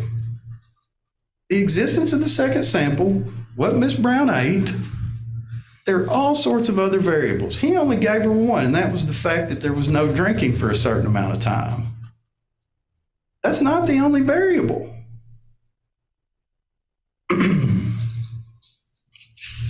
Now, okay, now we're back and we're at the hospital. Sometime after, and it was around 8:29 p.m., and that's in evidence. That video's in evidence. You can review it if you want to. Right around 8:29 p.m., and I apologize, I go from military time to regular time. I hope everybody could convert. But at 8:29 p.m., almost on the dot, that is when she is set off by that. She's on the phone, hearing who knows what. And you heard Ms. Brown. I'd like you to, Ms. Brown testified that she was repeating what people were saying to the video will confirm that. You were drinking. Yes, I was drinking. You're in Dixon. Yes, I'm in Dixon. You can watch her repeating back what people are saying to her. You can see that over and over again. So who knows what was said to her on that phone? But here's what we do know. She became confused and thought that her dad was dead. We don't know why or how, but we do know that she was pondering a traumatic event where he had tried to commit suicide. And this is not something that she's come in here and made up. If she was going to do that, again, she would have come in here and said, hey, he jerked the wheel. It wasn't my fault. She's not doing that. She's here to tell you the truth. She's here to tell you her truth about what happened. And you've heard from her. So between 8:29 p.m. and 8:47 p.m., sometime around 8:47 p.m., this is 18 minutes after she's been set off. And that's when the blood draw occurs that we never find. No dispute that that could be the best evidence of whether or not her BAC was. That would be the best evidence of what her actual blood alcohol count was. And we didn't get it. And I'm not saying whose fault that is. The hospital told Sergeant Summerhour they didn't have it.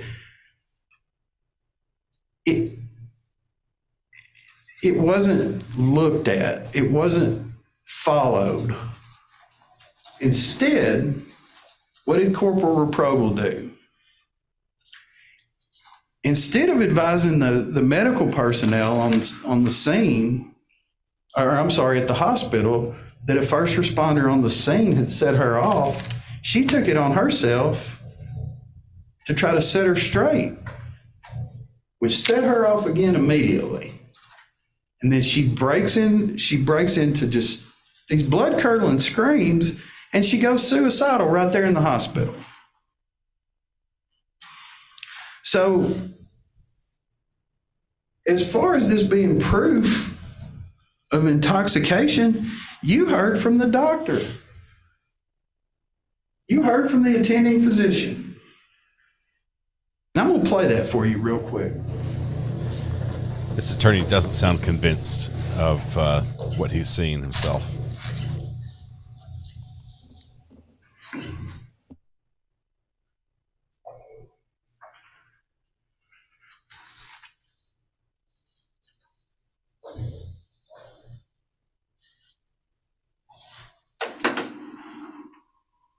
In real time, they are out to lunch. They have not. The jury's not been instructed. We're catching up. Okay.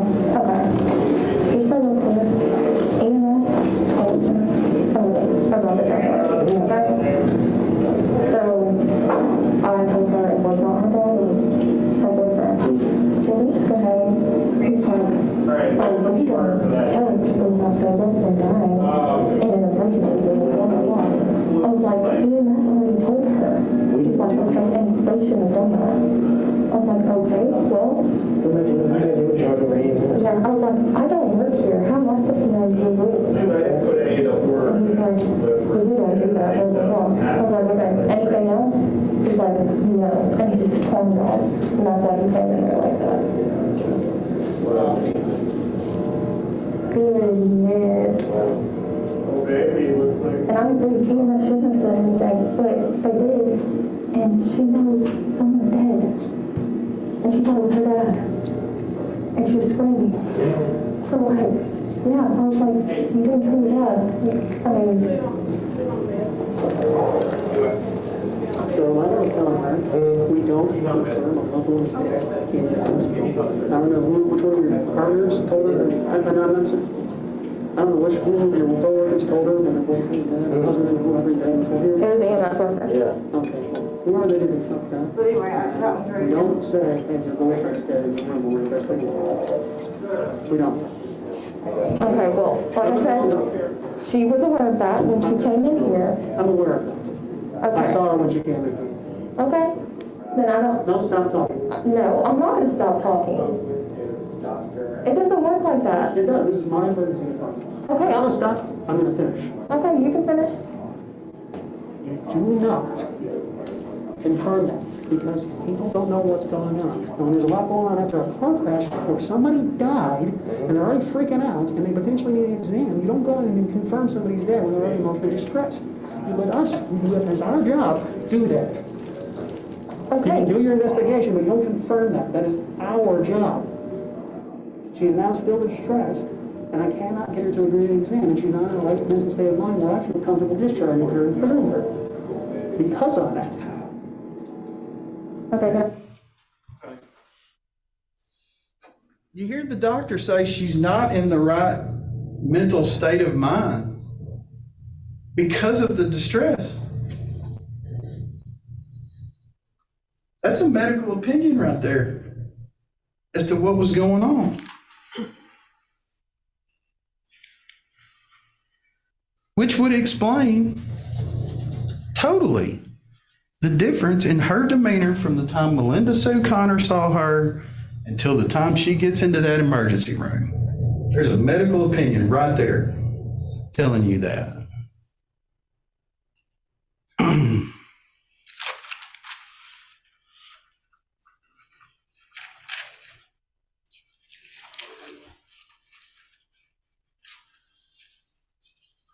Now, General Arnold talked to you quite a bit about the instructions that Judge Wolf is going to give you there. And I want to, well, and I apologize. Later on, Sergeant Summerhour comes in. Sergeant Summerhour comes in around the time that Miss Brown's mother had arrived. Well, you heard testimony from the initial witnesses that were on scene. She's grasping for anybody that she can grasp for. She's frantic. She's panicked. All she wanted was her mom. She's screaming. She's suicidal. And right before Sergeant Summerhour comes in and she cooperates. Who's there? Her mom. All she wanted was for somebody to console her. She was cooperative.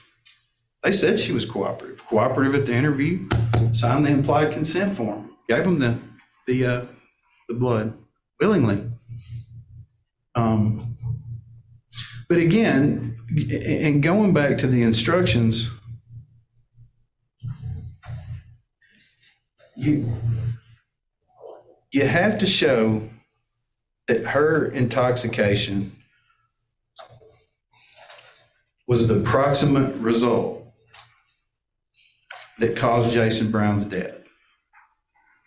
Again, you can do the math if you want to. You can buy the math problem. You can look at it and see that there's errors on the face of it. You can see that there were variables missing in the testimony given by Agent Bramlage. You can see that, but you can do all that, and then you can still turn around and find that she was above a .08 at the time she was driving. You can do that if you want to, but you still have to take that intoxication and attribute that's it. Beyond a reasonable doubt that intoxication caused his death. It can be there, but it still has to be beyond a reasonable doubt that it caused the death. And you'll get that instruction. And the only expert testimony that we've got as to what caused that death, the only scientific, credible testimony would be Major Christian telling you that speed caused that accident. And I would submit to you that speed had nothing to do, based on her recollection of the events, based on Melinda Sue Connor's interaction with her, based on what you see has been offered to you as proof of her intoxication, was poorly mishandled scientific investigation of DUI, and then a broken medical protocol that sent her into a state of shock to the point to where she couldn't even be discharged by her own doctor. So if that's reasonable, if that's beyond a reasonable doubt to let the mind rest easily, I just don't see that. Now, with respect to the reckless conduct, again, we can't dispute the credibility of him. I mean, the speed is what it is. That's science, and that was science that had hard numbers. Hard numbers. No variables we could plug in there. So nobody's asking you to make a verdict. Nobody's asking you to feel sorry for Haley Brown. I'm not standing up here asking you to do that. Haley Brown feels sorry for herself, and I'm sure she will, but I'm not asking you to do that. What I'm asking you to do is apply the facts to the law and come to the determination that she's not guilty of vehicular homicide by intoxication, as that is not the proximate cause of this accident. Was there a y'all in there? I thank you for your time. Was there a y'all just a wee bit ago?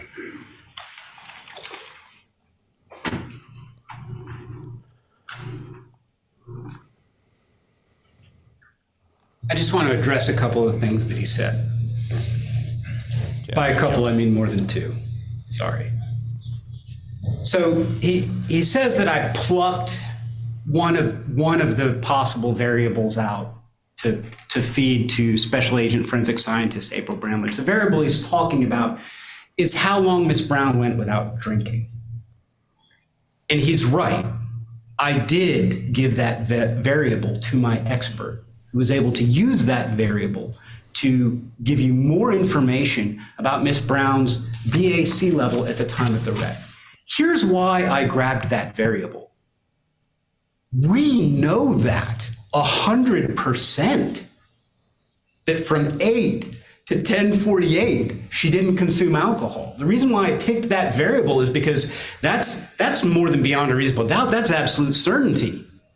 Because we've got an officer sitting on her that entire time with body camera on. Figuratively. So I didn't just pluck it out over all the variables I could have talked about. I picked it because it's the thing we have the most certain knowledge of. And so it was the most informative for the expert to be able to use. Now, and I don't think math is magic. I actually think we can rely on math. I think that 16 is twice 8 is something that you guys can take back there, and it's absolutely beyond a reasonable doubt.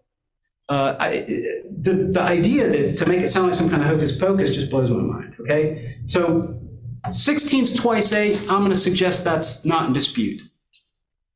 3 hours of not drinking, I'm going to suggest to you that after, especially the defense witnesses, that's not in dispute.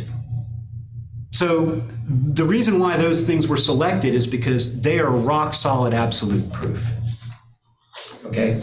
Now, I want to address proximate cause because it's confusing. It's difficult. People have a hard time with it sometimes. Okay? So what I'm required to prove is that except for Haley Brown's intoxication, we wouldn't be here today, right? This wouldn't have happened. Jason Brown wouldn't have been killed. I am not required to prove that there are no other things that had to happen for him to be killed.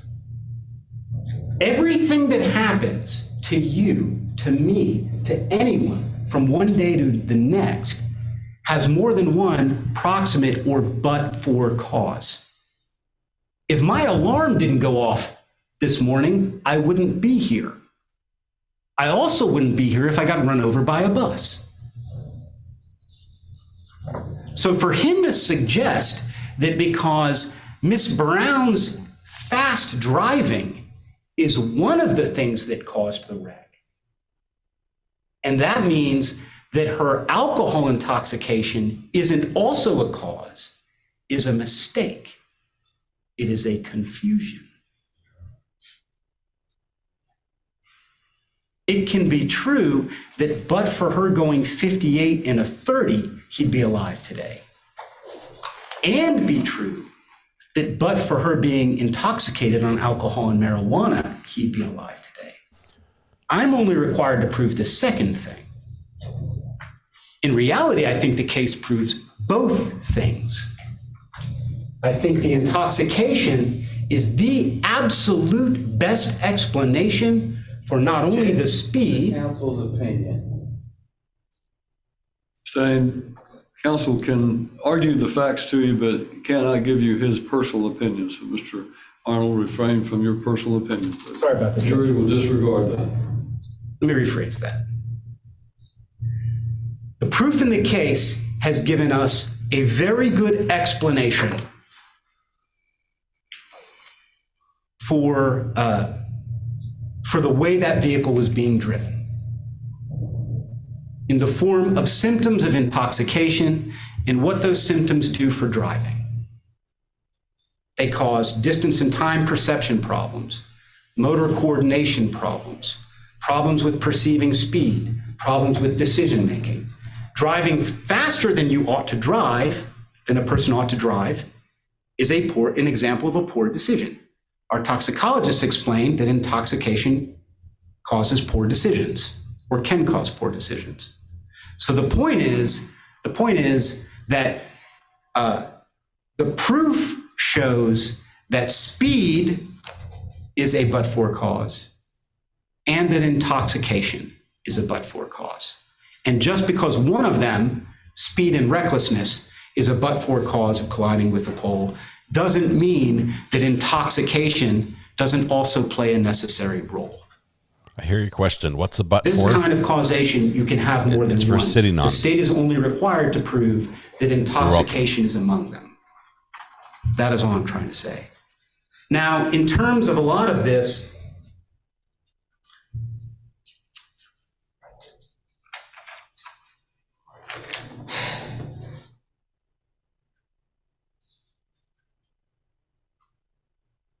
it's not one of the elements I have to prove that Ms. Brown was not upfront, honest, cooperative, and truthful.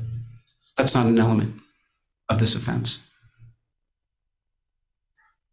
It's not an element of this offense that I prove that there wasn't an event that caused friction between her and Jason Brown that night. That's not an element of this offense. Those are entirely red herrings. It is not an element of this offense that I prove that Sergeant Chandler wasn't confused at some point about what was or was not told to him by Haley Brown. Though I think it's pretty interesting that the thing that the defense was so upset about, him ultimately saying to Sergeant Summerhour, namely that she'd had 3 drinks, turns out to be exactly what she tells Sergeant Summerhour and Captain Christian in an interview 3 weeks later, which lends a little bit of credence to Sergeant Chandler's redirect response that a lot of people were providing him information on the scene. There's no objection. Those facts are not in evidence that Sergeant Chandler ever got that information and that was ever linked up. Ladies and gentlemen, you are the triers of fact. Therefore, you will recall the testimony. The argument that Mr. Spratt makes is that wasn't what the testimony is, and I'm going to overrule the objection because that basically lies with you as the triers of fact to remember what the testimony was.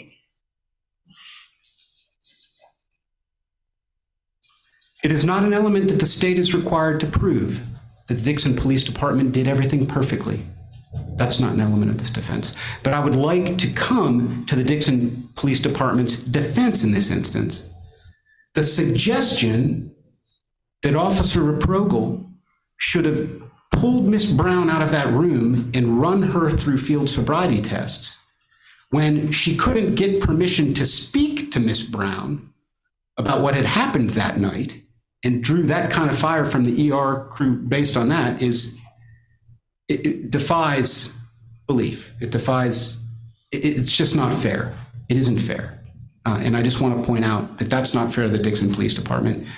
When I redirected her, you guys heard her explain that we allow doctors to complete their treatment before we start doing certain kinds of investigation. So it's not our job to jump in and start taking things from them, pulling people out of rooms until medical personnel are finished.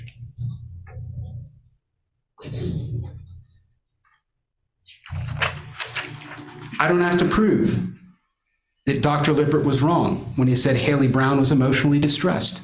That's not an element of this offense. Not only do I not have to, I don't dispute it. Obviously, you all saw with your own eyes that she was emotionally distressed. It's not an element of this offense to prove that Haley Brown didn't want to speak to her mom. It's not an element of this offense to prove that Haley Brown was not suicidal. It is not an element of this offense that I'm required to prove that she was not distressed. Those are all exactly the kinds of things that I was speaking to you guys about in voir dire when I picked this jury, when I was explaining that there are going to be things you're instructed that the state is required to prove beyond a reasonable doubt and things that we're not required to prove. And an enormous percentage of what was just said in that closing argument touch on things that the state is not required to make any proof about. Thank you guys again for your time and attention, and I know you'll do the right thing. Judge, may we approach? You want this on the record? Maybe. Maybe. It's not a yes or a no. Well, not at the moment. Not at the moment. Head back into the back room. Let's grab some chips and salsa while we talk this over. Okay, so off the record, judicial assistant goes with. We're gonna let them hash something out there. I think what they're doing right now actually is discussing who is going to contribute the last y'all on the counter, so we can get a nice even 60 in this case. Guys, we are almost caught up.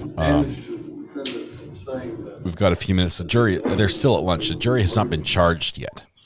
So we still have those 17 pages of gripping law that are going to be read by the judge. We might speed those up if we're not, it depends how the lunch break ends. But at least I think they haven't been charged. I'm looking. Looks like they've been at lunch for about an hour. So they're about to come back from lunch. We might be able to speed up through the 17 pages of instructions.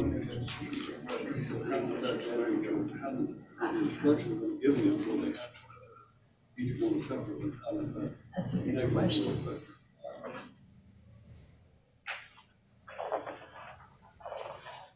We can all hear the judge back there.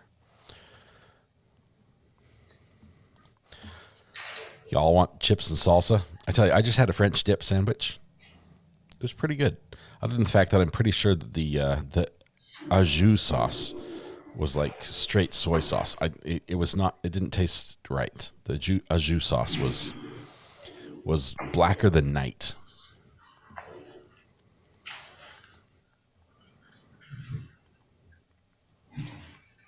I think it's literally like soy sauce.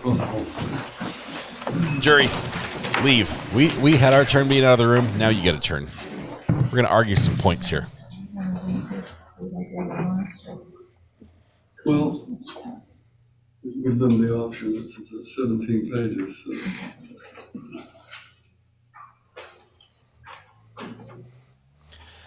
Yeah, it was not the best au jus sauce.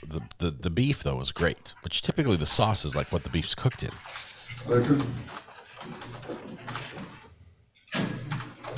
Ooh, we got some argument here. Spiciness. Judge, if you recall, in the state's initial closing, the state made a comment to the jury. And that comment was, you're choosing between three charges. If you convict on all three, those charges merge, and Ms. Brown only gets convicted of one charge. That, I submit, is an improper jury argument. To the point, to me, it rises to a mistrial. For this fact, we've now told the jury, it doesn't matter what you do here. You got three charges to choose from. You can convict her of all three, and she only gets one conviction. And I don't know how you unring that bell, because that runs counter to what the jury charge is. The jury charges you to consider each three charges individually as individual counts. Well, the state has effectively now planted in the jury's head, well, it don't matter what I do, she only gets one conviction. So if we're going to convict on one, we convict on all three, and it doesn't matter. Because that is logical thinking. A logical person would say, if I convict on one, it doesn't matter if I convict on all three. And that's effectively what the state said, and there is no way to fix that because Mr. Arnold has put in the jury's head. Hey, if I'm gonna convict on one, it don't get no worse whether I pick 1, 2, or 3 at this point. To me, that's a mistrial, Judge. That can't be fixed.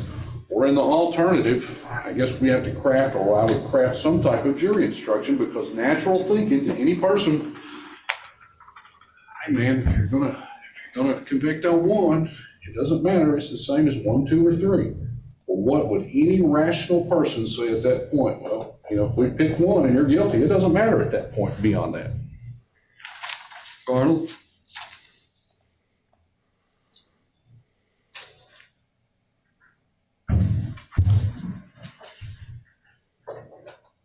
Judge, the comment that I made in my closing that he's describing, I immediately followed up with, you are to consider each of them separately. The only import or meaning of the comment was, I did not want the jurors to think that a person could kill one person and thereby be convicted of 2 separately treated homicides. As Your Honor knows, as I know, having filled out judgments after these cases many, many times where juries have convicted of VH by intoxication and VH by reckless conduct, and then in the third count here, I've charged a lesser included of the first offense.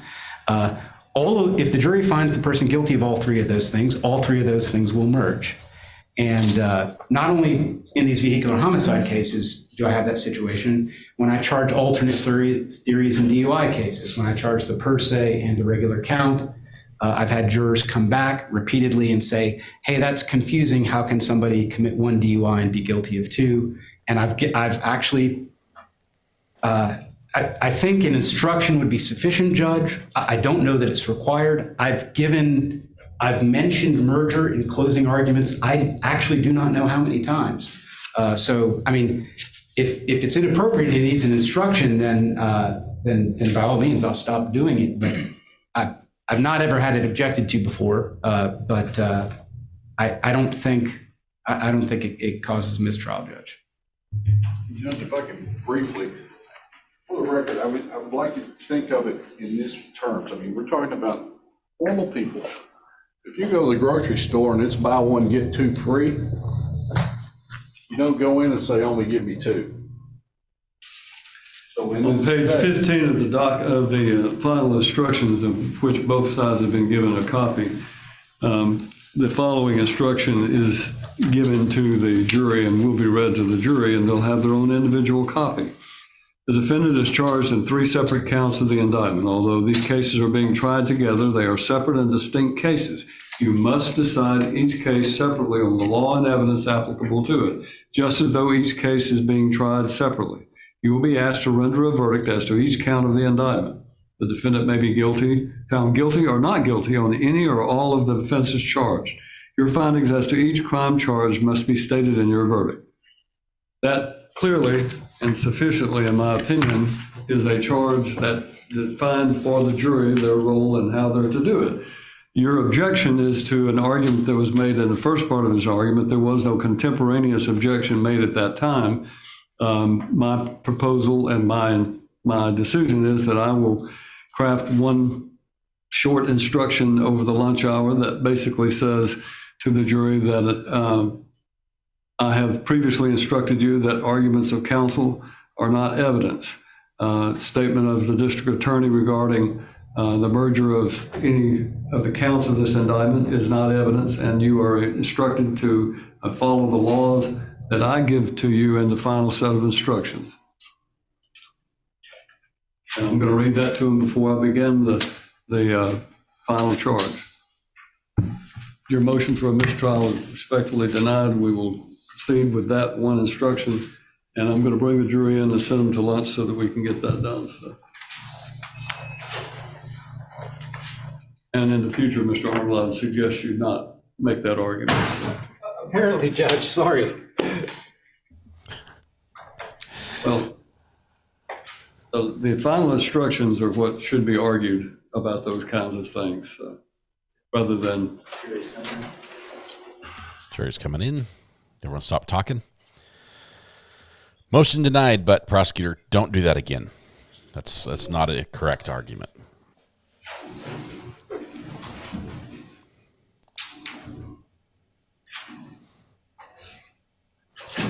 Easiest way to get a mistrial is by a hung jury.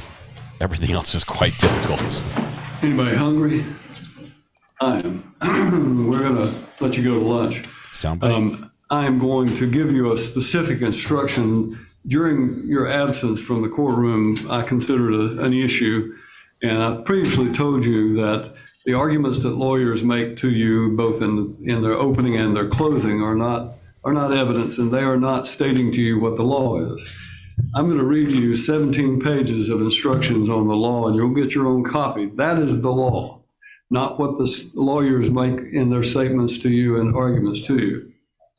There was something that was stated to you about a merger, and I'm going to give you a specific written instruction supplemental to what I'm going to read to you here, that you're not to consider that, not to consider what was said about merging those things, because that is my responsibility, how I treat those things, not the jury's responsibility.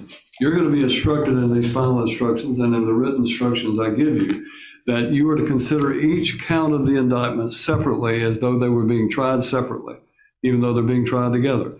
So I'm instructing you right now to disregard anything that the state may have said about merger. Put that out of your mind. I'm going to give you a specific written instruction when we come back from lunch and tell you that in addition to the instructions I give you in writing. So with that, we will be at lunch until 1:15, and that'll give you a few minutes extra, and me a few minutes extra to get this done. But at 1:15, we'll ask you to be back in the jury room, and I will then give you the final charge, and you'll be allowed to retire to deliberate.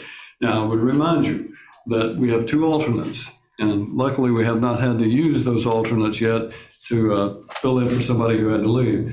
But when we read that final charge to you at the end of that time, I will select randomly two of your numbers that will be discharged, and you won't have to decide the case. You can stay and talk to the lawyers and let them know what your thoughts were, or you can leave and vamoose, so to speak, whatever you want to do. But under the circumstances, that will happen after I've read the final instructions. So we'll let you go to lunch until 1:15, and then we will see you back in the jury room at that time. We'll stand at recess until 1:15. So I'm monitoring. They are still out at lunch as we speak. So as we skip lunch, it starts in 10 minutes. They'll be back in 10 minutes. So we caught up. It was almost perfect timing. We got to skip all the breaks during this trial and still end with live, so there's no spoilers. I don't know how we did that. That was good. That was really good. Did he say I'm going to let y'all go to lunch? Whoa. Did he say I'm going to let y'all go to lunch? That's just resonating in my head just a little bit. I'm going to let y'all. You go to lunch until 1:15. Hang on. And that will be discharged, and you won't have to decide the case. You can stay and talk to the lawyers and let them know what your thoughts were, or you can leave and vamoose, so to speak, whatever you want to do. But under the circumstances, that will happen after I've read the final instructions. So we'll let you go to lunch until 1:15, and then we will see you back in the jury room at that time. We'll stand at recess until 1:15. Judge, you had a perfect chance to get that number 60. Until 1:15. Oh, man. Okay, so here's what we're going to do. Let's take a little bit of a break, because look, in the meantime, nothing happens when we're all caught up right now. And we're just looking at the wall. So we're now live again. We're live. We're happening. Let me, I need a short break, but we don't necessarily have to shut down the stream. Is that all right? Bite Me says, Recovery Addict, that means she could receive a sentence on all three separately, right? It's not the jury's concern about that. That's what the judge wants to say. He says, I take care of that. No, we're not going to charge her with two different forms of manslaughter for one death. I'm going to combine them in. But it's possible that she could be found not guilty for number one and then guilty for 2 and 3. And the way that breaks down, you have to look at the charges themselves really quickly. It goes like this. We had And by the way, I've got to give a big thanks to, let's see, who was it? Samantha, one of our great mods for this. Charge number 1 was vehicular homicide by intoxication, meaning she killed someone by intoxication. Charge 2 was vehicular homicide by recklessness. And number 3 is driving under the influence of DUI. So it's possible that she could not get count number 1, but get 2 and 3.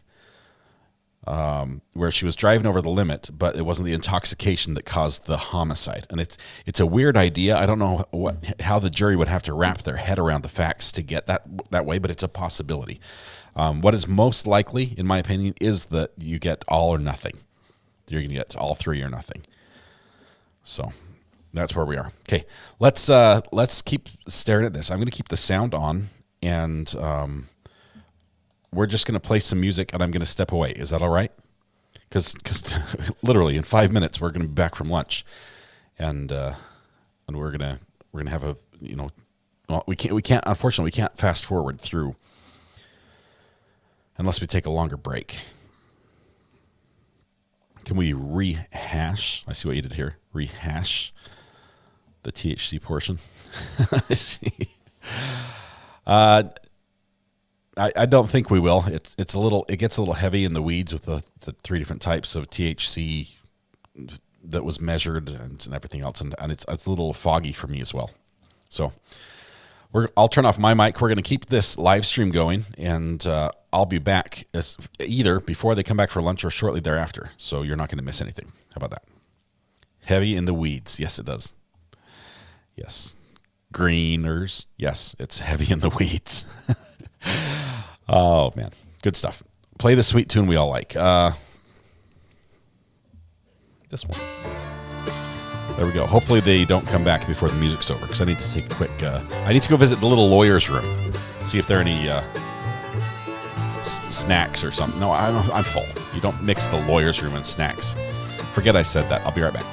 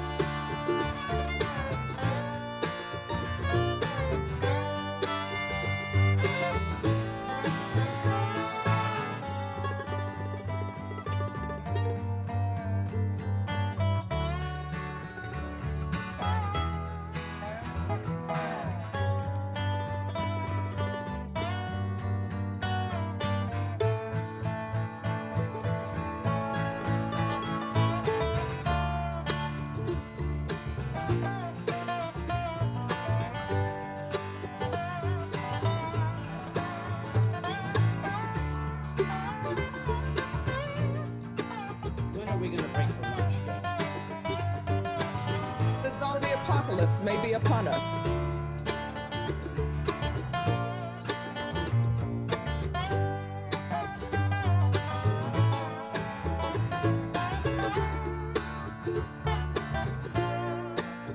Are we going to adjust subject matter jurisdiction? Somebody just sent me a video of roaches fighting. I don't know who won. I'm not a camel.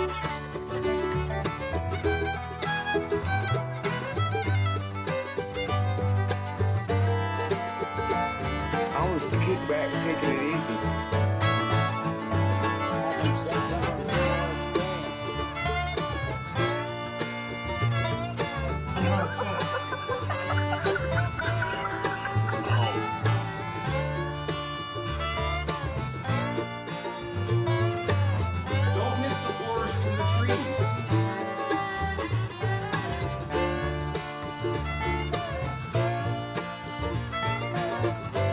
scratch all that. Well, that was terrible. I apologize.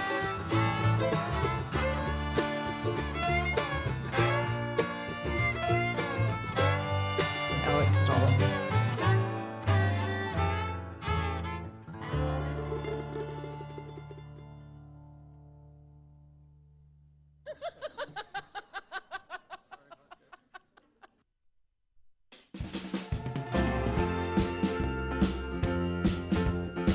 Bring the jury. Because he's the guy. Are we going to address subject matter jurisdiction?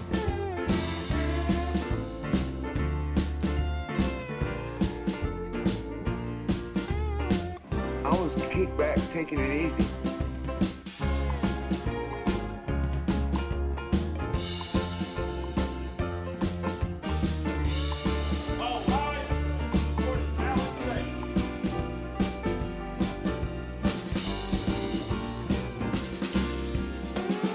The zombie apocalypse may be upon us. I object. Don't miss the forest for the trees. There's a lawsuit. How does he do that? I'm not a cat.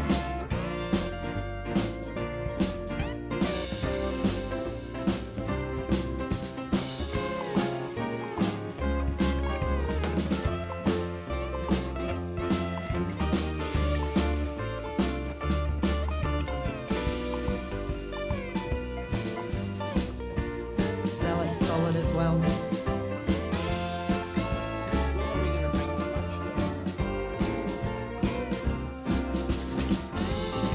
I'm not a camel.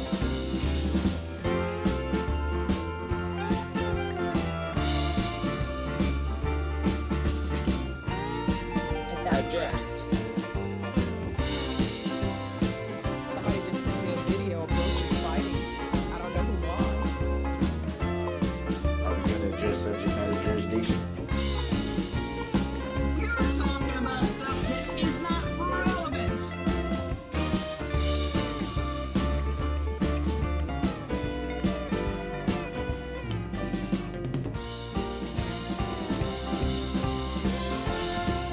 How does he do that? Alrighty. Mrs. RA was kind enough to turn up the sound effects, but I'm being mean, and I'm going to turn them back down. We're also going to turn down the music just a little bit. All right. I'm back. All right. We're going to... It may be upon us. All right. Welcome. Thanks to Mrs. RA.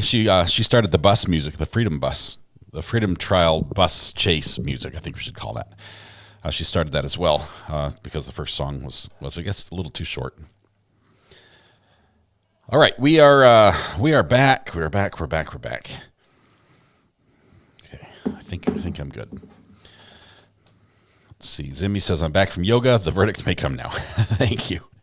Thank you for giving us permission for that. I will tell you, before we have a verdict, first we're going to have the judge read 17 pages of jury instructions. So, yes, that will take, I'm thinking about between 40 minutes. 40 minutes is my call. It's going to be regular speed because we're now caught up to true life time, real person time. Is that what they said? Real person time in this case? We're caught up to real person time. So that's going to be how it is. Linda, welcome to the gallery again. Love that yellow courthouse. Thank you for your continued support of the channel. Wouldn't be the same without you here. Thank you. My missus invited me to yoga and I almost had her committed. Ivan, goat yoga. You've got to try it. It's a thing. Will we get spoiled with a quick verdict? I think we will. I think we need to, because I've got to take an early afternoon so I can get to that convention center and figure out where everything is. Oh man.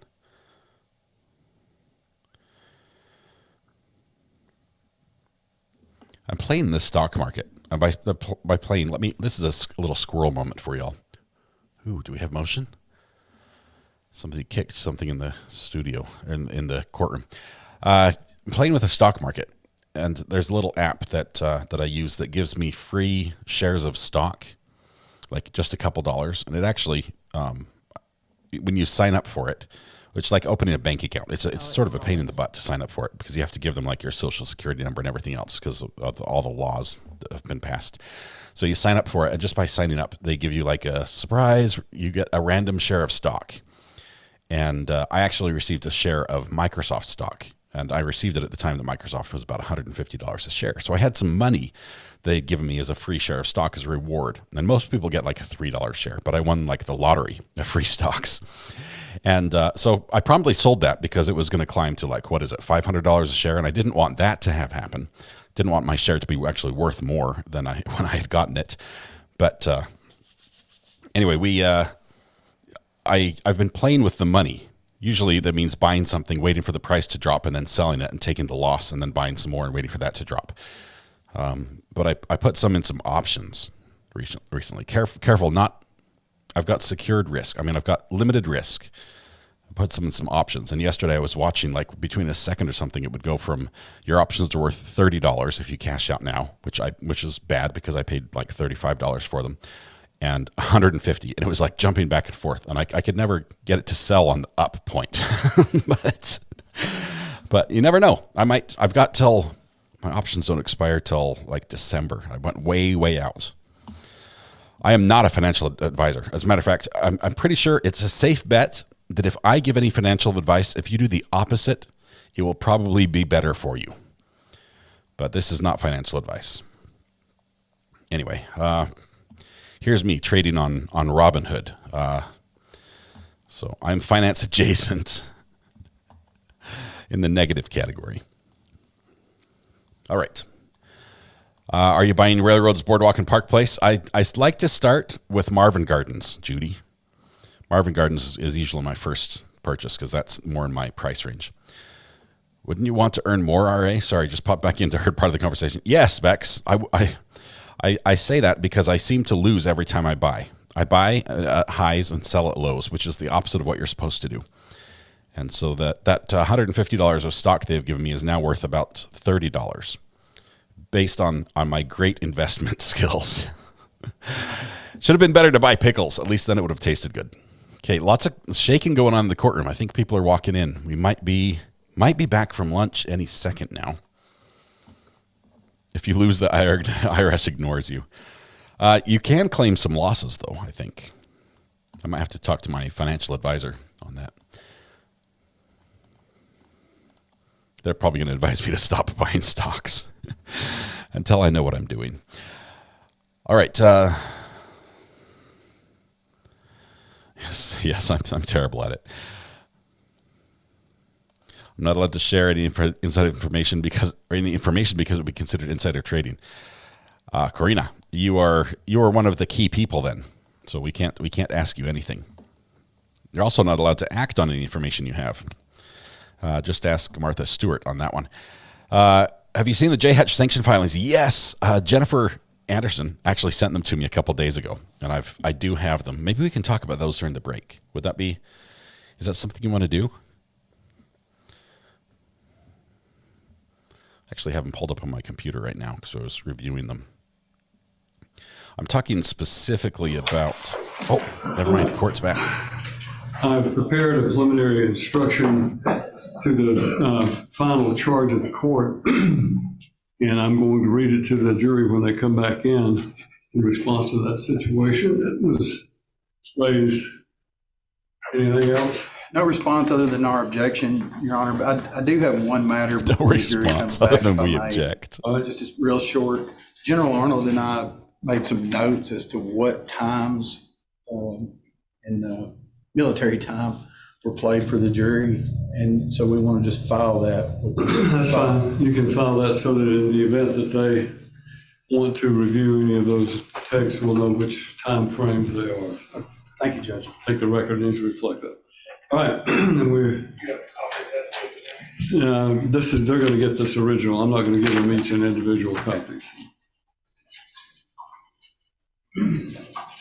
Ready to pull them out? We do have original, you have the chart, okay. We're ready.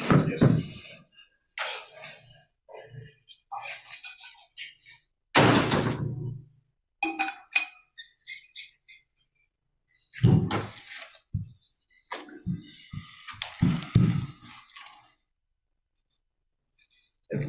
Chris coming in?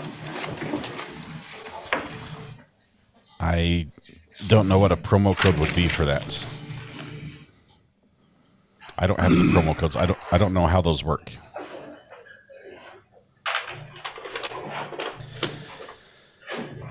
Kilakina, hi, welcome. 4 months. Thank you so much. Appreciate your support. Also, we've got Linda. Thank you very much.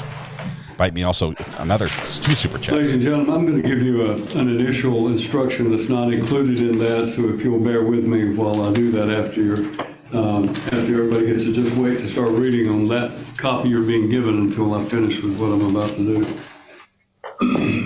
Let me go ahead and close out the poll. We had 9 out of 10 people say she's going to be found guilty.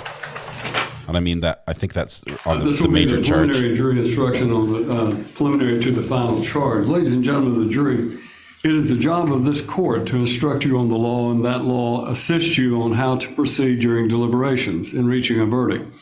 In addition to the final charge that will provide you with the elements of each count that the state must have proven, this preliminary instruction is given to you based upon comments made by the state during closing arguments. As I stated before, comments made by attorneys are not evidence, and I am instructing you to disregard any statement made about merging counts and instead follow my final instructions, which instructs you to consider each count separately and to determine guilt or innocence as to each count as though they were being tried separately. You may not allow anything but the law and the evidence to have any influence upon your verdict. The defendant is charged in 3 separate counts of the indictment. Although these cases are being tried together, they are separate and distinct cases. You must decide each case separately on the law and evidence applicable to it, just as though each case was being tried separately. You will be asked to render a verdict as to each count of the indictment. And I'll now read the final instructions that will assist you in reaching a verdict. And if you'll read along with me.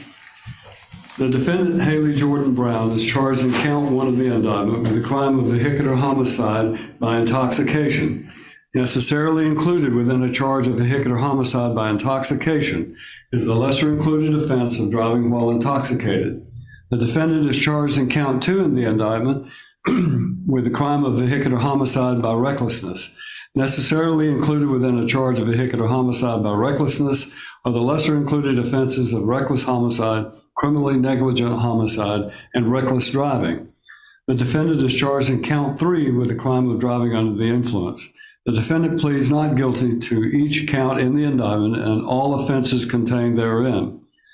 The evidence and arguments in this case have been completed, and it is my duty now to instruct you as to the law. The law applicable to this case is stated in these instructions, and it is your duty to carefully consider all of them. The order in which these instructions are given is no indication of their relative importance. You should not single out one or more of them to the exclusion of another or others, but should consider each one in the light of and in harmony with the others. The law presumes that the defendant is innocent of the charges against her. This presumption remains with the defendant throughout every stage of the trial, and it is not overcome unless from all of the evidence in the case you are convinced beyond a reasonable doubt that the defendant is guilty. The state has the burden of proving the guilt of the defendant beyond a reasonable doubt, and this burden never shifts but remains on the state throughout the trial of the case. The defendant is not required to prove his innocence. Reasonable doubt is that doubt created by an investigation of all of the proof in the case and an inability after such investigation to let the mind rest easily as to the certainty of guilt. Absolute certainty of guilt is not demanded by the law to convict of any criminal charge, but moral certainty is required, and this certainty is required as to every element of proof necessary to constitute the offense. The state must prove beyond a reasonable doubt all of the elements of the crime charged, that the crime, if in fact committed, was committed by this defendant in Dixon County, Tennessee, and that it was committed before the finding and returning of the presentment in this case. As heretofore stated, in count 1 of the indictment, the defendant is charged with the crime of vehicular homicide by intoxication. Any person who commits the offense of vehicular homicide by intoxication is guilty of a crime. For you to find the defendant guilty of this offense, the state must have proven beyond a reasonable doubt the existence of the following essential elements. 1, that the defendant killed the alleged victim, Jason Lee Brown, by the operation of a motor vehicle. And 2, that the defendant acted recklessly. And 3, that the killing was the proximate result of the driver's intoxication. Motor vehicle means every vehicle, including a low-speed vehicle or medium-speed vehicle. Vehicle means every device upon or by which any person or property is or may be transported or drawn upon a highway, excepting devices used exclusively upon stationary rails or tracks. Recklessly means that a person acts recklessly with respect to circumstances surrounding the conduct or with the result of the conduct, when the person is aware of but consciously disregards a substantial and unjustifiable risk that the circumstances exist or that the result will occur. The risk must be of such a nature and degree that its disregard constitutes a gross deviation from the standard of care that an ordinary person would exercise under all of the circumstances as viewed from the accused person's standpoint. The requirement of recklessly is also established if it is shown that the defendant acted knowingly or intentionally. Intentionally means that a person acts intentionally with respect to the conduct or to the result of the conduct when it is the person's conscious objective or desire to engage in the conduct or cause the result. Knowingly means that a person acts knowingly with respect to the conduct or to circumstances surrounding the conduct when the person is aware of the nature of the conduct or that the circumstances exist. A person acts knowingly with respect to the result of the person's conduct when the person is aware that the conduct is reasonably certain to cause the result. If recklessness establishes an element of an offense and the person is unaware of the risk because of voluntary intoxication, the person's unawareness is immaterial in prosecution for that offense. Voluntary intoxication means intoxication caused by a substance that the person knowingly introduced into the person's body, the tendency of which to cause intoxication was known or ought to have, been known. Proximate result means a result which in natural and continuous sequence is a product of an act occurring or concurring with another, which had it not happened, the result would not have occurred. Intoxication is defined as acting under the influence of an intoxicant and or a controlled substance, or the alcohol content in the person's blood or breath is 0.08% or more. The expression under the influence of an intoxicant and or covers not only all of the well-known and easily recognized conditions and degrees of intoxication, but also any mental or physical condition which is the result of taking an intoxicant and or controlled substance in any form and which deprives one of the clearness of mind and control of oneself which one would otherwise possess. In this situation, it would not be necessary that the person be in such condition as would make him guilty of public drunkenness.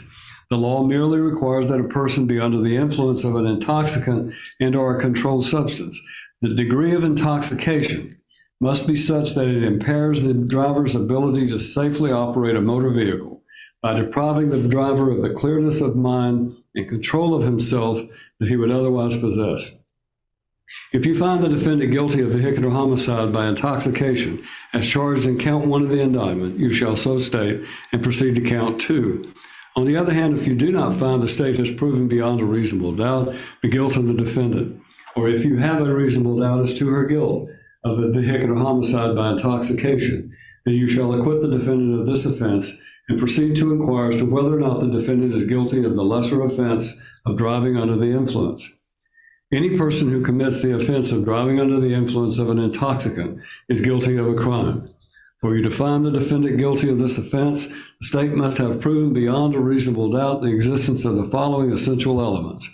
1, that the defendant was driving or was in physical control of a motor-driven vehicle. And 2, that this act occurred on any public road or highway. And 3, that the alcohol concentration in the defendant's blood or breath was 0.08% or more.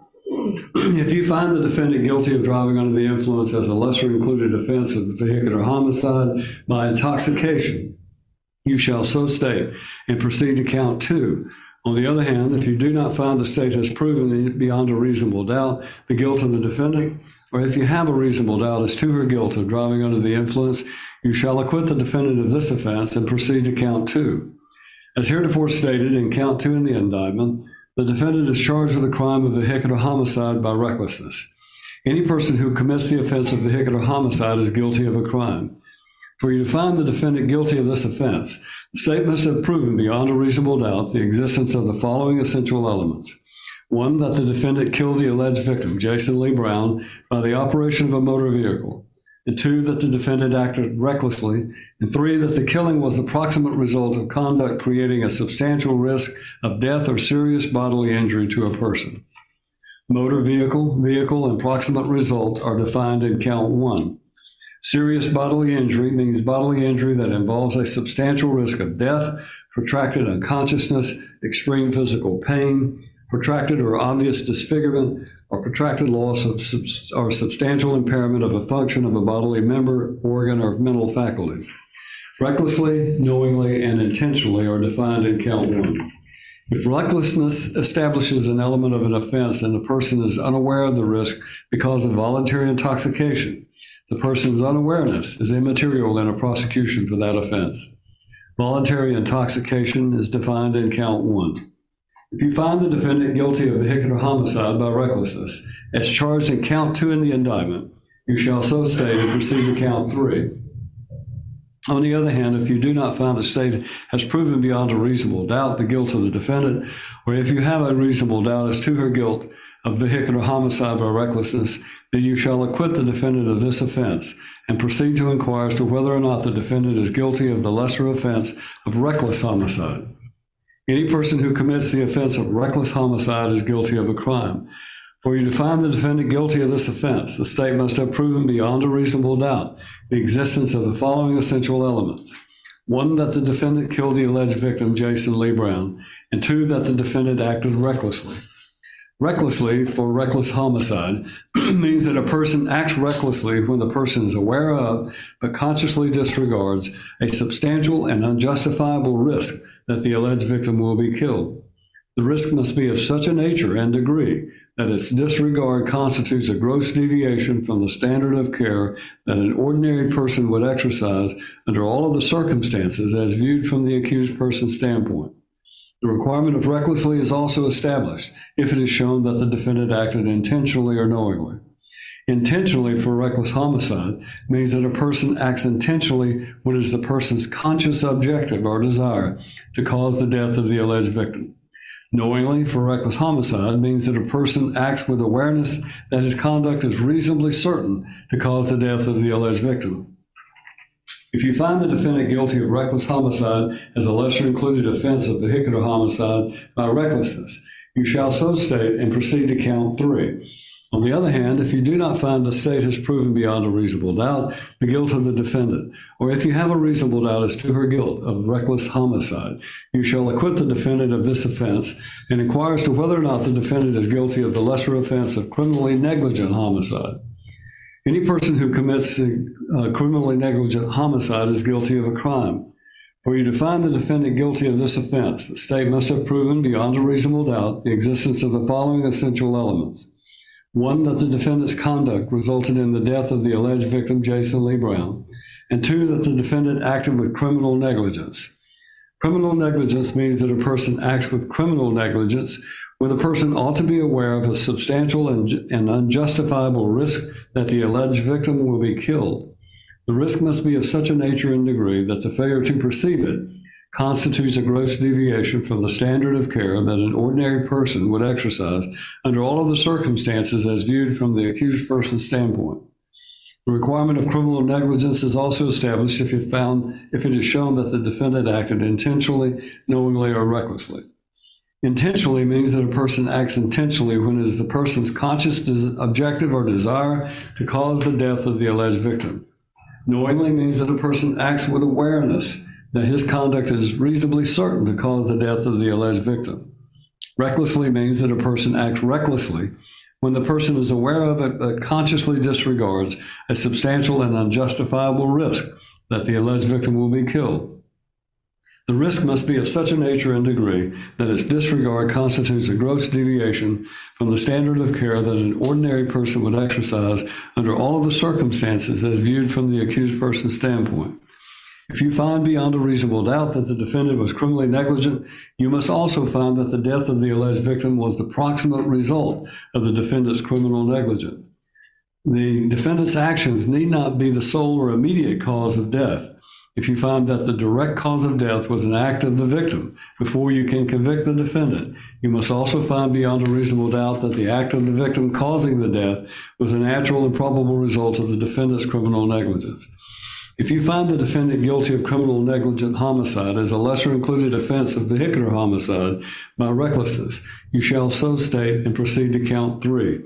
On the other hand, if you do not find the state has proven beyond a reasonable doubt the guilt of the defendant, or if you have a reasonable doubt as to her guilt of criminally negligent homicide, you shall acquit the defendant of this offense and inquire as to whether or not the defendant is guilty of the lesser offense of reckless driving. Any person who commits the offense of reckless driving is guilty of a crime. For you to find the defendant guilty of this offense, the state must have proven beyond a reasonable doubt that the defendant drove a vehicle in willful or wanton disregard for the safety of persons or property. To constitute willful disregard for the safety of persons or property, there must be a design purpose, an intent to do the wrong, while to constitute wanton disregard, the party doing the act or failure to act must be conscious of his conduct, and though having no intent to injure, must be conscious from his knowledge or surrounding circumstances and existing conduct that his conduct may naturally or probably result in injury. If you find the defendant guilty of reckless driving as a lesser included offense of vehicular homicide by recklessness, you shall so state and proceed to count 3. On the other hand, if you do not find the state has proven beyond a reasonable doubt the guilt of the defendant, or if you have a reasonable doubt as to his guilt of reckless driving, you shall acquit the defendant of this offense and go on to count 3. As heretofore stated in count 3 in the indictment, the defendant is charged with the crime of driving while under the influence. For you to find the defendant guilty of this offense, the state must have proven beyond a reasonable doubt that the defendant was driving or was in physical control of a motor vehicle, a motor-driven vehicle, and that this act occurred on a public road or highway, and that the alcohol concentration in the defendant's blood or breath was 0.08% or more. If you find the defendant guilty of driving under the influence as charged in count 3 in the indictment, you shall so state. On the other hand, if you do not find the state has proven beyond a reasonable doubt the guilt of the defendant, or if you have a reasonable doubt as to her guilt of driving while under the influence, you shall acquit the defendant of this offense. During the trial, you heard expert testimony. The rules of evidence provide that if scientific, technical, or other specialized knowledge might assist the jury in understanding the evidence or in determining a fact and issue, a witness qualified as an expert by reason of special knowledge, skill, or experience may testify and state opinions concerning such matters and give reasons for their testimony. Merely because an expert witness has expressed an opinion does not mean, however, that you are bound to accept this opinion. Same with any other witness. It is up to you to decide whether you believe this testimony and choose to rely upon it. Part of that decision will depend on your judgment about whether the witness's background or training and experience is sufficient for the witness to give the expert opinion that you heard. You must also decide whether the witness's opinions were based on sound reasons, judgment, and information. You are to give the testimony of an expert witness such weight and value as you think it deserves, along with all of the other evidence in the case. It is your duty as jurors to consult with one another and to deliberate with a view to reaching an agreement, if you can do so without violence to individual judgment. Each of you must decide the case for yourself, but do so only after an impartial consideration of the evidence with your fellow jurors. In the course of your deliberations, do not hesitate to re-examine your own views and change your opinion if it is convinced it is erroneous. But do not surrender your honest convictions as to the weight or the effect of the evidence solely because of the opinion of your fellow jurors or for the mere purpose of returning a verdict. The verdict must represent the considered judgment of each juror. In order to return a verdict, it is necessary that each juror agree thereto. Your verdict must be unanimous. You can have no prejudice or sympathy, or allow anything but the law and the evidence to have any influence upon your verdict. You must render your verdict with absolute fairness and impartiality as you think justice and truth dictate. When you retire to the jury room, you will first select one of your members as foreman or forelady who will preside over your deliberations. When you have reached a verdict, you will return with it to this courtroom and your foreman or forelady will announce it. The defendant is charged in 3 separate counts of the indictment. Although these cases are being tried together, they are separate and distinct cases. You must decide each case separately on the law and evidence applicable to it, just as though the case was being tried separately. You will be asked to render a verdict as to each count of the indictment. The defendant may be found guilty or not guilty on any or all of the offenses charged. Your finding as to each crime charged must be stated in your verdict. In reaching your verdict, you shall first consider the offense charged in each count in the indictment. If you unanimously find the defendant guilty of that offense beyond a reasonable doubt, you shall return a verdict of guilty for that offense as to the defendant. If you unanimously find the defendant not guilty of that offense, or have a reasonable doubt on the particular defendant's guilt of that offense, you shall find the defendant not guilty, and you shall then proceed to consider whether or not the defendant is guilty of the next lesser included offense in order from greatest to least, if a lesser included offense is included. You shall not proceed to consider any lesser included offense until you have first made a unanimous determination that the particular defendant is not guilty of the immediately preceding greater offense, or you unanimously have a reasonable doubt of that particular defendant's guilt of that offense. If you have a reasonable doubt as to the guilt of the defendant, as to all offenses charged and included in each count of the indictment, you shall return a verdict of not guilty as to that count. If you find the state has proven the defendant guilty beyond a reasonable doubt, then you should find her guilty. In that event, your foreperson will report that you find the defendant guilty and will name the offense agreed upon. On the other hand, if you find the state has not proven beyond a reasonable doubt the defendant's guilt, or if you have a reasonable doubt as to her guilt, then you must find her not guilty. In that event, your foreperson will report you find the defendant not guilty. If after your deliberations you find the defendant guilty of any offense, the court will set the punishment at a separate sentencing hearing. The jury will not be involved in setting the punishment. You are reminded that you are required to report a verdict or a failure to agree on all counts of the indictment. Now, before you begin retiring to begin your deliberations, we'll select the alternates. Why do we discharge the alternates before we begin deliberation? Because the law requires that 12 people decide the guilt or innocence and make the decision in this case. So therefore, if there were 14 back there, then that would violate that rule of 12. So there will be discharging 2 of you. And I would point out that we have a verdict form that we have prepared, and that will go back with you. And that verdict form deals with each count of the indictment. It shows that you began with the count as it states, and guilty or not guilty as to that charge, and then the lesser included offenses is you will go from greatest to least if there is a lesser included offense, and that should help guide you through your deliberations. All right, we will now select the alternate. He was fast. That was much faster than I thought. It only took him about, 20 minutes, right? About, even less than that, maybe 15 minutes. Okay. I'm getting my timer ready. Number 69, Christopher Wall. Mr. Wall, there do you goes have anything your back in the jury anonymity. room?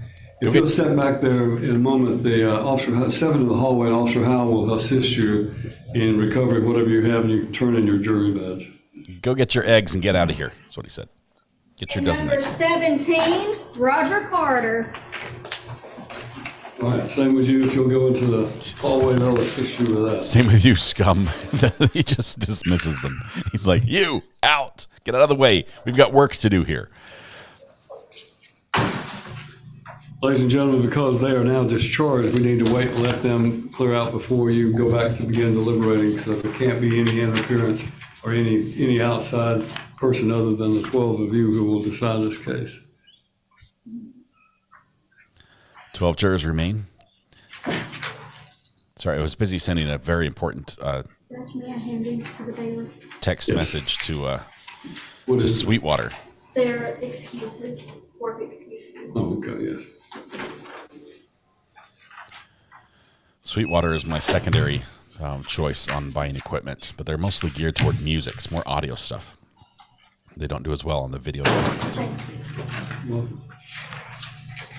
as soon as they can confirm that those two individuals are out, then we can let the jury go back.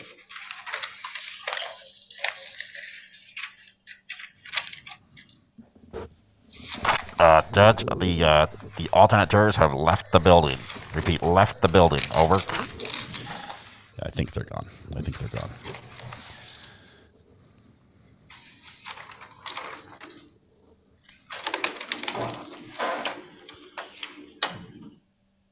Have a lot of stuff back there. They took up residency during the case. Are we good? Yes, sir. All right. Ladies and gentlemen. You have a final charge? Yes, it's here, along with that initial. All right, ladies and gentlemen, if you'll follow Officer Howell, he will direct you. Court will then be in recess pending the return of the jury. Boom. We have started the counter. So our y'all counter only made it up to 59. 59. I realized some more could happen, but we have to instead go to, let's see, DSK 2.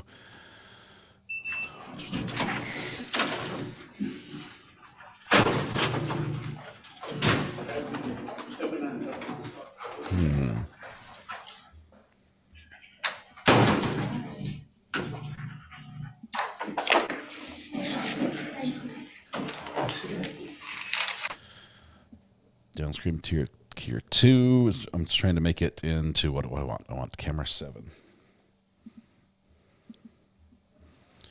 Camera 7. Why is it not working? Oh, because it's on there. Hang on one second. Let me turn it off. Well, that's the wrong one. No. Okay, hang on. We'll get this fixed. Just 1 minute. We need the super source to be camera 7 for box 1. I have buttons over here that can do that. Box source 2, 1 is going to be 7. There we go. There's our timer. That's all it took.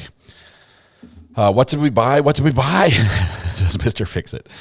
What we're looking at is a Blackmagic Design micro camera. It's a larger version of the GoPro. It's this camera, and it's actually to update this one.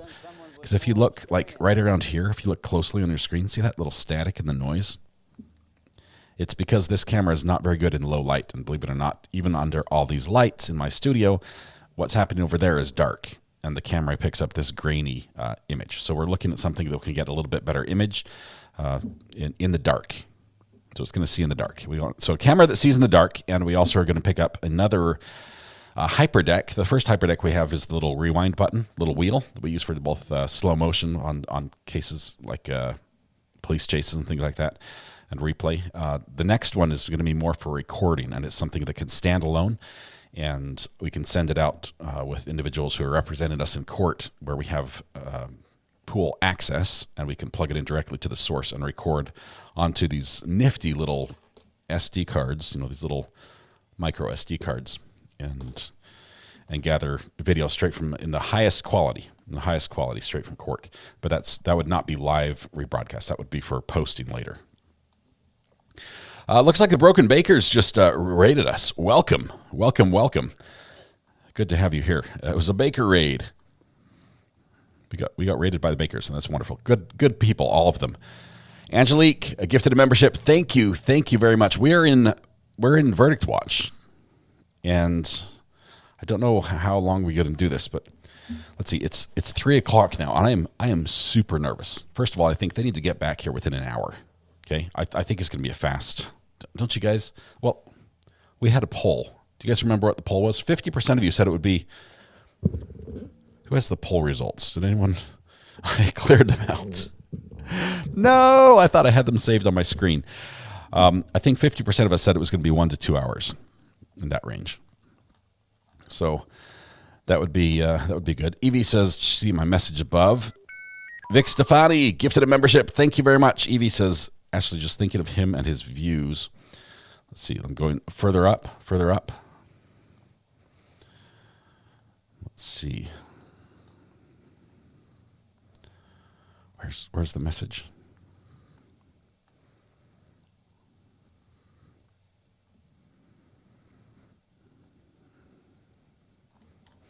Did I miss it? Evie, I'm looking. I'm trying to find it. It's actually very difficult for me to find messages going in reverse like this. Not because the system doesn't work well. It's because the operator has trouble using the system. That would be me. Evie. I can hear Mrs. R.A. laughing, which means she's probably not watching our show. I see this message. Was there a different one? Did I miss the other one?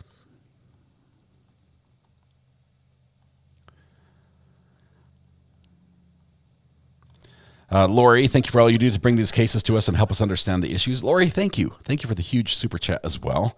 I appreciate that. I think there was a message about a sentencing that's going on. Is that the one you were talking about, Evie? The sentencing in the GOAT case? I mean, the bar that was called the GOAT. Here's where I'm at. Verdicts are the thing I fight the most on copyright, because verdicts are covered by the news media, and I don't want to include that in this case. I'm just going to give up. Amber's just going to tell me what your message was. How about that? Amber, are you on the phone? Hey, boss. JH. Everyone's saying JH. Everyone type JH. Yeah, I've buffered. What do you mean by 3 times. JH? What do you mean by JH? You mean like this stuff? The plaintiff's sanctions? Yeah, apparently we have some new spicy documents that the people are begging for. I got this. This was filed on the 6th, so 2 days ago. I got it.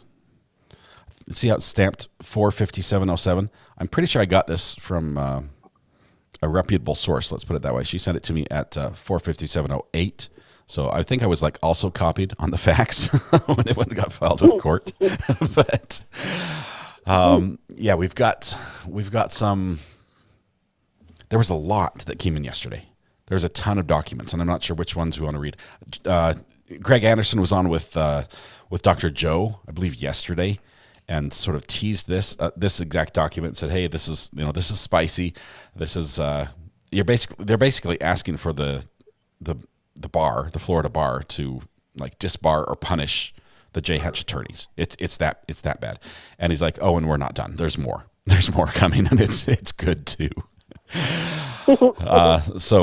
So I wanted to let you know that the people are asking for all of the J-Hatch juicy, spicy stuff. But we may not be doing that today, y'all. I can read this because I want to stick around for the verdict, and I've got it going. We've got the audio turned on from court, so if anything happens in court, we'll get that. But I can read that while we're waiting for the jury to finish the last of their paperwork, because I think they're almost done. All right, that sounds good. And if anybody says that it's not this document, it's something else, then I'll let you know. Yeah, this is the first I one. haven't looked at any of them yet. I got emails. I think I got emailed 4 or 5 more.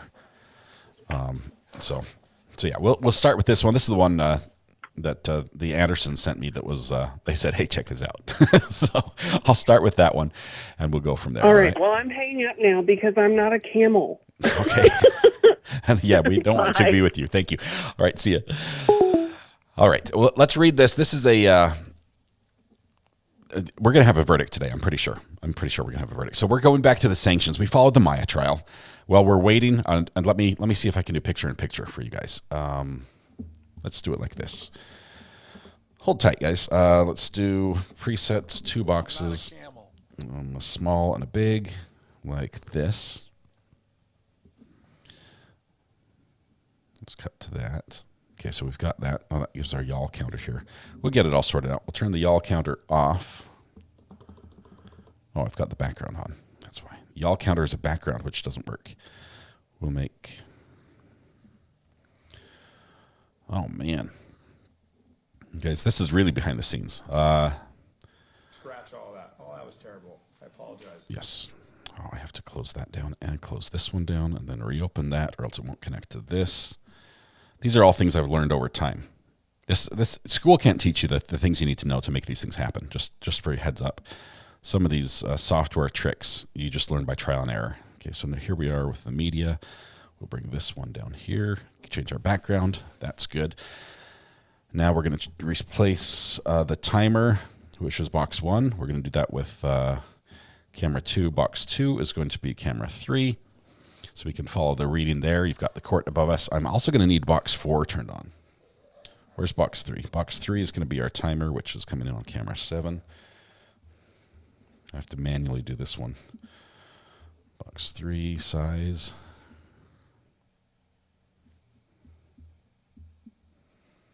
Enable box. There it is. Let's move it down. Oh, the other way.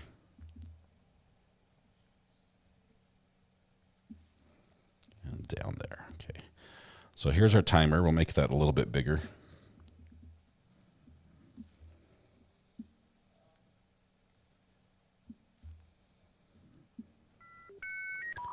Hang on. Why the buffer? I'm doing everything right. Oh, we've got uncivilians. An uncivil rate as well. Kurt, welcome. Welcome. I think Kurt was, if I'm not mistaken, Kurt was following the Crumbly trial today. Is that correct? It's a tough one. That's a very tough trial. Okay, so there's our timer. We'll keep that going so you have that going there. We've got court, and now we're going to do a quick read.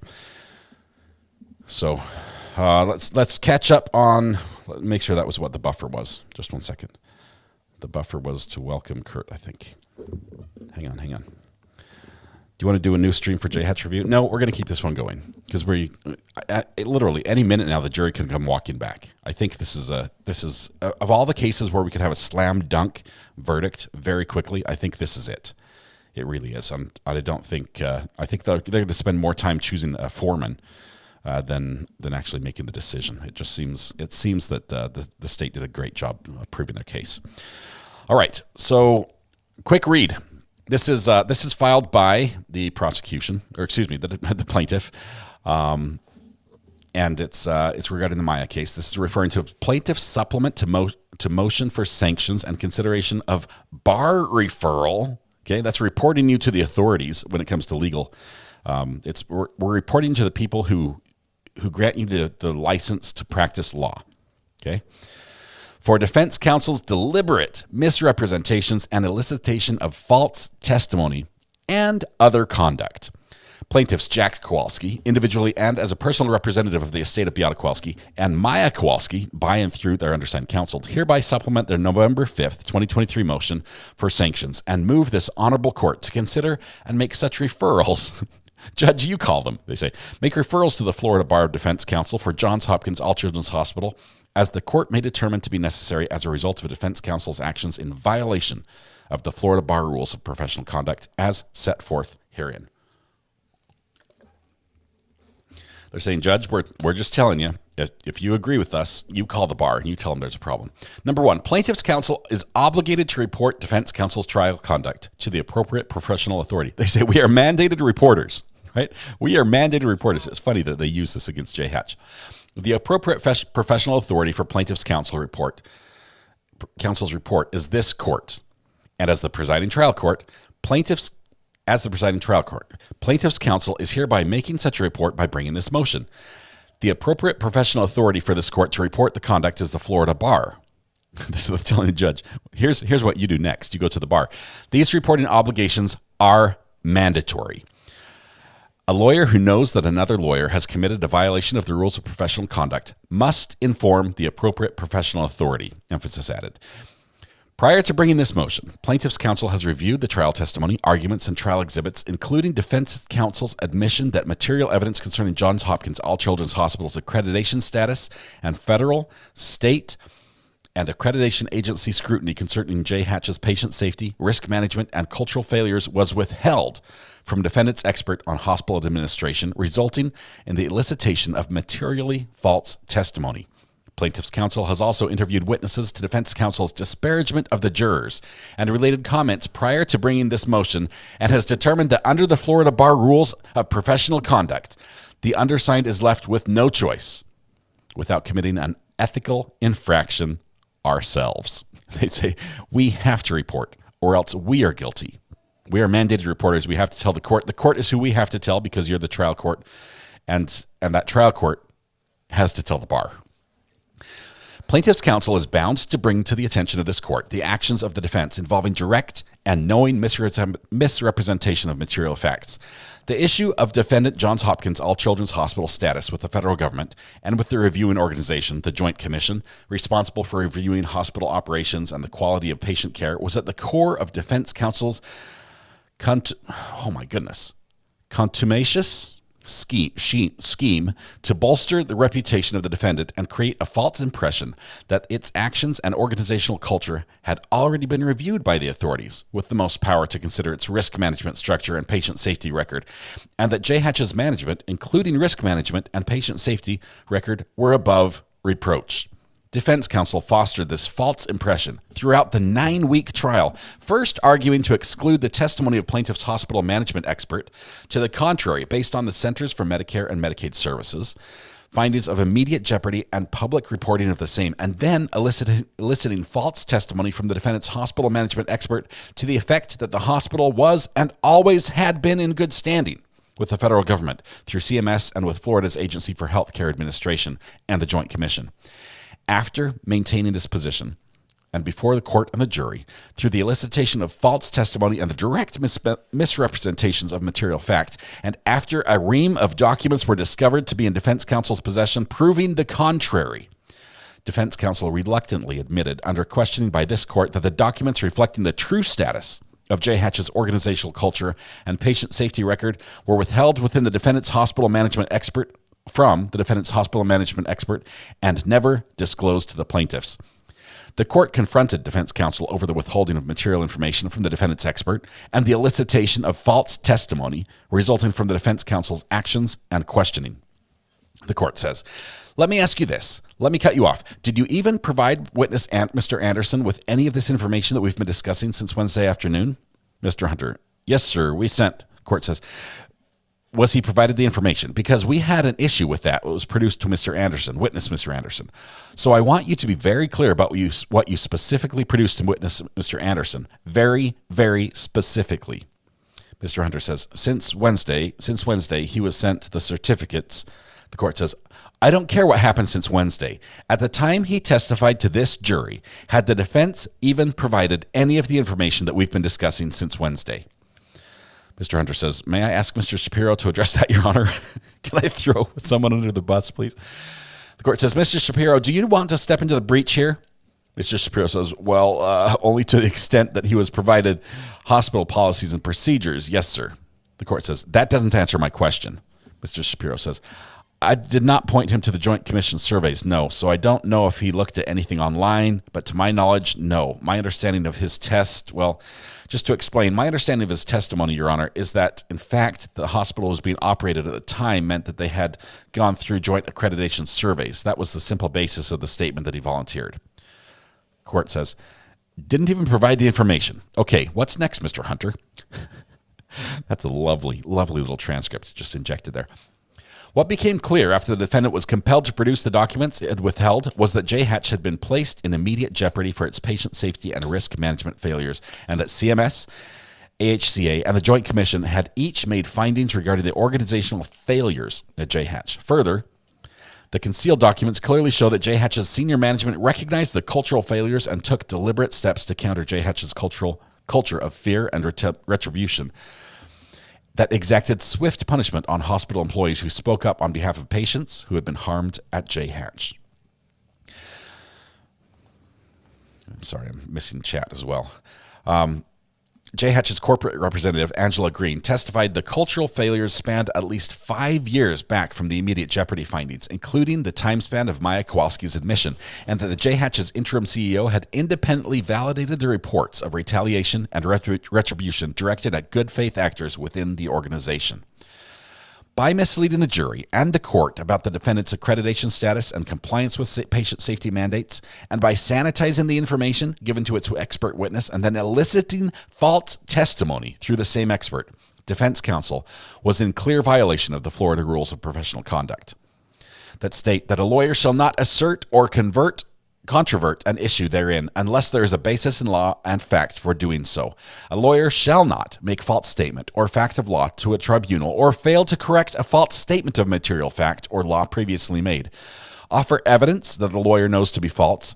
A lawyer shall not engage in conduct involving dishonesty, deceit, or misrepresentation. Emphasis added.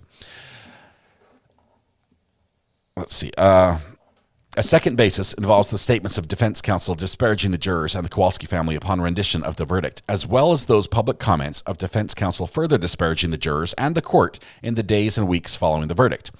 Defense counsel referred to the Kowalskis in these outbursts as scumbags, and the jurors have six people from the bus stop. 2 months after the verdict, defense counsel disparaged the court through local media as reported in the Tampa Bay Times. Quote, despite Tuesday's ruling, Ethan Shapiro, co-lead counsel for All Children's, said the hospital still plans to appeal the court's decision for as long as necessary. In a statement released Wednesday, he said the court had failed to grasp the complex medical, child safety, and legal issues in this case. Any fair and unbiased review of the facts of the law in this case completely vindicates the care provided by the experts at Johns Hopkins All Children's Hospital, Shapiro said in the statement. It is a sad indictment of judicial process in this case that those facts were concealed and that the law was misrepresented to the jury. He slapped the judge in the face with that comment. That is so bad. I mean, if the judge doesn't agree with the plaintiffs on the releasing the J-Hatch information, that alone should qualify them for a referral to the bar. Defense counsel's public statements disparaging the court and the jurors, coupled with defense counsel's loud, profane outburst while exiting the courtroom after the verdict about the plaintiffs and the jury, is a violation of the rules of professional conduct. A lawyer shall not engage in conduct that is prejudicial to the administration of justice, including to knowingly disparage, humiliate litigants, jurors, witnesses, court personnel, or other lawyers. The Florida Supreme Court's interest in ensuring that judicial referrals to the Florida bar are resolved correctly is demonstrated by the Supreme Court's October 2021 rule change, which now requires any judicial referral to the bar that does not result in a finding of probable cause or the filing of a formal complaint to be submitted for review and approval by the Supreme Court. The bar will submit the board's recommendations for approval of judicial referrals to the clerk of the Supreme Court of Florida as soon as practical after the board's decision, but not later than 30 days. This is a rush. This is rushed through. Referral of these matters to the Florida bar also makes practical sense. This court has neither the time nor the resources to do the necessary thorough review of these serious matters to arrive at a result that is correct for the lawyers concerned and for our civil justice system. The Florida bar has those resources. Wherefore, plaintiffs have fulfilled their ethical duties of reporting conduct as required by Florida law and move this honorable court to take those steps as the court determines are required under rules regulating the Florida bar insofar as the referral to the Florida bar for further investigation. Respectfully submitted, Anderson Glenn.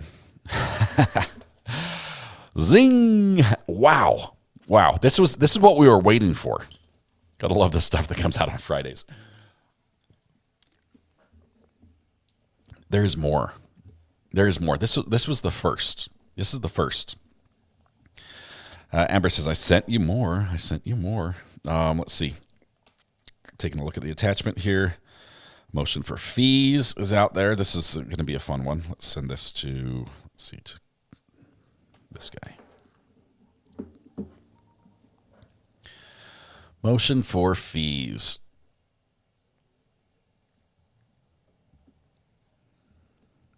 Make this full screen, shall we? And continuous scroll.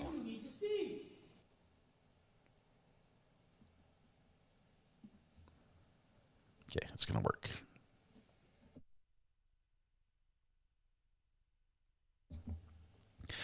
Plaintiff's motion to tax attorneys' fees and costs. Can you guys read that? Well, if you can't, I'll read it for you. Plaintiffs, by and through undersigned counsel, hereby file this motion for attorneys' fees and costs, with additional support contained herein in these laws and Florida statutes, Chapter 57, and here's the law, in support thereof state. So all those laws, all the case law, everything, it all states this. The plaintiffs' counsel were first contacted by the plaintiffs on or about February 17th, just 33 days after Maya's discharge from the Johns Hopkins All Children's Hospital. Plaintiffs' counsel's firm was formally retained on March 18th, a day and a month later, at which time plaintiff's counsel investigated the case and prepared and initiated pursuant notice to the defendant as required under Florida statute. Following several extensions of the pre-suit period, which were granted by the plaintiffs to the defendant in order to facilitate a thorough pre-suit investigation, the defendant rejected the claim. Following defendant's rejection of plaintiff's claim and the defendant's failure to make any settlement offer as outlined in Florida Statute 766, plaintiffs filed a complaint and demand for jury trial on October 5th, 2018. The complaint was amended on several occasions, including on December 7th, 2021, with plaintiff's Sixth Amendment complaint, which asserted punitive damages. Even then, over 3 years into the litigation and with punitive damages at issue following the second DCA's per curiam denial of defendant's interlocutory appeal, J. Hatch made no settlement offers. Ultimately, the case went to trial on plaintiff's Eighth Amendment complaint and demand for jury trial filed on January 24th, 2023. Ahead of the trial, J. Hatch made nominal settlement offers totaling $1,600,000 amongst all the plaintiffs, Jack individually, Jack Kowalski as parent of MK, and Jack Kowalski as personal representative of the estate of Beata Kowalski. The jury trial began September 11th, 2023, and continued for 9 weeks through November 9th, 2023. At the conclusion of the trial, the jury found in favor of the plaintiffs and against the defendant on all counts, awarding over $200 million in compensatory damages and $50 million in punitive damages. Defendant filed the motion for remittiture, and the court reduced the jury's award to Jack Kowalski as personal representative of the estate on January 19th. The court entered final judgment in the following amounts. Maya Kowalski, $140,784,000.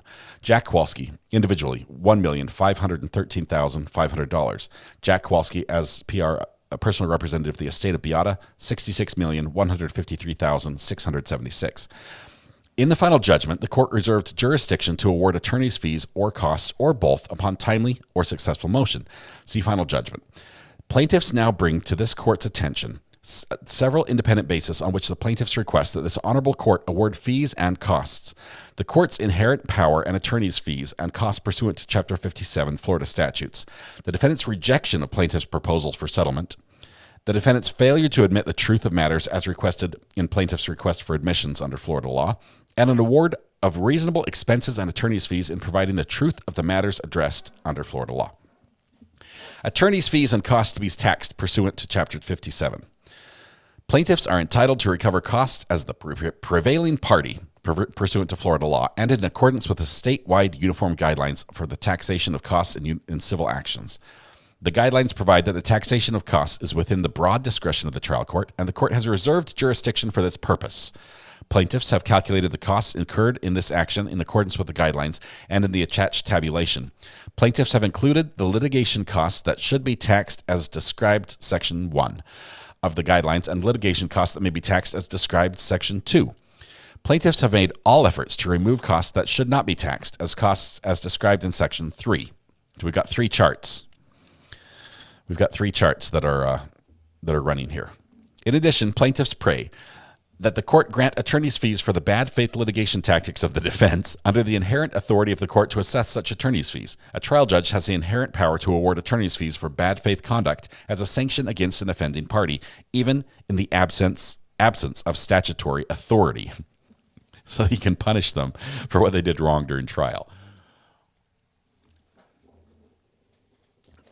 Just in all fairness, Jay Hatch is going to file one of these as well. I think they're going to complain as well because both sides made mistakes during the trial, and some of these will cancel each other out. They'll be like opposing fouls that zero each other out. Noting the court can award fees as sanctioned under Section 57 are based on the inherent authority of the court. All right. The defendant constructed a multiple-year scheme to cover up the hospital's systemic and cultural failures in an attempt to mislead the jury and the court that the hospital continuously met federal regulatory and accreditation requirements. Plaintiffs raised these risk management and patient safety failings as early as March 14th, 2020. Plaintiff's motion for leave. The defendant engaged in there's that word again. Contumacious conduct, leading the court to believe that the issues were simply media fodder and contained confined to the pediatric heart surgery, going so far as to withhold the CMS findings and accreditation reviews from their own expert. Defendant's bad faith conduct was discovered and outed during the trial, but such conduct should not go unpunished and must be discouraged in the strongest manner possible. Defendant's bad faith conduct did not stop with the verdict. However, defendant engaged in a rabid and unhinged attempt to destroy juror number 1, employing an army of faceless and nameless Reddit users to investigate juror number 1 and his immediate family. In doing so, the defendant alleged that juror number 1 employed neo-Nazi symbolism and repeatedly made false statements to this count. Pointedly, the defense counsel stated as fact that Deborah Salisbury, former counsel for the plaintiffs in the dependency proceeding, had represented juror number 1's current wife in her divorce proceeding. Defendant made that claim with reckless disregard for the truth and in a bad faith attempt to influence the court's view of the verdict and the alleged prejudice of the jury. The defendant has never corrected its false statement. Defendant's actions have been brought discredit on the Florida's judicial system and the Florida bar. The shame, he says, the shame of this. Cost and attorney's fees for rejected proposals for settlement. Plaintiff served proposals for settlement on defendant. So what they're saying is, we tried to find a settlement. We tried to find a solution outside of court. And there was costs imposed for that, and they rejected them. We'd like to bill them for the cost of the work we put in to get that settlement. Plaintiff served proposals for settlement on defendant J. Hatch on the following dates and for the following amounts. Jack Kowalski on J. Hatch on February 18th for $2,500,000. Jack Kowalski to J. Hatch on January 28th, 2023 for $5 million. This is what they could have paid. This is what they could have settled for, you guys. Jack Kowalski as personal representative of the estate of Beata Kowalski to J. Hatch on July 28th for $10 million. That totals $17,500,000. That was the offer. That was the offer that they, oh my goodness, that they rejected. They should have taken door number 1. That's funny, Greeners. Defendant failed to accept plaintiff's proposals for settlement. By virtue of the verdict and resulting judgment, the plaintiffs arguably prevailed on Jack Kowalski's February 18th proposal and overwhelmingly prevailed on Jack Kowalski's proposal on behalf of the estate served July 28th, 2023. Thus, plaintiffs are entitled to fees from that date if the proposals were served on the defendant, arguably as early as February 18th, 2022, but without doubt from July 28th, 2023 onwards. Pursuant to case law, in order to compute the judgment obtained for the purposes of determining entitlement to attorney's fees under Florida law, the trial court must add to the net judgment all taxable costs incurred by plaintiffs prior to the date proposal for settlement was served on defendant, and in addition, where applicable, the plaintiff's attorney's fees up to the date of offer. So we turn in all our receipts. Okay, we're turning in all our receipts for all the work we've done because we tried to settle, Judge. We tried to keep this away from you, and we were going to just make an agreement and let this go for $17.5 million. And they said no. So now we're turning in all the receipts for what we did. Plaintiffs are entitled to recover from defendant reasonable costs and attorney's fees incurred since judgment obtained is at least 25% greater than the proposal Jack Kowalski served on defendant on behalf of the estate. Yeah, much more than 25% greater. How much bigger is $210 million than $17.5 million? To trigger this recovery, plaintiff was required to obtain a judgment of at least $12.5 million, or judgment in an amount of at least 25% greater than the offer of $10 million. The court entered final judgment for the estate in the amount of $66 million and change, more than 6 times plaintiff's proposal for settlement on July 28th. Since plaintiffs exceeded the threshold, plaintiffs are entitled to sanctions mandated by the Florida law, and plaintiffs respectively request that the court enter an order finding entitlement to plaintiffs' attorney fees and costs. Expenses and attorney's fees for defendant's failure to admit. 12 times greater. Exactly, says Greeners. Florida law provides that if a party fails to admit the genuineness of any document or the truth of any matter as requested under Rule 1.370, and if any party requesting the admissions thereafter proves the genuineness of the document or the truth of the matter, the requesting party may file a motion for an order requiring the other party to pay the requesting party the reasonable expenses incurred in making that proof, which may include attorney's fees. So what they're saying here is all the costs that we have incurred digging up the IJ report, digging up those findings, everything, all the deposition costs, all the lawyer's time, all the travel, the gas money, the donuts we ate that morning in the meeting, all these costs get turned in, and J. Hatch should have to pay for them. That's what they're saying here. Specifically related to finding that IJ information. On issue after issue, the plaintiffs proved at trial the truth of matters that defendant J. Hatch failed to admit. The pivotal request for admissions and J. Hatch's unsupported and provably disingenuous denials have been set out in plaintiff's notice of outstanding sanctions requests and motion for sanctions pursuant to Florida law. So it's not just the IJ. It would also be proving that that there's anytime there's a document that proves something and they hit it. So maybe this might be proving that a meeting took place amongst the risk management and they discussed this. That's there's a ton. Oh my goodness. There's a ton of stuff. The matters for which admissions were sought in plaintiff's request for admissions dated October 2nd, 2020, and the defendant's response thereto on November 2nd, 2020 demonstrate plaintiff's entitlement. Defendant denied. Every time they say plaintiff, we're talking about the Kowalskis, and every time they say defendant, we're talking about J. Hatch. So I can substitute that if it makes it a little clearer, by the way. Defendant denied that Dr. Sally Smith was a residency rotation director, a matter clearly proven by documentary evidence at trial. J. Hatch denied in the same response that it received a citation or warning from a state or federal agency for failing to disclose an adverse event, another matter clearly proven through J. Hatch's late production and documents related to the IJ. Similarly, J. Hatch denied that it did not track, trend, or analyze objective data to monitor the overall quality of care and or patient safety provided by the hospital. This is almost a verbatim recitation of the deficiency noted by CMS and JCAHO in their reviews of the hospital and the failings in quality and safety outcomes. And for each of these issues, J. Hatch failed to proffer or submit any evidence to the contrary. In subsequent requests for admissions, J. Hatch continued to fail to admit critical matters in this lawsuit. Defendants' responses to plaintiff's request for admissions filed on April 3rd contain other numerous failures to admit warranting the award of attorney's fees and costs pursuant to Rule 1.380C. I need some water. Hang on.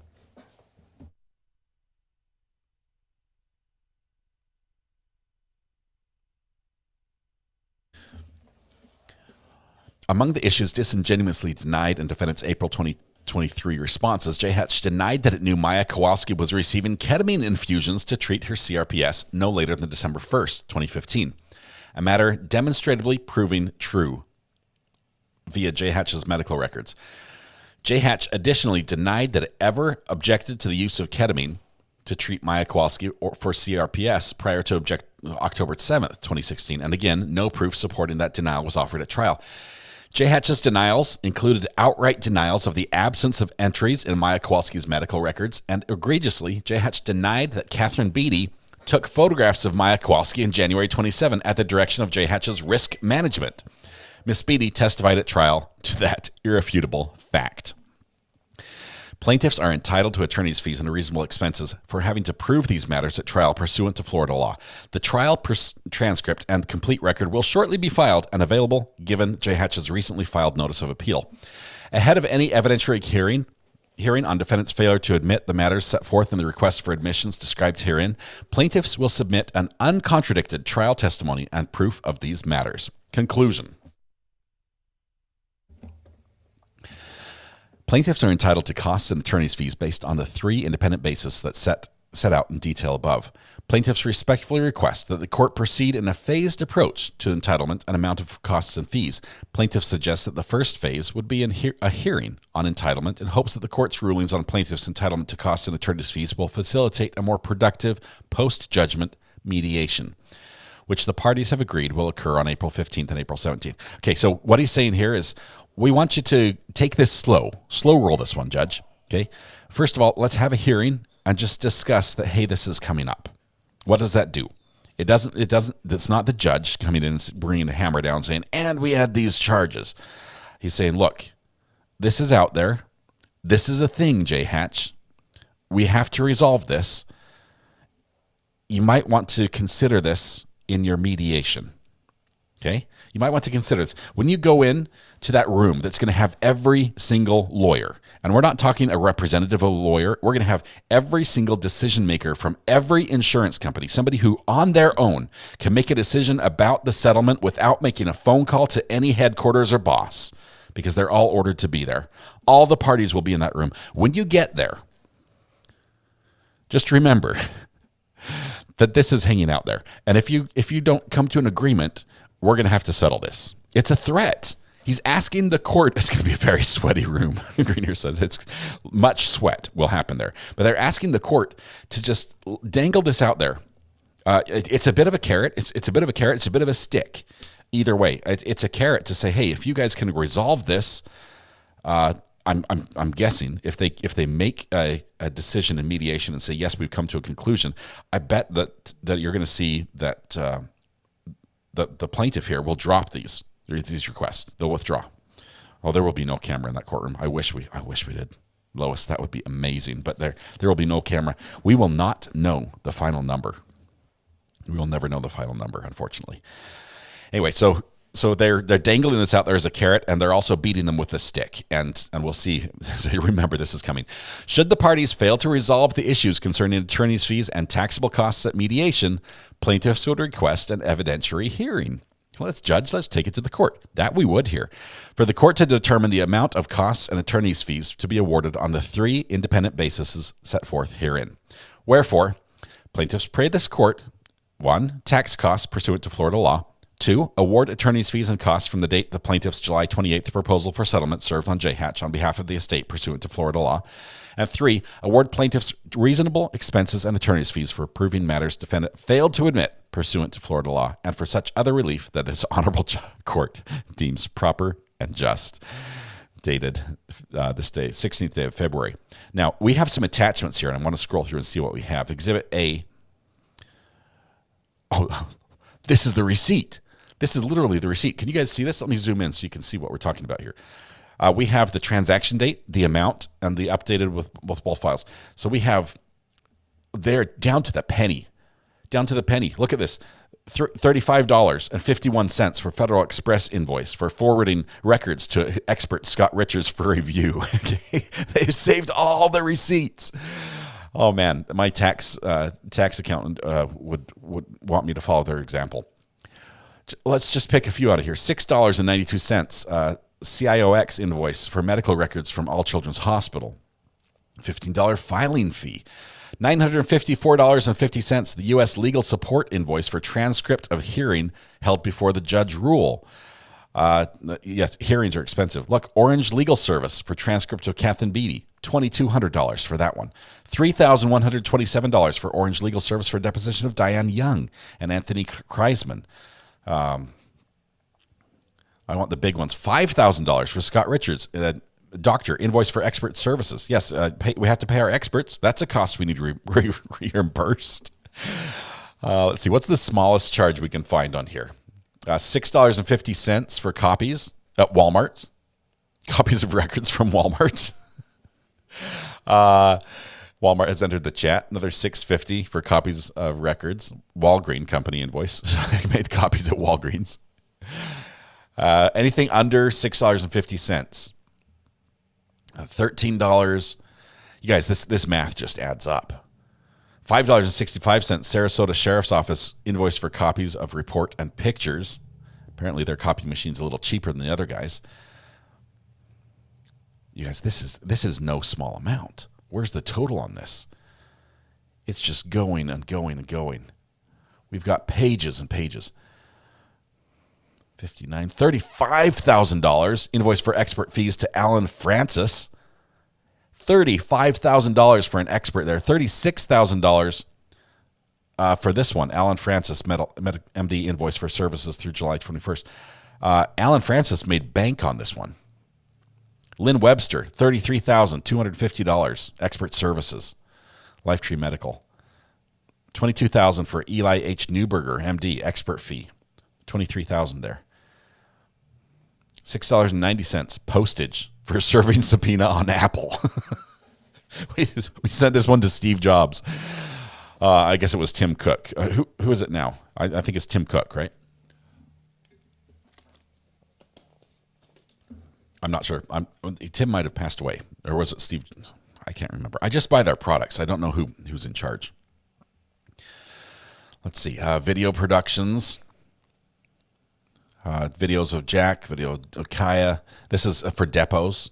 Apparently depots, there's not a lot of money in filming a depot. $82.50 for filming Jack.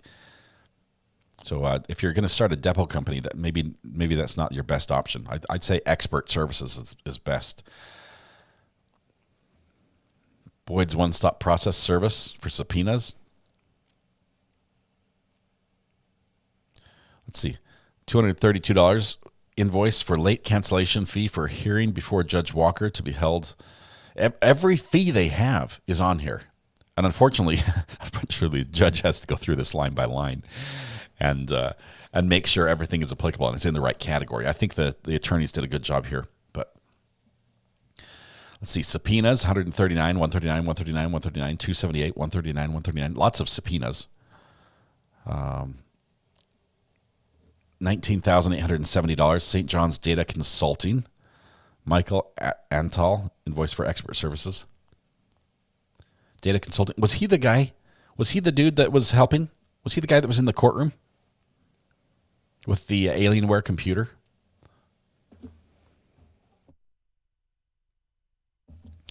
$26,500 for expert Timothy Brewerton. $13,000 for Alan Francis, MD invoice. Alan Francis, whew, wow. Michael Musetta, got a few in there. FedEx pickup receipt containing hearing materials, $334. You owe postage on your FedEx package. It's $350. I want the smallest charge. I think the smallest one has just been over $5. Boyd's process service. These are all, let's see, Paula D's. Lots of subpoenas. Lots and lots of subpoenas. $75 here. The Kowalskis. You got family all over. Extended family. Some of these were witnesses we never heard of. Bifocal is in here. $2,500 for Dr. Bifocal. Depot prep. $10,000 more services leading up to trial for Bifocal. Buffer, go back to the 99K. 99K right here. Eli Newberger, invoice dated 3/20 for work completed since his evidentiary hearing, preparation for deposition, and travel expenses associated with trial. $99,714.60. That might be the highest. I think that's the highest one so far. Thank you for that catch. 99K. Still scrolling through. 10,000. 1,000, 1,000, 3,000. We might need somebody to do the math. Who's good with the 10 key? Anybody? Dr. Goodhair, 0. Who's good with the 10 key and volunteers as tribute? See, 20,000, 19,800.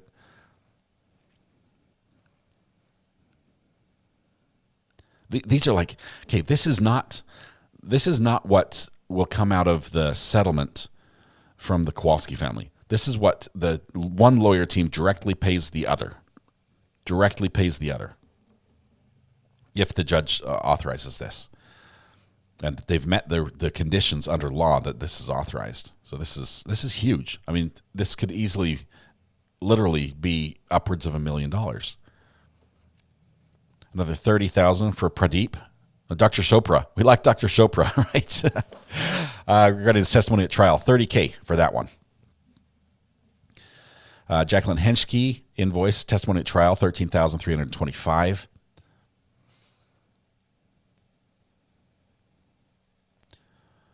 You got travel to West Palm for trial, the $1,400 for the plane ticket for Delta. We've got confirmation numbers and everything in here, all the receipts. Jury questions, excerpts from jury questions for the directed verdict.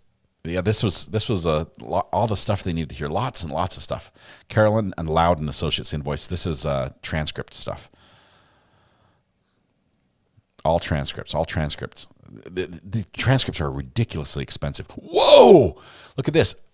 Just shy of $200,000 for a Trilogy Trial Consultants invoice regarding Dan Reyes' technology support at trial. $200K for the Alienware guy. That was him. Dan had the Alienware laptop, and it was awesome, and he charged $200,000 for it. Wow, Trilogy Trial Consultants. I obviously Dan Reyes doesn't get all of that goes to his corporation, but $200K for that one. Let's see. I want like $1.50. There it is. Total matches for both files after detail tab updated. $1,225,585.25. The 10 key is over. Oh, man. But a juror only gets $25 a day. Yes. So now Exhibit B. Let me see. What Exhibit B was the stuff that we couldn't, right? Let's see, what's this?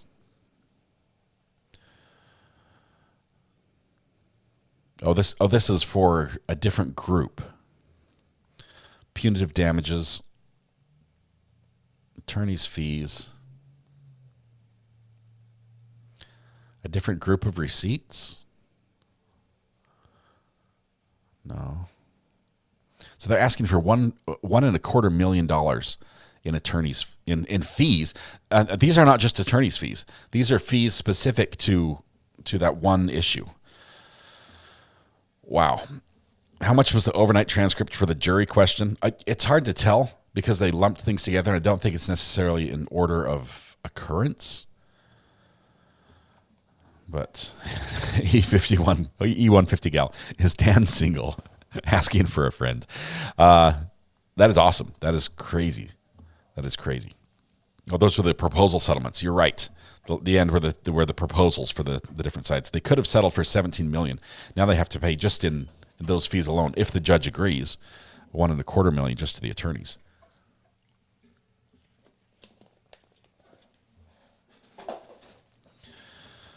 All right. Let's see. Where are we at? Where are we at now?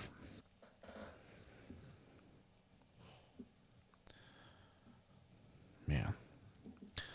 Nothing from court yet. Jury is still deliberating. We're approaching the 1 hour mark. The one they didn't even need overnight. Yep, all the bills. They send them all.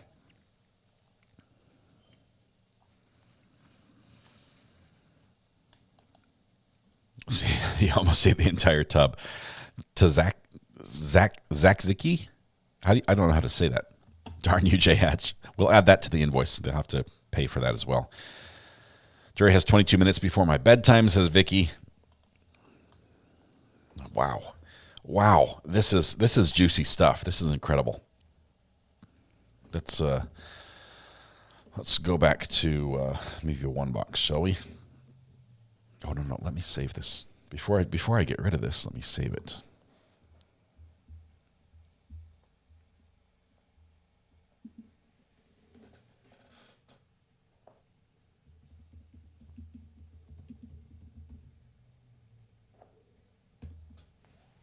All right, now we'll go back to a one box. We just need this one. Okay. I think at this point we might take a break. We haven't really had lunch. We just had like a little lawyer's room break.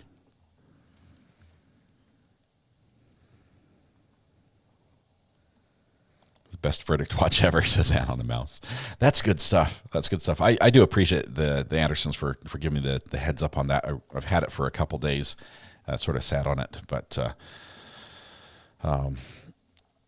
we were busy, and honestly, it's my fault because we were stressed.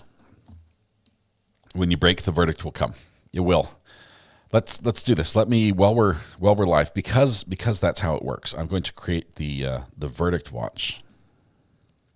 Hang on, let's see. Can we see if we can find the overnight transcript?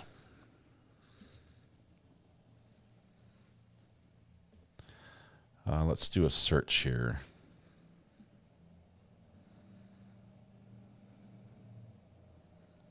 Edit, find, and it would be overnight, right?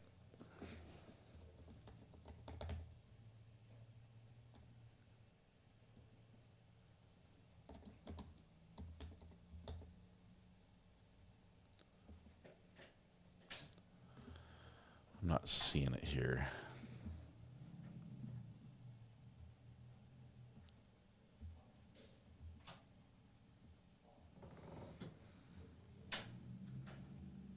I imagine the overnight transcript, it's only going to be a couple $1,000s. We'd have to know who it was for. Transcripts.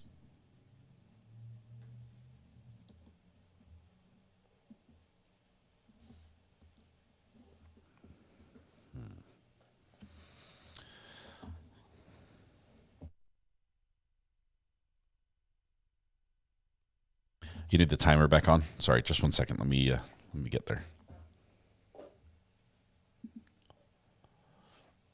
Switch these around. Box source 1 is 7, 2 is 3.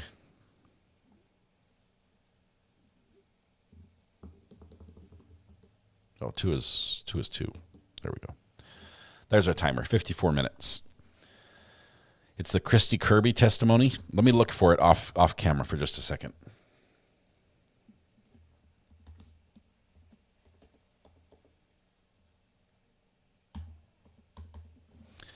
It's not finding it. Maybe it wasn't included.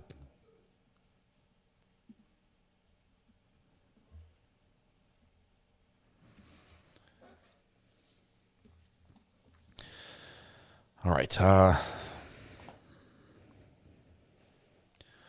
think we need to take a break, because I've got to make a call to a convention center and just make sure that I can get in here this afternoon. Buffer. You hear this? You guys hear this?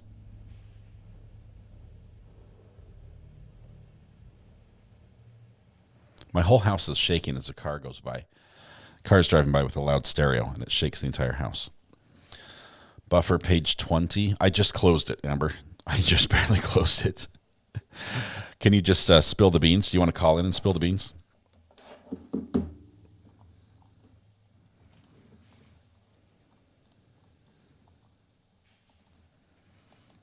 Positive it's not an earthquake, because I think I recognize the song. Kurt agrees on the call for a break. I've got to get ready for this weekend. I'm so nervous, you guys. It's not funny. Amber, what did you find on page 20? Okay, so this says regarding Christy Kirby's review of expert testimony was $2,875. And then regarding Christy Kirby's testimony at trial was $3,615.56. So total, what was the second one? The second one was, hang on, I got to get it. $3,615.56. So about 7,000 altogether. That's not altogether because there's more. We want the transcript service. $7,975. So we're up to 14, 15-ish. I'm looking for one that specifies transcript. There's so many of them. There's so many.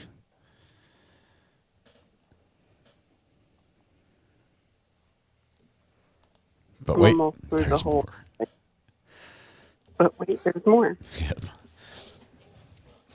Somebody said, have you heard about the updates for the Clayton Eckerd updates?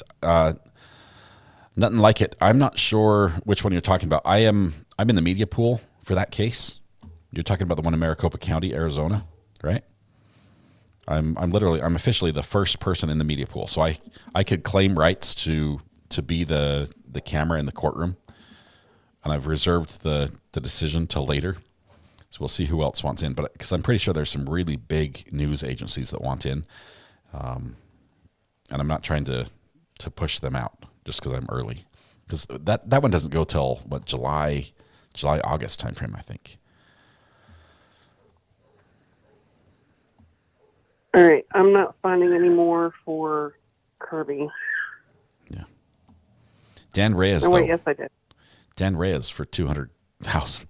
It's great. Yeah, that was. Yep.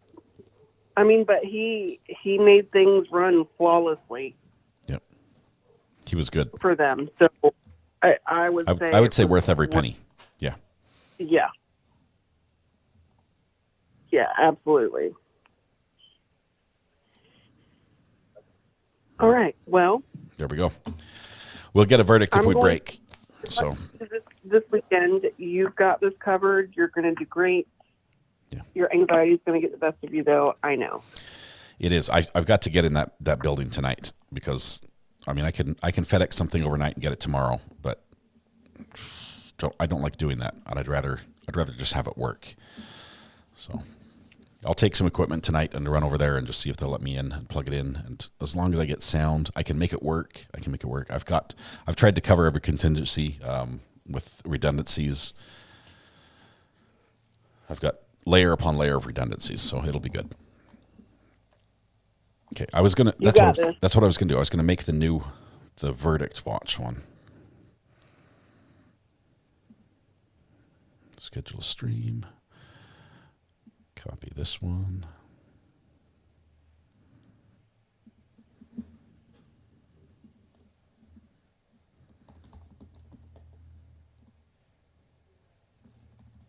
Okay.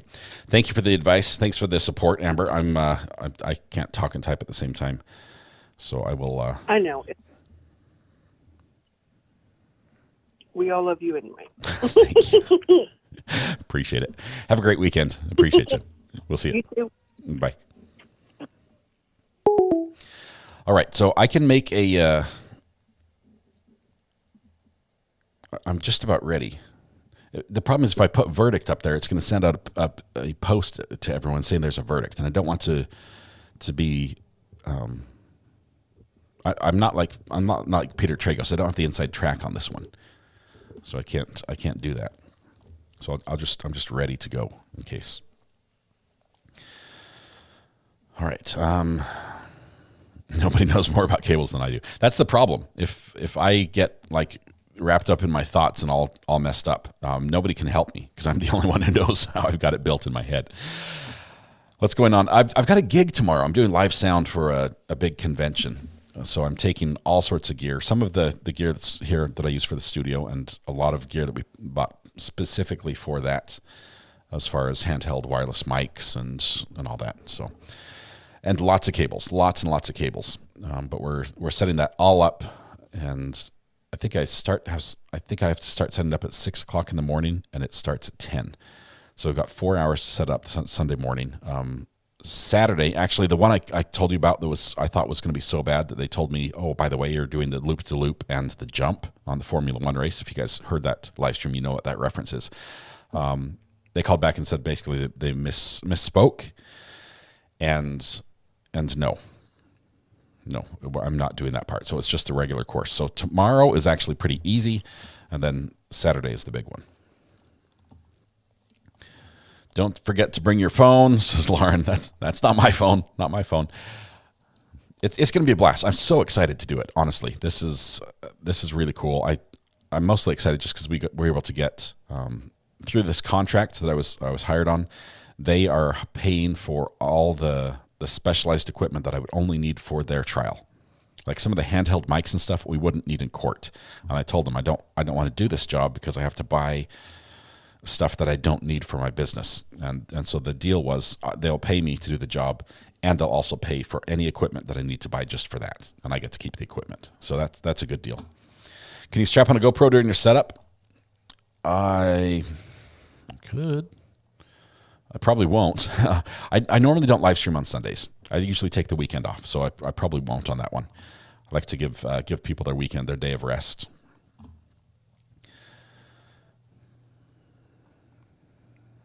But normally, I say I don't think I've ever live streamed on a Sunday. Just be honest. Are you billing Dan Reyes style money, Greeners?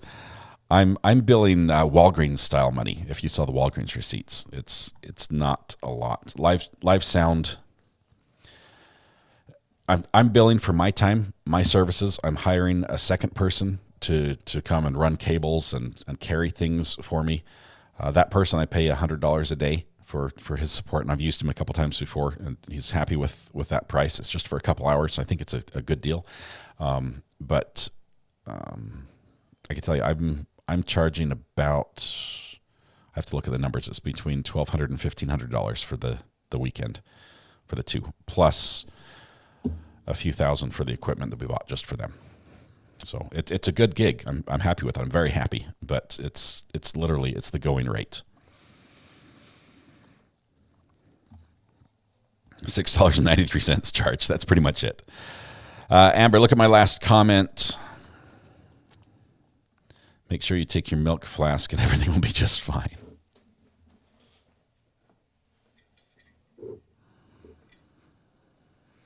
I got it. Keep that in the back pocket. Tomorrow's Saturday, right? Tomorrow's the easy one. That's at a different building, and I'm just running audio for that one. And then on the next day, I'm running audio and video and live streaming. And possibly also running a translation feed, which will mean I've got dual audio issues that I don't even know how that's going to work right now. Make sure you get Mountain Dew as well. Just have like a 6-pack. Should have a cooler of that. Are you charging them $200K? If I was, Evie? No. That would be amazing. All right, you need some new Macs. I'm so happy with the equipment I have right now. Honestly, I'm thrilled. It is working so well. We've had just some amazing support that's enabled us to get the equipment we have for the channel now, and I cannot thank you enough for that. It's working well. It allows us to have something like this, which is wonderful, where we have the live JHatch counter, which is running on the Top Mark Media channel, which has passed the $2.5 million mark on the interest. So that's really cool. Tomorrow is Saturday. Oh, you want me to set up on Saturday? Saturday's setup is not very, it's not sexy, Zimmy. It really isn't. We're running an audio board, which is, it's like an old fashioned one with the knobs and the sliders. It's not like the one my Rodecaster, but it's a really nice audio board. It's a little 8-channel audio board. We're running that and 4 wireless receivers, possibly a wireless intercom link, because our access points and where we have to feed audio to are separated. And I think that's all. Okay, let's see. It would be more amazing if they paid you $200,000. It would. I would feel bad about that. What I'm doing is not worth $200,000 over the weekend. It just isn't. All right. Anything else we need to cover? Tomorrow is Saturday. It is Saturday. I'll be working, and I'm working this weekend. Next Saturday, I'm also working, but I'm not getting paid anything. Next Saturday, any money I earn this Saturday, I will be spending next Saturday fixing my bathroom, where we have ripped out a toilet and ripped out the floor. We have a 2-foot wide hole. I've put in like a flooring covering, temporary flooring covering it. We've got dehumidifiers going in there to make sure it's all dried out. There's no problems with moisture. So I'll be fixing that next time. Loves seeing you. Thank you, Cass. This is my dream. I tell you, I love this job. I love this part. I love hanging out with you guys. I love talking to you. I love learning about the law and listening and watching it. I love the suspense and the highs and the lows. I even love some of the boring parts. But the other love I have is technology and the equipment, and not just the equipment. It's not just the equipment to have the toy, but actually using something and saying, I can make the live stream better in this way. Like little things like when we had our I used the rewind scroll button to show the guesses that we had when we had a guest going. It's like I want to try something new and add something new to the channel. So we're working that direction.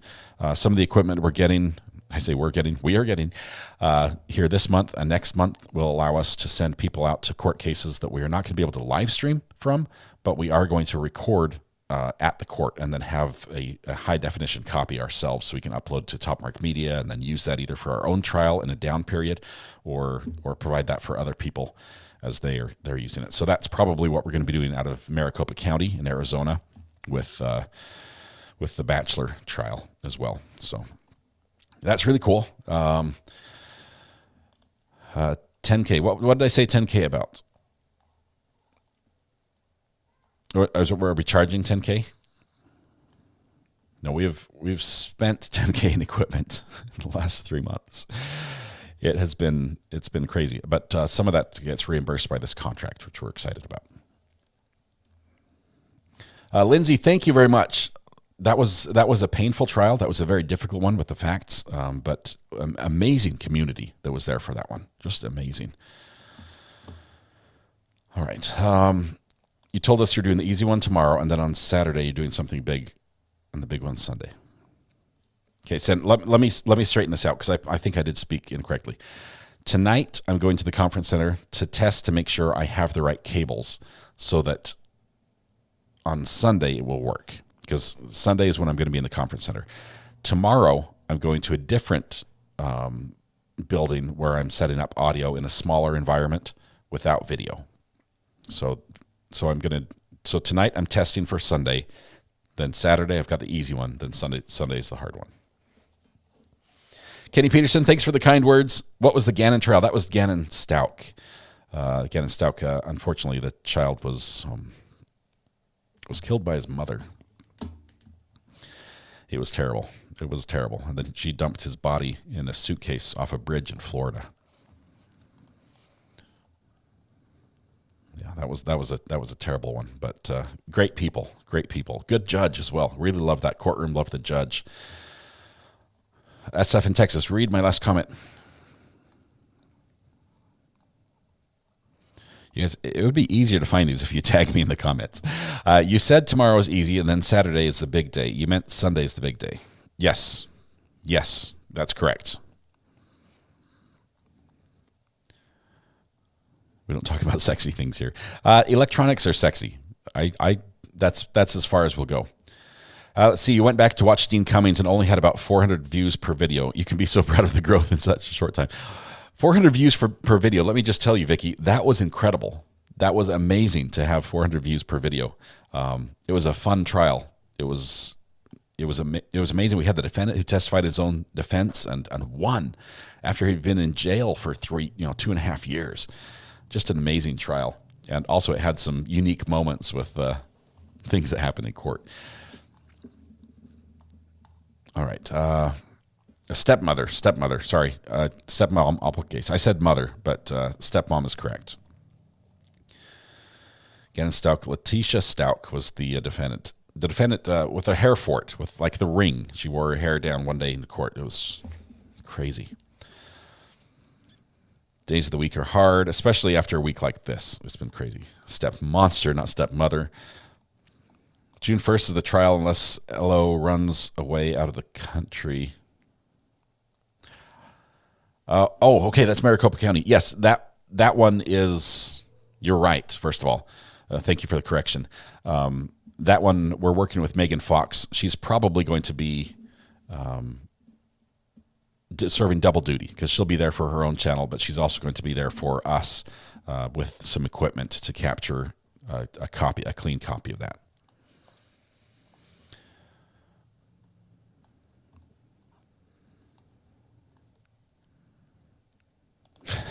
Lee, you're in trouble already. We've had 7 million views on the channel. That is amazing. I have. I'm not one to get deep into the metrics. I realize I could probably, learn a lot from what shows which trials you guys like and which ones you don't. I could probably dig deep into the sub knowledge that's available there, but I've tried very hard to not look at the metrics, mostly because I'm worried that if I have a really good court case where there's a lot of people are watching, I think that's like the bar I have to achieve next time. I think that some of these court cases, even these little ones like out of Tennessee, sometimes we have a case that I think is just as important to follow and just doesn't have all the attention. And so I'm not always with the most high profile case at the time. But let's see, can I post the link here? The links don't work on this channel. If you text me the link, that will work, but the links don't go through. YouTube blocks those. Vicky says, that's my job. Happy to help if you need. Vicky, what's your job? You're what's like a title if you're willing to share?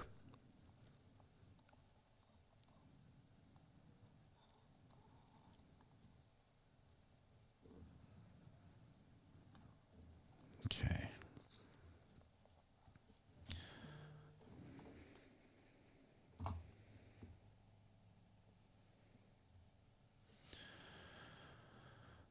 Analytics.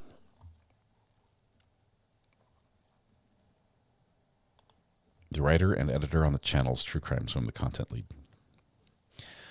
Vicky, we might have to talk. The Sarah Boone case, which is coming up quickly, we're actually running into brick walls from court because I don't have an editor on staff. That's literally one of the requirements so that we can get access to the court. They want me to have an editor on staff. I'm not sure, how loosely I can use the term staff because usually to have a staff, you need to have a budget. And where that's not there, it's a little harder. Let's see. Bell Curve Killer says you should be our answer to Court TV. Your coverage is better and focuses on the trial instead of just photo ops. Better coverage benefits all of LawTube.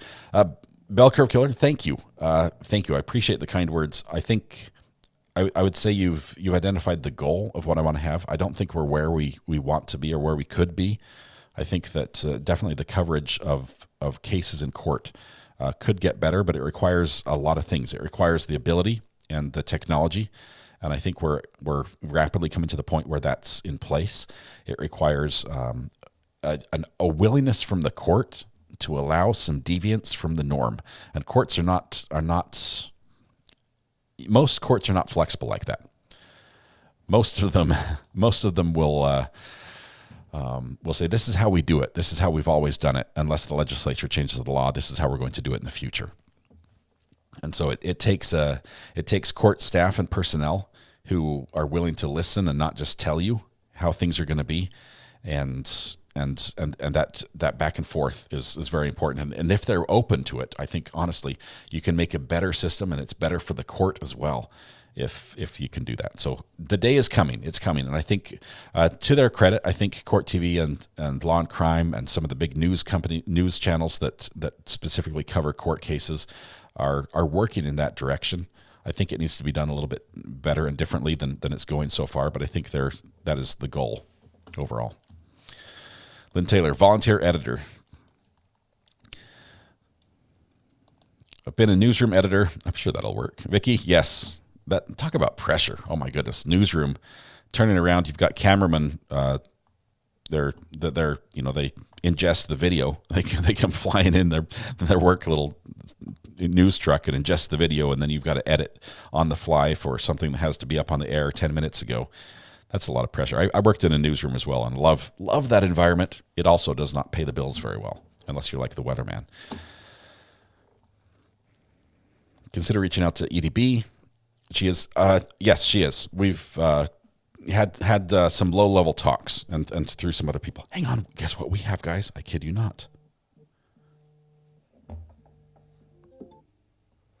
Hello? Hello. Hello?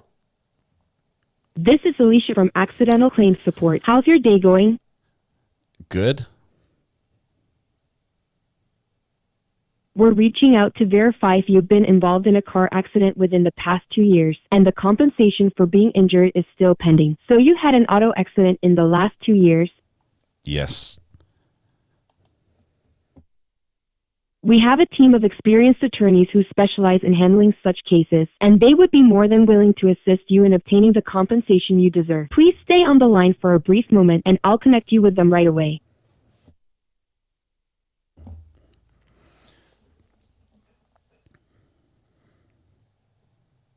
Okay, here we go.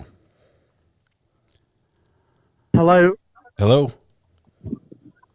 Hi, this is David with Auto Claim Solution or Record a Line. How are you today? Good. You said this is recorded?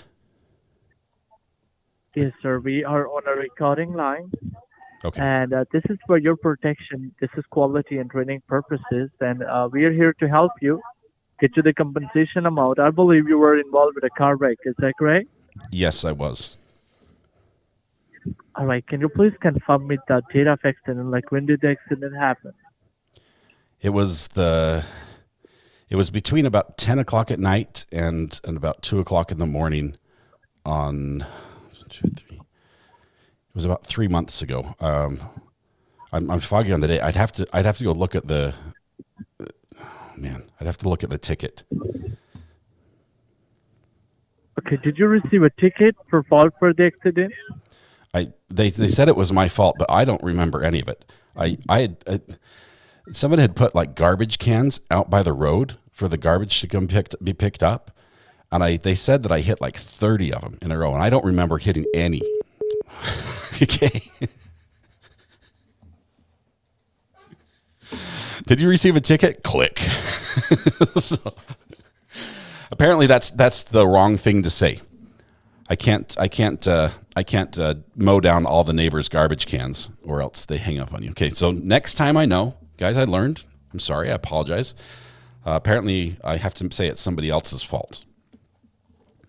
I should have known when the lawyer was involved. They're looking for money. So, all right. Oh, now they're calling my other number.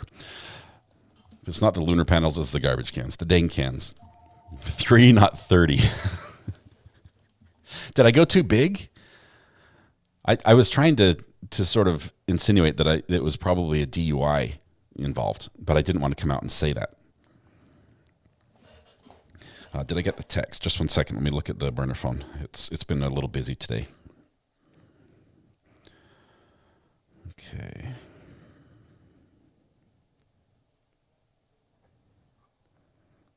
There it is. It's a TikTok. No, it's Tiki-Talkie.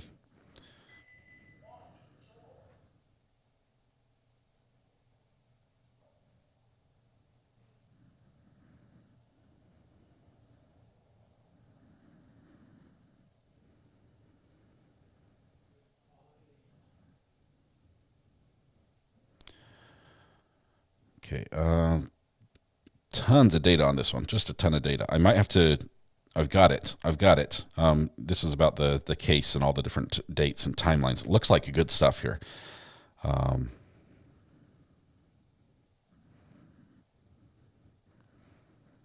don't even know the players well enough in this case to be able to read it right now and be able to make sense of it. But thank you. I got that. I'll digest that as I can. You missed the ambulance chaser.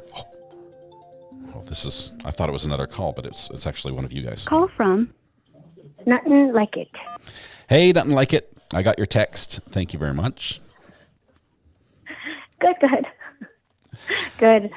It's a crazy case. You got to cover it. No, but the media didn't start covering it till yesterday, actually.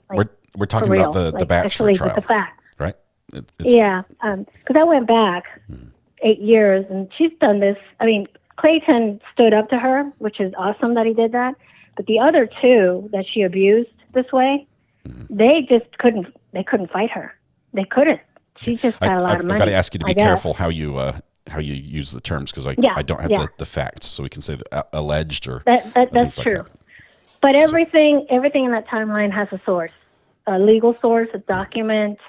Everything. The biggest thing that I have not seen them cover is the fact that she was pregnant so many times. Yeah, she was still going to horse jumping competitions. Yeah, this trial is crazy. And just from what I've heard, just from what Megan Fox and I talked about this one for a while, she's like, you've got to look at this. It's wild.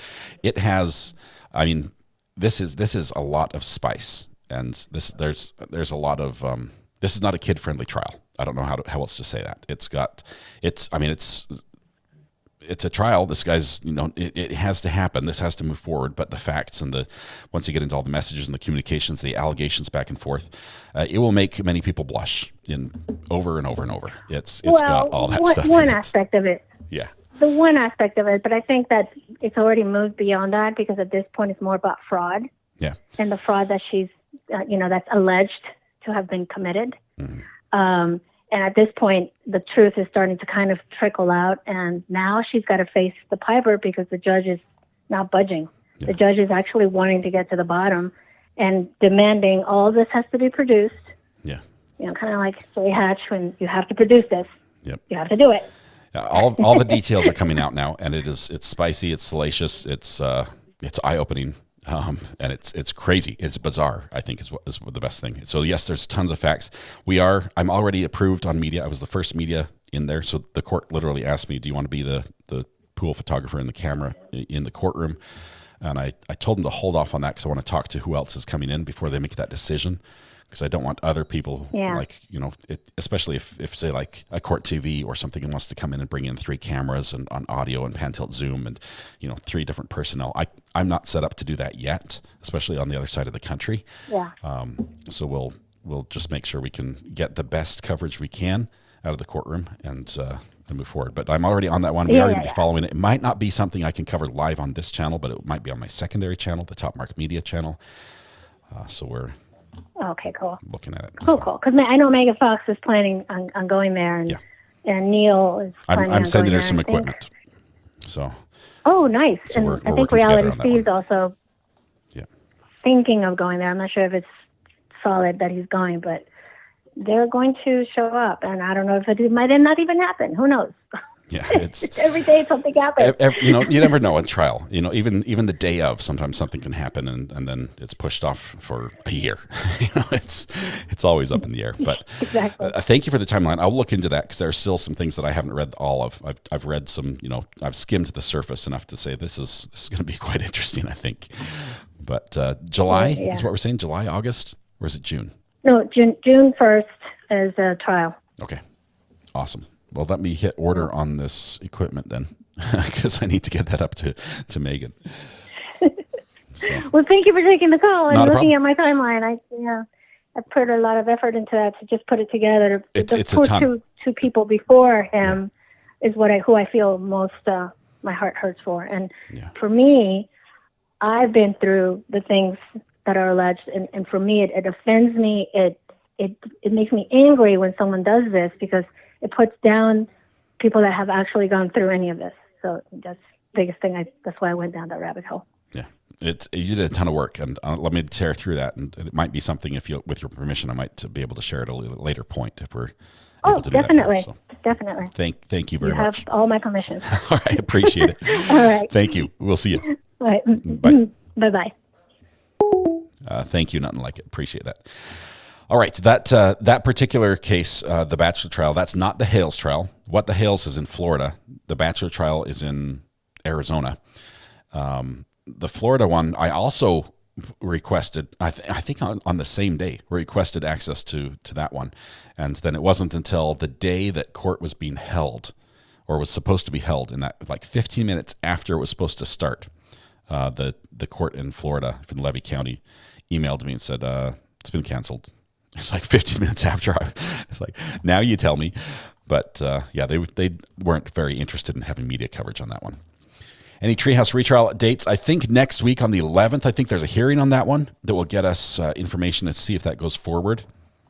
Not sure because I have a new judge, so that might be different. We are trying to follow that one as well.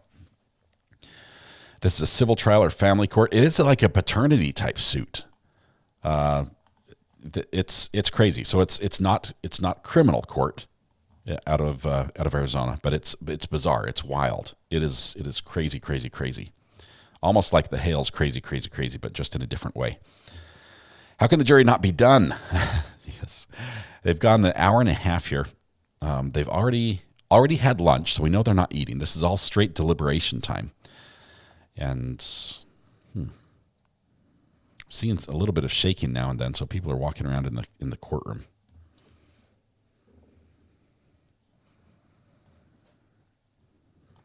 Yeah. Okay. Let's see.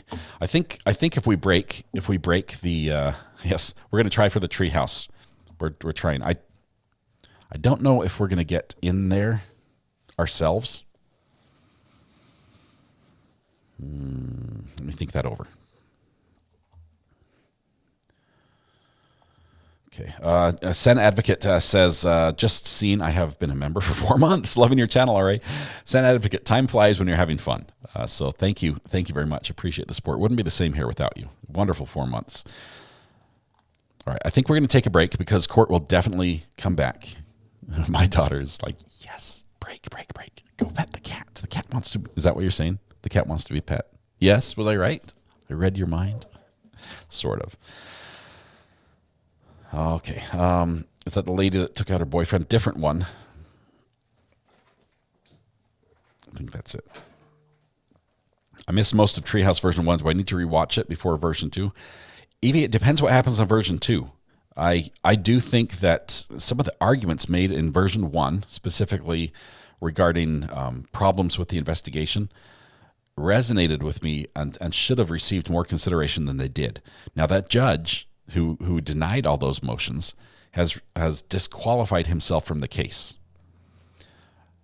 Maybe he saw the pressure that was coming and he realized he had done some things wrong. I don't know. I don't know why you would hear a whole case and then on retrial disqualify yourself unless you felt you had done something wrong on the first time. But we'll see what happens. I'm not sure if it'll go all the way through. Check mod chat, Amber.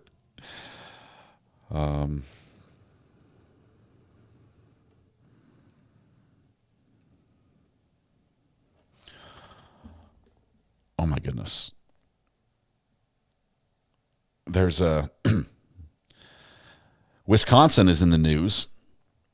Amber, is this from you? There's a guy with a very unique name. Clearly, I don't think his parents named him this, but a very uniquely named man arrested. Tell me this is not a joke. This is a Raw Alerts tweet. I'm going to read this with a straight face only because this appears to be the man's legal name. So I'm going to read that. And please, chat, don't. A man named D's Nuts has been arrested, charged with battery. This is in Green Bay, Wisconsin. Police have arrested a man with a unique first name following an alleged disturbance in Green Bay, Wisconsin. 42-year-old D's Nuts Kroll was arrested after an incident. What judge? Okay, what judge goes out there and says, yes, you'd like to change your name from Jimmy to says here, yes, it's his name. Apparently, he's got a driver's license with this on there.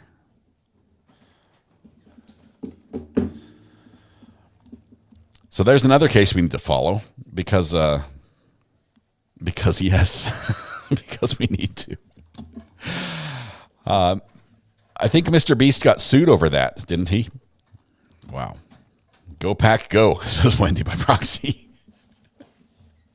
On that note, we're going to end for our afternoon, and we'll pick up again as soon as it comes back. So what's going to happen is when the case comes back, they come back and it's like motion immediately. They go straight to the broadcast. They don't wait for anybody because media is not locally in the courtroom. So I'm going to have the placeholder ready to go. There will be no warning. It's just when we go live, it's happening. Oh man, I'm going to look at this on Twitter because I've got to see the link.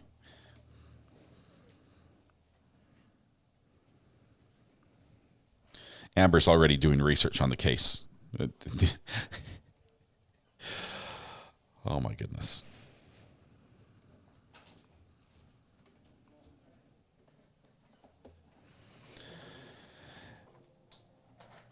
Amber, what have you found on the case so far? I haven't gotten anything yet to share, but I just had to say that was totally buffer-worthy to end this Friday.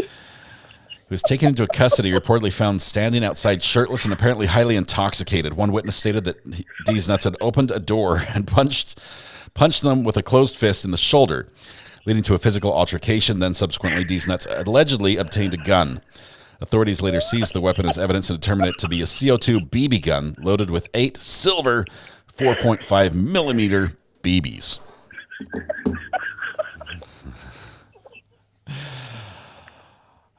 Yeah. Kurt, I can't even read that one. You know it'll shut me down. Oh, my goodness. And I'd rather be day working just like soft sit. You know it. I'm calling it right now. It's a soft sit case. Out of Green Bay, Wisconsin. There's a mugshot, you guys. There's a mugshot. This came across my notifications. It was like, nuh-uh. How did this not come out of Florida? I don't know. Kurt, I believe you 100%. I can't say that because it sounds different and someone's going to clip it or something. I just can't do that. So I've got to just avoid that one. Don't. Wow. This sounds like a Florida thing, but it's Wisconsin. It's Wisconsin. So It definitely says Wisconsin. Yeah. Happy Friday. everyone's like, I'm sorry, what? Yeah. He wants to be known by his full name, apparently. He wants, every time he's referred to in court, he wants the full name. Wait till this style's read, okay? Now calling the case of these nuts, Kroll versus, yeah. You can't even say it with a straight face.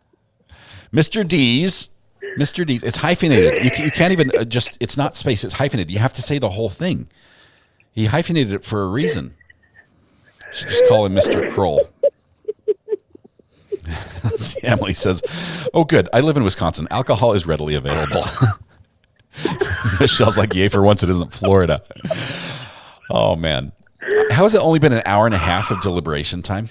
I feel like we've read like 3 entire case files between when they started deliberating and now, and then this happens.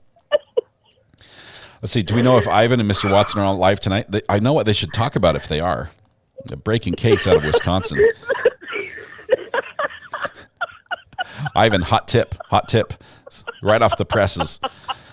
You might be able to get an interview with the family members. Oh, God. He's getting well roasted here tonight. Somebody said that you should clip my laugh for future use. He already has. It's got a command. Yeah, it does. We have a command just for that laugh. Oh, my gosh. I couldn't believe that when it came across my notifications. Certain things, I hate notifications on my phone. I really do. But there are certain things from certain people that I allow. Yeah, that one. Y'all found it. Yep. There's certain things and certain people that I have push notifications for, and Raw News Alerts is one of those. They're good. They're really good. They're so quick. Oh my goodness, they're so quick. They are. And you saw the news that he went global, plan. right? It's one guy. It's one guy that runs that channel, and he's just all news alerts from all over the country. And he just went global. He's doing global news alerts as well. So that's awesome. I gotcha. Whether what you said, no what. Thomas is like, I was not part of this. I voted against this from the beginning. But oh man! I saw that come in every Raw News Alert that Detect I get. vids. I'd never just swipe away. I actually look at it. Yeah. So I went, this is not real. It's real. I've got to send this to yeah, we've got to reference the Saturday Night Live skit now. Bex UK, thank you for the salt shaker. Oh man. Okay. So well, we have a couple people that said that they missed it, so you have to read the tweet again. No. What that means is I'm now recording. Say it again. I'm not going to do that. Oh, man. Amber, thanks for the tip. That was actually in my timeline as well. But let's see. You're welcome. Yeah, or something. Glad to be of service. Thanks, Amber, for nothing. Have a great weekend, y'all. You too. All right, we'll see you. Bye. Let me see if I can. Let me see. I've got some text here. Just 1 second. Let's see. Let's see. Where's the... Okay, here we go. I'll read the alert one more time. This is... we have to give credit to Raw's Alerts on Twitter. This is a Twitter feed. This guy it's a one-man show. He collects news, breaking news from all over the country. And some of it's like bizarre, crazy. Some of it's huge. Some of it's like, capital level and, or affects, all New York City transit issues. And some of it is just this little tiny stuff from Podunk, Wisconsin. And that's, what this one is now. So we have We have this alert. Breaking. A man named D's Nuts has been arrested, charged with battery. Green Bay, Wisconsin. Police have arrested a man with a unique first name following an alleged disturbance in Green Bay, Wisconsin. 42-year-old D's Nuts Kroll was arrested after an incident involving a gun. Upon arriving on the scene, officers placed 2 individuals in the back of a squad car. Additionally, D's Nuts was taken into custody, reportedly found standing outside shirtless and apparently highly intoxicated. One witness stated that D's Nuts had opened a door and punched him with a closed fist in the shoulder, leading to a physical altercation. Then, subsequently, D's Nuts allegedly obtained a gun. Authorities later seized the weapon as evidence and determined it was to be a CO2 BB gun loaded with 8 silver 4.5 millimeter BBs. Mugshot attached. Big shout out to Raw's Alerts on Twitter. Raw's Alerts is how you're going to find it. RAWS Alerts on Twitter. If you are on that platform, on the X platform, I do recommend a follow. The alerts we've been getting for him are timely. They're insightful. It's on my list of always notify as well. So there you go. You're welcome. With that said, we have nothing coming back from court. We're approaching 1 hour and 40 minutes. We're going to wrap up here for a brief break. I will have, there's not going to be a thumbnail because my thumbnail is like pre-written. I already say verdict in on the thumbnail. So I'm not going to post that. I'm not going to go live with that until I see motion. And when I see motion, we're going to go live with that case. I might actually take verdict off. Let me see. Let me do this because I hate releasing information if it's not right.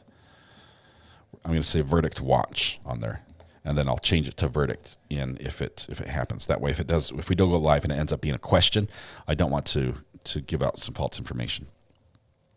Let's have a shout out from Brandy Churchwell. Today was her last day of treatment. She was so excited. We're so proud of her for conquering the last couple of weeks. That is amazing. Brandy is one of our favorites. She is incredible. Erica, thank you very much. I appreciate you supporting, on all of you that support Brandy. I think she's one of the good ones, and we're hoping that she does well there. Call from Ricky Watson. Hey, Mr. Watson. How are you doing? Hi. What are you up to, bud? I'm about ready to run and try to get set up for this gig this weekend. But oh, heck, I'm sorry if I'm keeping you there, son. No, you're good. You're good. What's up? I noticed everybody's asking if me and Ayden were going to be on chat tonight. Yeah. I do know he's supposed to call me tonight, so I'm going to tell him that little story unless he missed it. Yeah, we'll definitely. I'd love to hear his take as a local on that one. See what he's got. That'll be a good one too, won't it? Yep, it would be. That's awesome. But you guys have a lot of fun on that show, so enjoy. That's right up your alley. Well, hey, I appreciate your and Brandy's support too. Oh, you guys are a lot of fun. Oh, you've been very supportive of the channel as well. And Weather Watch helps us out a little bit there too, so I can't throw him under the cover. Yeah. He's a good one. Obviously he's my podcast partner and a mod here, so I'm a big fan of him. He's one of the best guys I know. Really. I'm not saying that lightly. I caught y'all last night, so yeah. Wonderful. I always have a good time there. Excellent. Thank you, Ricky. But can't wait for you guys to go live again. I was going to let you know that Ivan's supposed to call me tonight, so I will talk to him about that for sure. Yeah, he was in here and chat a little bit earlier. He had a couple things going on with the family that kept him busy. He's okay. Yes, he was just checking in. So excellent. Thank you, Ricky. Right. Good to hear from you, my friend. Oh, you bet, bud. All right. Hey, y'all have a great evening. You too. We'll see you. Bye. All right. Okay, we know this is the case. As soon as I stop the live stream, the verdict comes in. We're an hour and 42 minutes in. By the time we're done here with the music and everything, we'll be at 1:45, almost on the button. So let's do that and sort of accelerate everything. I can't see why the jury is taking longer. This seemed like an open and shut case. The closing was amazing. Not just the closing, but the facts the state laid out. They hit every single element, and their evidence is rock solid. I can see that maybe some people don't like a couple issues that happened. The police officer on the scene getting, saying that she had some drinks, and she had 3 drinks, then she had 4 drinks, and where he was getting that information. But I mean, 0.161 blood alcohol content. It sort of speaks for itself. I don't know what else it's going to take. That and her admission, she yelled 15 times, "I killed him, I killed him, I killed him." There's, yeah, it looks like the camera's shaking, which means we're going to be going. Okay, if this is your weekend, I realize some of you are up very, very late. We're going to try to stick around or go live again as soon as the verdict comes in. If this is your weekend, you're not able to join us tonight when you go home, please hug the people you love, smile at someone, make their day just a little bit better, and please stay safe. We go live again probably in a few minutes as soon as the verdict comes in. If you see this come in, feel free to send me a quick buzz on the burner phone. We'll go live immediately, probably with an abbreviated intro with the music you know and love as verdict music. So we'll see. All right, guys, see you in a little bit. Be good to each other. We'll probably be back on again before I head out to the convention center. Until then, have a good one. All right, now I'm done. Bye-bye.